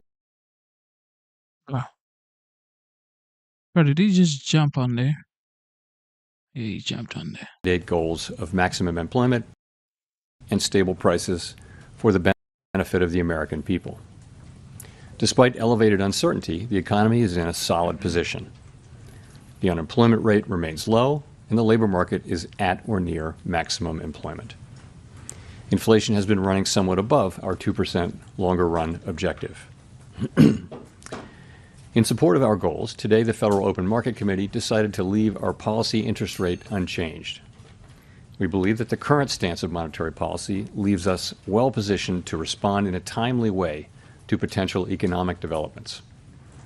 I will have more to say about monetary policy after briefly reviewing economic developments. Recent indicators suggest that growth of economic activity has moderated. GDP rose at a 1.2% pace in the first half of this year, down from 2.5% last year. Although the increase in the second quarter was stronger at 3%, focusing on the first half of the year helps smooth through the volatility in the quarterly figures related to the unusual swings in net exports. The moderation in growth largely reflects a slowdown in consumer spending. In contrast, business investment in equipment and intangibles picked up from last year's pace. Activity in the housing sector remains weak.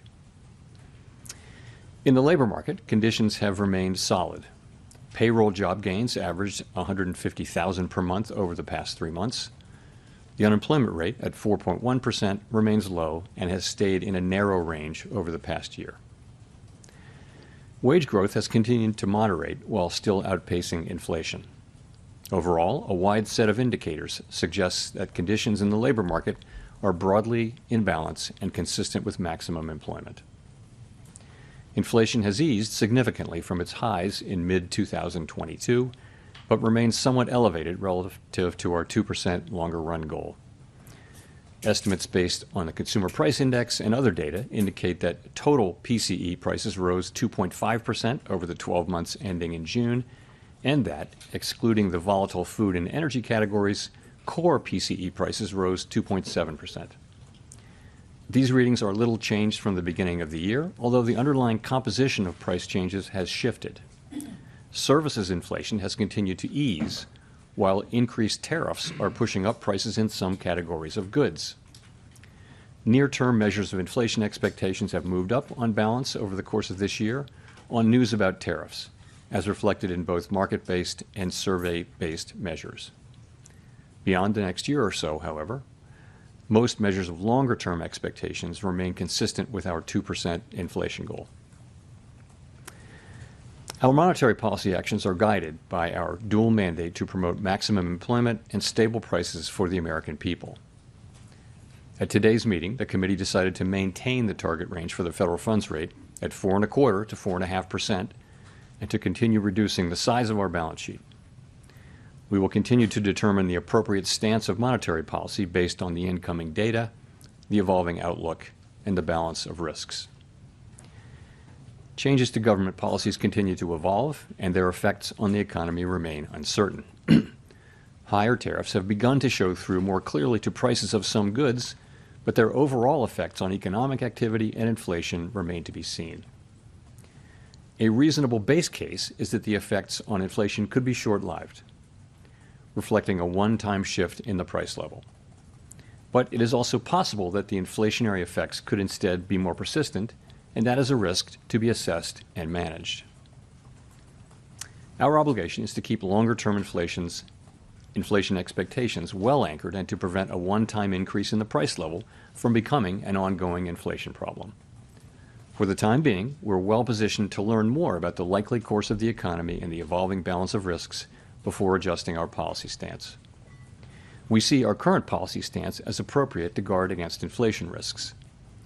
We're also attentive to risks on the employment side of our mandate. In coming months, we will receive a good amount of data that will help inform our assessment of the balance of risks and the appropriate setting of the federal funds rate. At this meeting, the committee continued its discussions as part of our 5-year review of our monetary policy framework. We focused on potential revisions to our statement on longer-run goals and monetary policy strategy, and are on track to wrap up any modifications by late summer. The Fed has been assigned 2 goals for monetary policy: maximum employment and stable prices. We remain committed to supporting maximum employment, bringing inflation sustainably to our 2% goal, and keeping longer-term inflation expectations well anchored. Our success in delivering on these goals matters to all Americans. We understand that our actions affect communities, families, and businesses across the country. Everything we do is in service to our public mission. We at the Fed will do everything we can to achieve our maximum employment and price stability goals. Thank you. I look forward to your questions. Thanks, Chair Powell. There's a lot of lean in the markets, and not to mention out of the administration for a rate cut now in September. Is that expectation unrealistic at this point? So, as you know, today we decided to leave our policy rate where it's been, where I would characterize as modestly restrictive. Inflation is running a bit above 2%, as I mentioned, even excluding tariff effects. The labor market's solid, historically low unemployment. Financial conditions are accommodative, and the economy is not performing as though restrictive policy were holding it back inappropriately. So it seems to me and to almost the whole committee that the economy is not performing as though restrictive policy is holding it back inappropriately, and modestly restrictive policy seems appropriate. All that said, there's also downside risk to the labor market. In coming months, we'll receive a good amount of data that will help inform our assessment of the balance of risks and the appropriate setting of the federal funds rate. So just to follow up, by coming months, does that include the possibility you'll be getting essentially 2 rounds of jobs and inflation data between now and the September meeting? Is that potentially adequate to make a decision to lower rates at that point? So you're right. We do have, this is an intermeeting period when we'll get 2 full rounds of employment and inflation data before the time of the September meeting. We have made no decisions about September. We don't do that in advance. We'll be taking that information into consideration and all the other information we get as we make our decision at the September meeting. Steve. Thank you, Mr. Chairman. You took out the word or the notion that uncertainty has diminished from this statement. Does that mean uncertainty has increased? And I'm just wondering, the administration has struck several deals with large trading partners where it seems like we now know what the rate is going to be. Does knowing that rate add to your certainty to change policy, or do you need to wait to see the economic effects? So essentially, the statement in our statement about uncertainty reflects what's gone on since the last meeting. So at the time of the last meeting, uncertainty had moved down a little bit, but it was more or less even this time. So we took out, had diminished because it didn't diminish further. So there's not really much in that. And then your second question is, say again? There have been several deals that have been struck, and now we seem to have an idea of what the tariff rates are going to be with some of our large trading partners. Does that not add to the kind of certainty you might need, or is it you're waiting for the economic effects to show themselves? No, I think we're still, you're right. It's been a very dynamic time for these trade negotiations, and lots and lots of events in the intermeeting period, but we're still a ways away from seeing where things settle down. We are clearly getting more and more information, and I think at this point, people's estimates, our estimates, outside estimates of the likely, effective level of tariffs is not moving around that much at this point. But at the same time, there are many uncertainties left to resolve. So yes, we are learning more and more. It doesn't feel like we're very close to the end of that process, and that's not for us to judge. But it feels like there's much more to come, as well, looking ahead.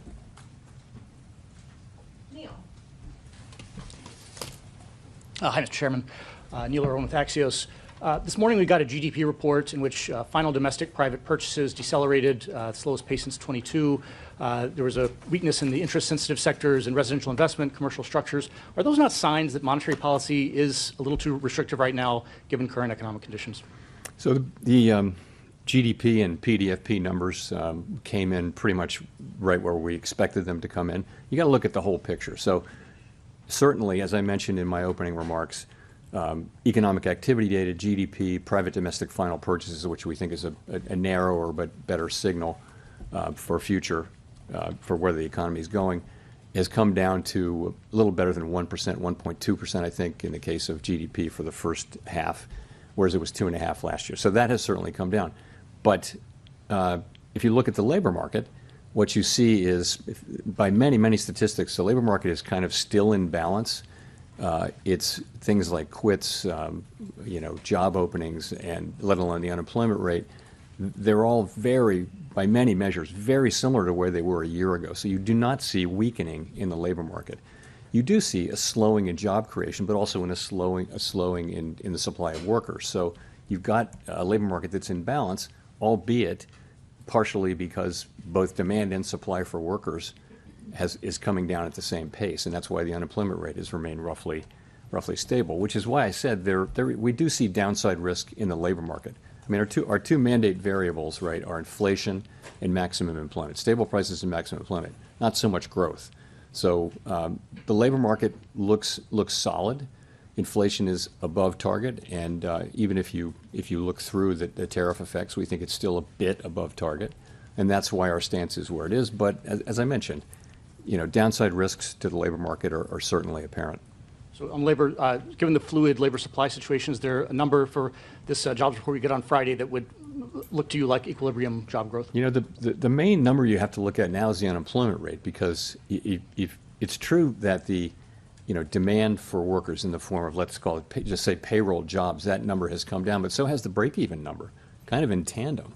So, as long as that puts the labor market in balance, the fact that it's getting into balance due to declines in both supply and demand, though, I think it is suggestive of downside risk. So we of course, will be watching that carefully. Thank you. Colby Smith with the New York Times. Two of your colleagues called for a quarter-point cut today, and I'm wondering what aspects of their argument were most compelling to you and how you're weighing their views against those on the committee who, as of the June forecast, were in the camp of the Fed holding interest rates steady for the remainder of the year. And just in terms of the June SEP in particular, is that still the best representation of where the core of the committee is? So on the dissents, what you want from everybody and also from a dissenter is a clear explanation of what your thinking is and what are the arguments you're making, and we had that today. So I think basically this was quite a good meeting all around the table where people were thought carefully about this and put their positions out there. As I mentioned, the sort of the majority of the committee was of the view that inflation's a bit above target, maximum employment is at target. That calls for modestly restrictive, in my way of thinking, modestly restrictive stance of policy for now. But we had two dissenters who I think, you want that clear thinking and expression of your thinking, and we certainly had that today, I think all around the table. In terms of, you asked about the June SEP, I wouldn't, that you're right, that's what it says, and that may well, I couldn't point to it 6 weeks later as expressing people's thought. You really can't do that. We don't run an SEP, and I don't like to substitute in my own estimate of what the SEP might be. We don't have one. So I'll just say that, we haven't made any decisions about September. We'll be monitoring all the incoming data and asking ourselves whether the federal funds rate is in the right place.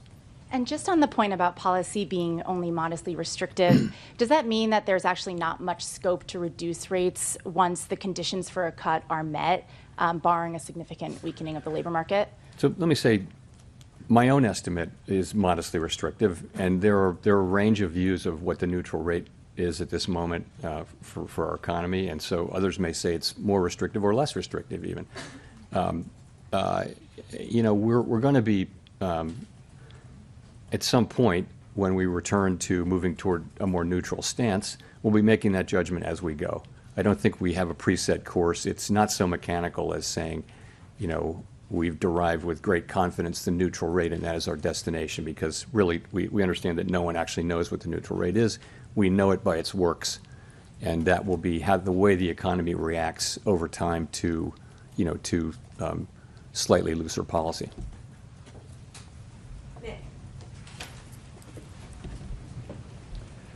Nick Timmeros, The Wall Street Journal. Chair Powell, my question is about what have you learned over the last few months about the inflation generating and price pass-through process? And just to drill down, the June CPI report showed evidence of tariff-induced goods inflation. Now, the tariff landscape is only starting to be settled with some of these more recent deals. Given the lags between when tariffs are announced and when they show up in goods prices, is 2 months a long enough horizon to evaluate the impact and be confident that tariffs aren't impacting the broader inflation process? I think you have to think of this as still quite early days. And so I think what we're seeing now is substantial amounts of tariff revenue being collected on the order of $30 billion a month, which is, substantially higher than before.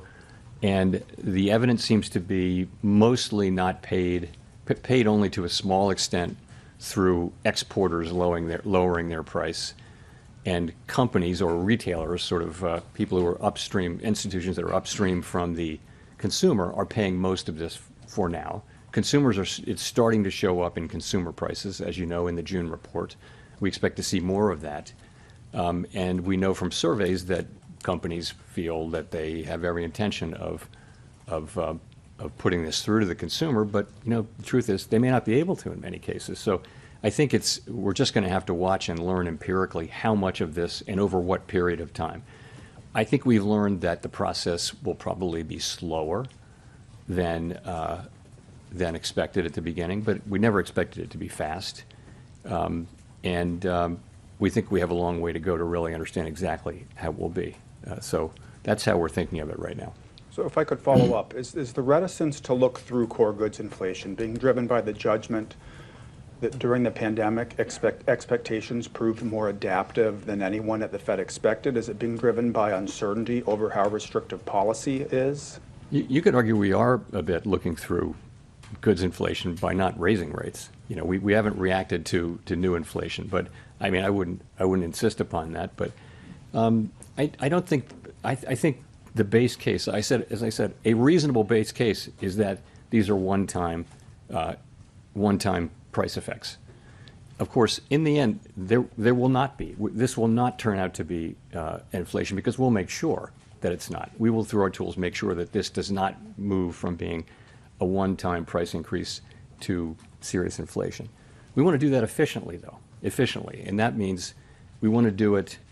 If you move too soon, you wind up maybe not getting inflation all the way fixed, and you have to come back. That's inefficient. If you move too late, you might do unnecessary damage to the labor market. So there won't be, in the end, a big inflationary problem. What we're trying to do is accomplish that in a way that is efficient. But in the end, there should be no doubt that we will do what we need to do to keep inflation under control. Ideally, we do it efficiently.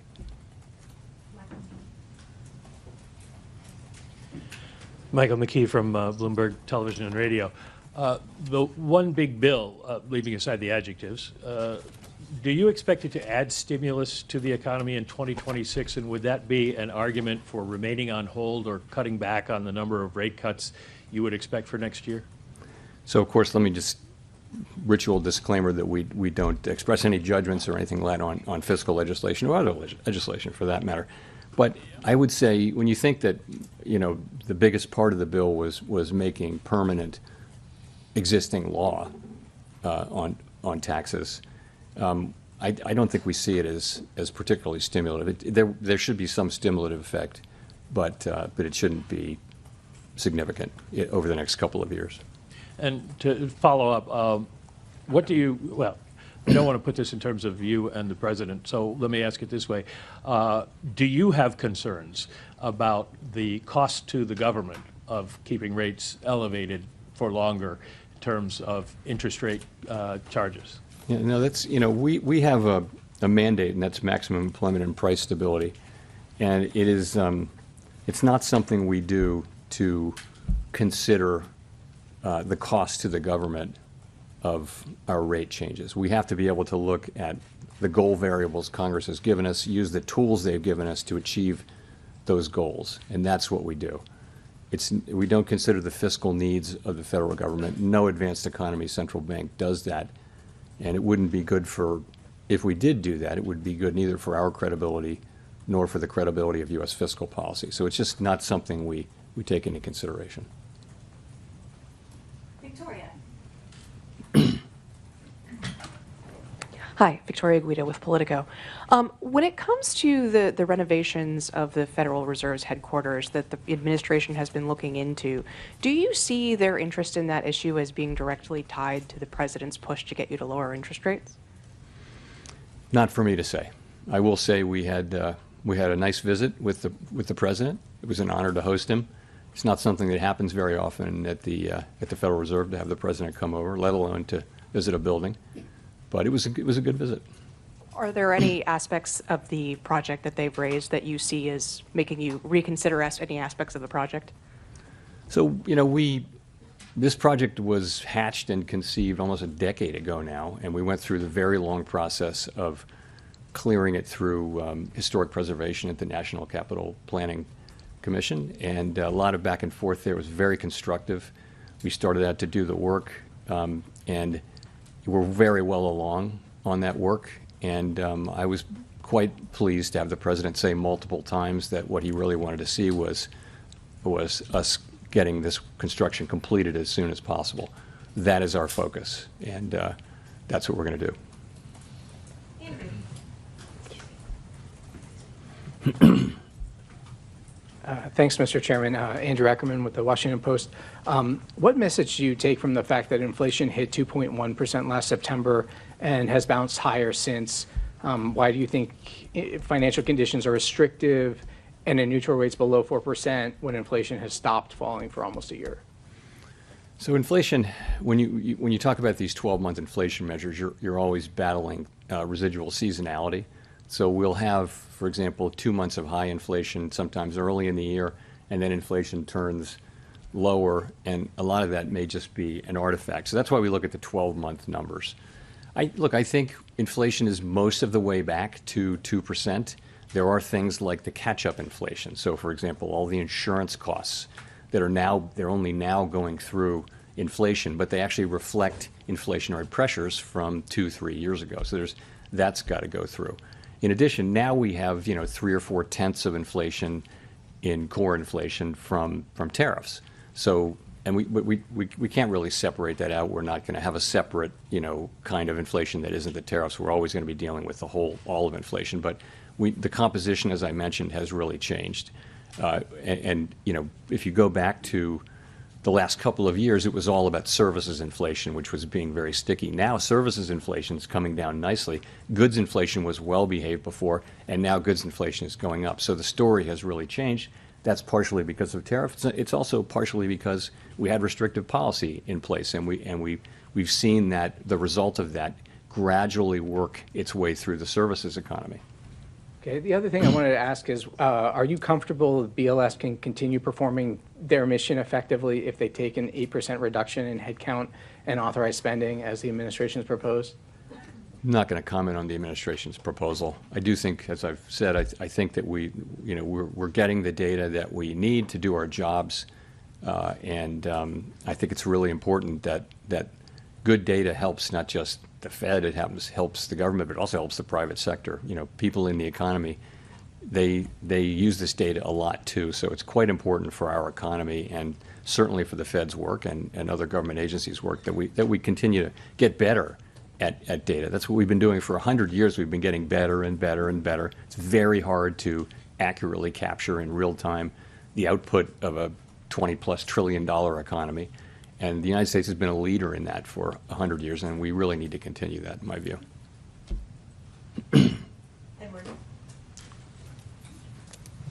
Thank you, Mr. Chairman. Edward Lawrence from Fox Business. How concerned are you with the data that we're coming in, showing no significant upward trend in inflation over the past 6 months, that the wait-and-see approach for inflation is actually giving companies cover to raise prices?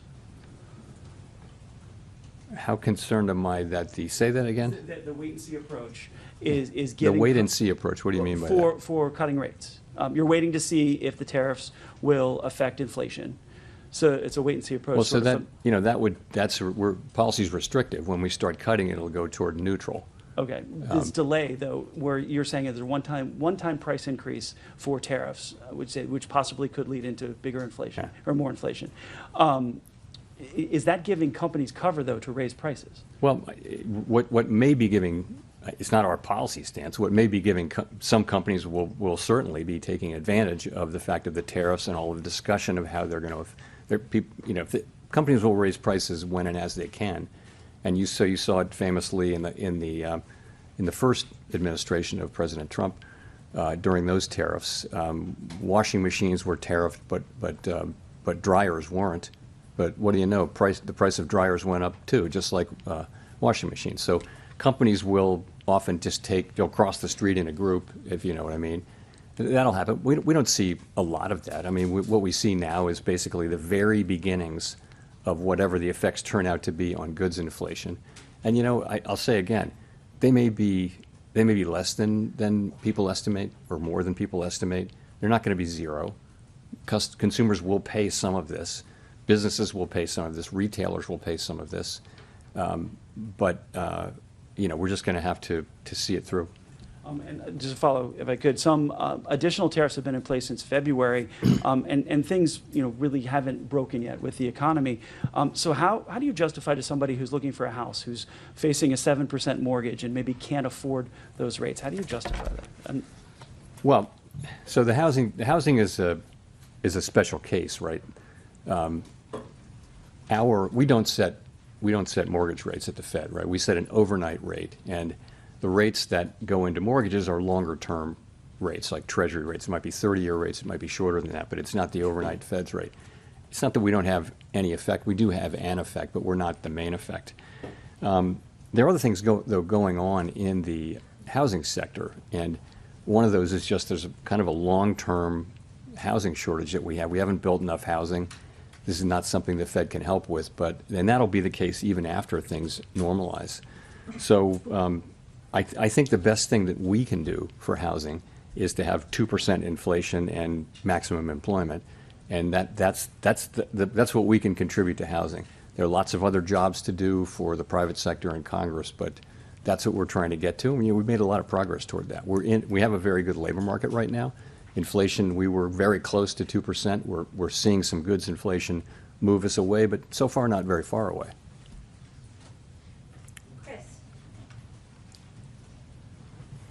Hi, Chair Powell. Thank you.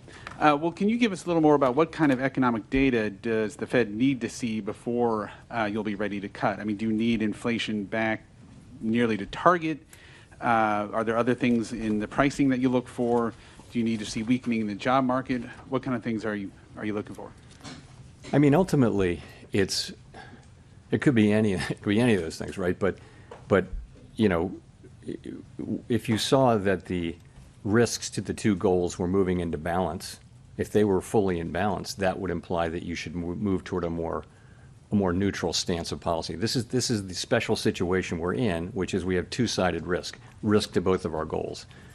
When we paused, inflation was above target and the labor market was pretty good. So that was a time when policy was restrictive when we paused. And to be restrictive is to be supporting a return to our inflation target, right?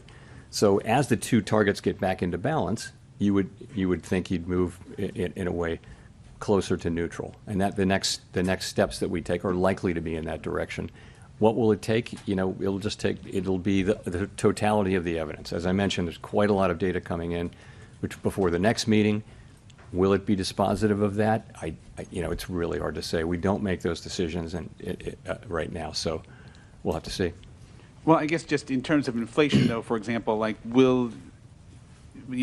some people would point to if it remains only in goods and it doesn't bleed over to services, then maybe that's evidence that the tariff effect is going to be a temporary one-time thing. Is that kind of thing affect your thinking, or do you just need to see the number come down closer to 2? We'll look at everything.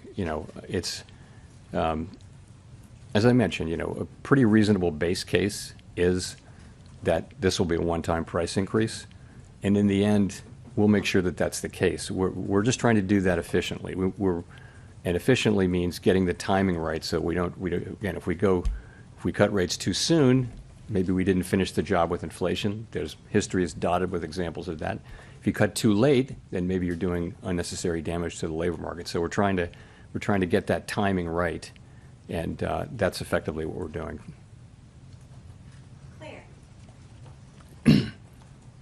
Claire Jones, Financial Times.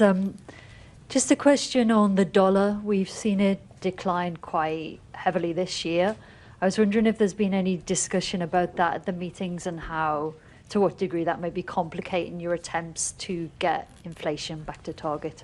Thank you. So this goes back to the division of labor between the Fed and the Treasury, as you I'm sure know, and the Treasury only speaks to the dollar.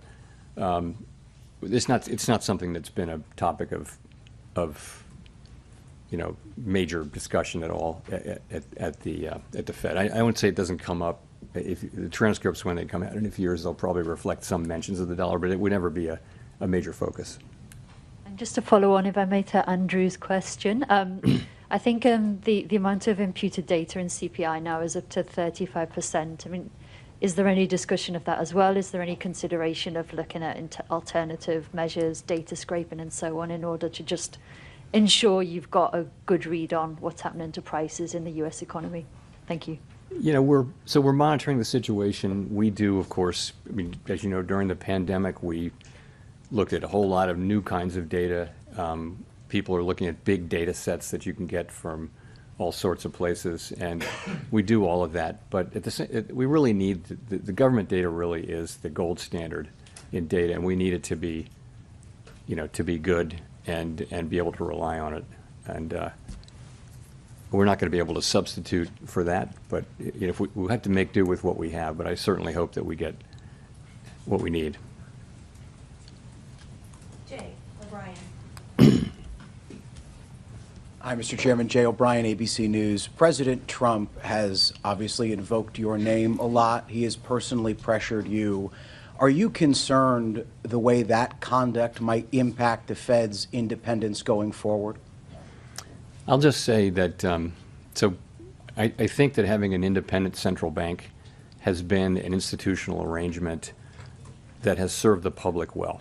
And as long as it serves the public well, it should continue and be respected. If it didn't serve the public well, then it wouldn't be something that we should just automatically defend. But what it gives us, and other central banks, what it gives you is the ability to make these very challenging decisions that in ways that are focused on the data and the evolving outlook, the balance of risks, and all the things we talk about, and not political factors. And so governments all over the advanced economy world have chosen to put a little bit of distance between direct political control of those decisions and the decision makers. So if you were not to have that, there would be a great temptation, of course, to use interest rates to affect elections, for example.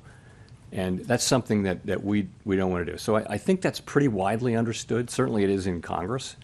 And I think it's very important. I'll just say that. Maria Eloisa.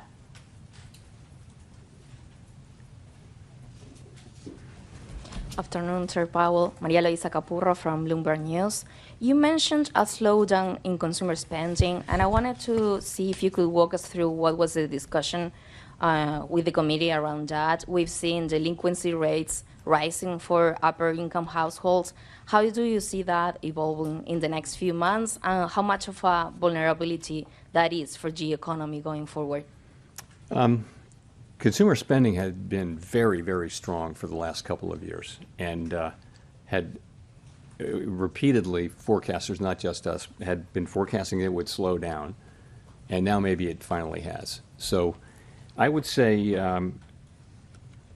if you talk to credit card companies, for example, they will tell you that the consumer's in solid shape and that spending is at a healthy level. It's not growing rapidly, but it's at a healthy level, and delinquencies are not a problem. You mentioned high-end delinquencies. I don't know what to make of that. I read the same thing. But so generally, and if you look at the banks, and when the banks talk about in their earnings calls, the performance of credit has been good. So essentially, you have a consumer that's in good shape and is spending, not at a rapid rate, but it's true, and it was, again, right in line with what we expected, the GDP data that we got this week. And I think it's still a little bit difficult to interpret because you have these massive swings in net exports, which may also be affecting, some of that can be can affect consumer spending as well. Look, it's one of the data points that we pay most careful attention to, and there's no question that it's slowed, and we're watching it closely. But we also watch the labor market and the performance of inflation. Those are our two variables that we're assigned to maximize. And just to follow up on what my colleagues were asking about this dissent, Governor Waller said that the labor market is on edge, and he was pointing to weaknesses on the private sector. I was wondering, you've said that the main number to look at is the unemployment number overall, but what was the discussion about the state of the private jobs market? So I'm not going to talk about any individual's, any individual's comments. I wouldn't do that. But look, I think what we know is that private sector job creation, certainly in the last report, we'll see on Friday, but had come down a bit. And if you take the QCEW adjustment seriously, it may be even lower, maybe close to zero. But the unemployment rate was still low. So what that's telling you is that demand for workers is slowing, but so is the supply. So it's in balance. Oddly enough, you've got a very low unemployment rate, and it's kind of been there for a year as job creation has moved down. But also we know that because of immigration policy, really, the flow into our labor forces is just a great deal slower, and those two things have slowed more or less in tandem. If you look at things like I mentioned, quits, look at wages. Wages are gradually cooling. Look at vacancies to unemployment. Those things have been pretty stable they haven't really moved a lot in a full year. So I think if you take the totality of the labor market data, you've got a solid labor market. But I think you have to see that there are downside risks. You don't see weakening in the labor market, but I think you've got downside risks in a world where unemployment's being held down because both demand and supply are declining. I think it's worth paying close attention to it, and we are. Nancy. Hi, Chair Powell. Nancy Marshall-Genzer with Marketplace. One more question on the lack of unanimity in today's decision, the two dissents. Was there talk during the meeting? I know you're not going to talk about exactly what individuals said, but in general, was there talk during the meeting of cutting rates, and what was the case against that at the meeting? Sure. So we have an economic go around where people talk about the economy, and then that's yesterday, and then today we have a monetary policy go around all the way around the table. Everyone gives their views. So the discussion around policy was. The majority view was still what it has been, which is that inflation's running above target, maximum employment is right at target. That means policy should be a little bit restrictive, somewhat restrictive, because we want inflation to move all the way back to its target. So that's where people have been and still are. Two of our members felt that the time had come to cut, and that they, for the reasons that they're going to express. I won't tell you the reasons. They'll issue some kind of a thing in the next day or so. So, but that's the story, and I would say well argued, very thoughtfully argued all around the table, good arguments, and it's a situation where an unusual situation. The economy is in good shape, but it's an unusual situation where you have risks to both your employment mandate and your inflation mandate. That's the nature of a supply shock. And it's probably not surprising that there would be differences and different perspectives on that, as well as different views of where the neutral rate is, so that different views of how tight policy is. So we have those. I will say what you hope is that people, explain their positions very thoughtfully and clearly, and we absolutely had that today, all the way around the table. I would call it one of the better meetings I can recall from that standpoint. And you've said you're waiting to be confident inflation is heading toward your 2% target before you start cutting rates. When you do get that confidence, would you be in favor of lowering rates right away? It's not quite the way I would put it. I said that's why we think policy should be restrictive, is because inflation is above target. When we have risks to both goals, one of them is farther away from goal than the other, and that's inflation. Maximum employment's at goal. So that means policy should be tight, because tight policy is what brings inflation down. If you came to the view that the risks to the two were more in balance, that would imply that policy shouldn't be restrictive. It should be more neutral, a neutral stance, and that would be somewhat lower than where we are now. No one knows exactly where that is. So that's the framework I think I'd be taking. And, we'll just have to see. We're going to be obviously looking at a lot of data in the next cycle. It is one of the cycles where we have 2 employment and 2 inflation reports, and we'll see where that takes us.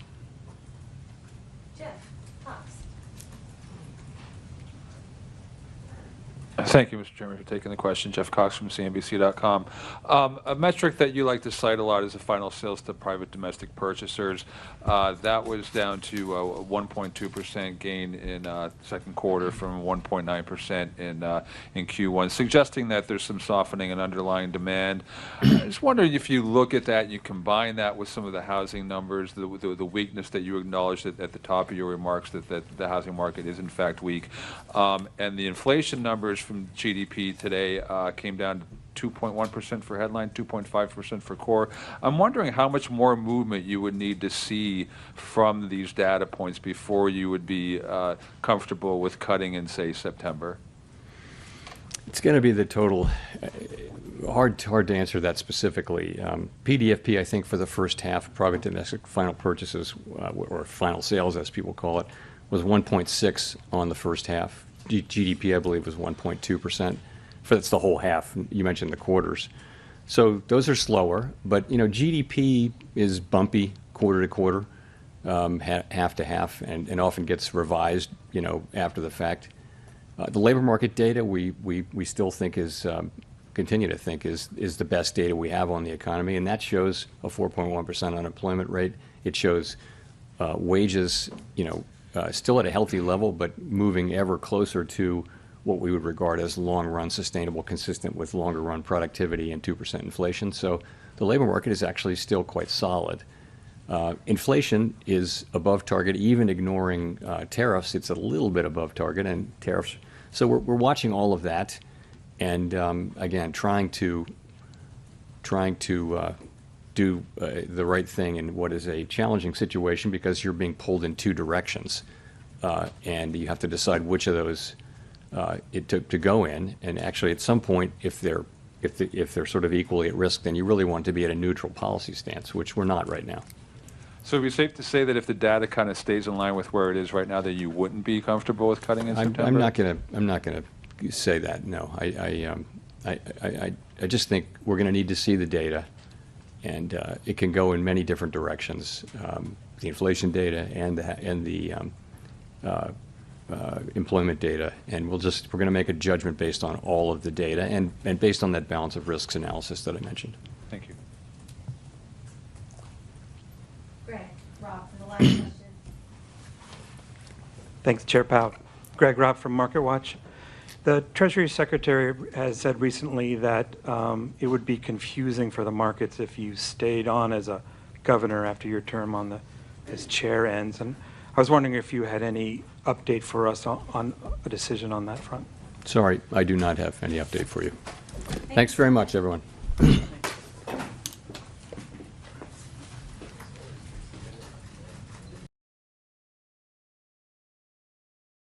Quote, how can people be expected to have faith in Trump if he won't release? Of course, we're back to this. Jepston. No, we're not going to go back there. All right. Ladies and gentlemen, it's been fun and wonderful. You guys spending your time here with me. God bless you. Instead of looking for perfection, seek for consistency. Never give up on yourself. Never give up on your dreams. Never give up on God. Believe in yourself. Believe in your dreams, and believe in Almighty God. And with that being said, God is the greatest. America is the greatest nation on the face of the earth. God made it so. All right, so the Commander-in-Chief, the 45th, and of course, the 47th President of the United States actually just posted on Truth Social about 20 minutes ago. He said, wow, Canada has just announced that it is backing statehood of Palestine or Palestine. That will make it very hard for us to make a trade deal with them. Oh, Canada. So Canada is backing the statehood of Palestine. Okay, so now the commander-in-chief is saying that this would make Canada very had to make a trade deal with. So I got to give a shout out to our esteemed members, Dr. Luke the Goat, God bless you. Sandra, God bless you. Ellie, God bless you. Ingraham, God bless you. Ringmaster, God bless you. And of course, our moderators, Jet, MVP Jet, God bless you. Thank you for the super chat.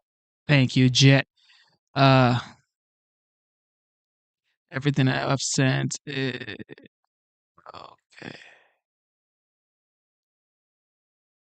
Uh-oh. Shout out to Jet, man. Jet sent a super chat. He said, if this was 2022, that'd be Dylan Mulvaney, and the same people wouldn't if they said a word about the AD. Shout out to Jet. God bless you for the super chat. Appreciate you. Of course, shout out to C. Shelley. God bless you, C. Shelley. Now you could get your beauty sleep. Shout out to the Bucket Master, Mr. Busky. God bless you. And of course, Terry Vinings, the Bama girl. Rolling Tide, like C. Shelley would call her. God bless you. I think she's gone to sleep by now. Okay. She's taking her. Wait. Was it C. Shelley or Terry Vinings? I wanted to say she's taking her blue eyes and blonde hair to bed. They're coming for me, ladies and gentlemen. They're coming for me. I think that's C. Shelley. Okay. So C. Shelley can take her blue eyes and her blonde hair to bed. Okay. With her good genes. Okay. Shout out to everybody, man. God bless you for being here. Shout out to Rain Promo. Shout out to Johnny 5. God bless you. Too Strong. God bless you. Everybody here, God bless you, man. Thank you for being here. God bless you. God bless you. God bless you. God bless you. Don't forget, be nice. Be nice to people. You never know what people are going through, because some people are just this close to losing it. So be nice, all right? Be nice. Be kind to people, all right? Be kind. God bless you guys. God is the greatest. Shout out to law enforcement. Shout out to law enforcement officers. Shout out to Ice, Ice, Ice Baby. Shout out to the military personnel. Shout out to our veterans. Shout out to these people, because without the military, there would be no homeland. Anders. God bless you, Anders. Thank you for being here as well. Yeah, guys, we're going to be back tomorrow. Okay, well, sometimes today. All right, we're going to be back. Mr. Busky said, do not hate, appreciate. That is absolutely true. Shout out to the Bucket Master, Mr. Busky. Don't hate, appreciate. Be grateful. Stay united, like C. Shelley would say. Rain Promo says, great show, Genesis. Till next time. Absolutely. Shout out to C. Shelley. She says, thanks, Genesis Madhouse. God bless. God bless you. God bless the United States. Thank you so much for being here. It is your boy, Genesis, and you are tuned into the Genesis Show, and I am signing out. God bless you guys. Love you guys, man.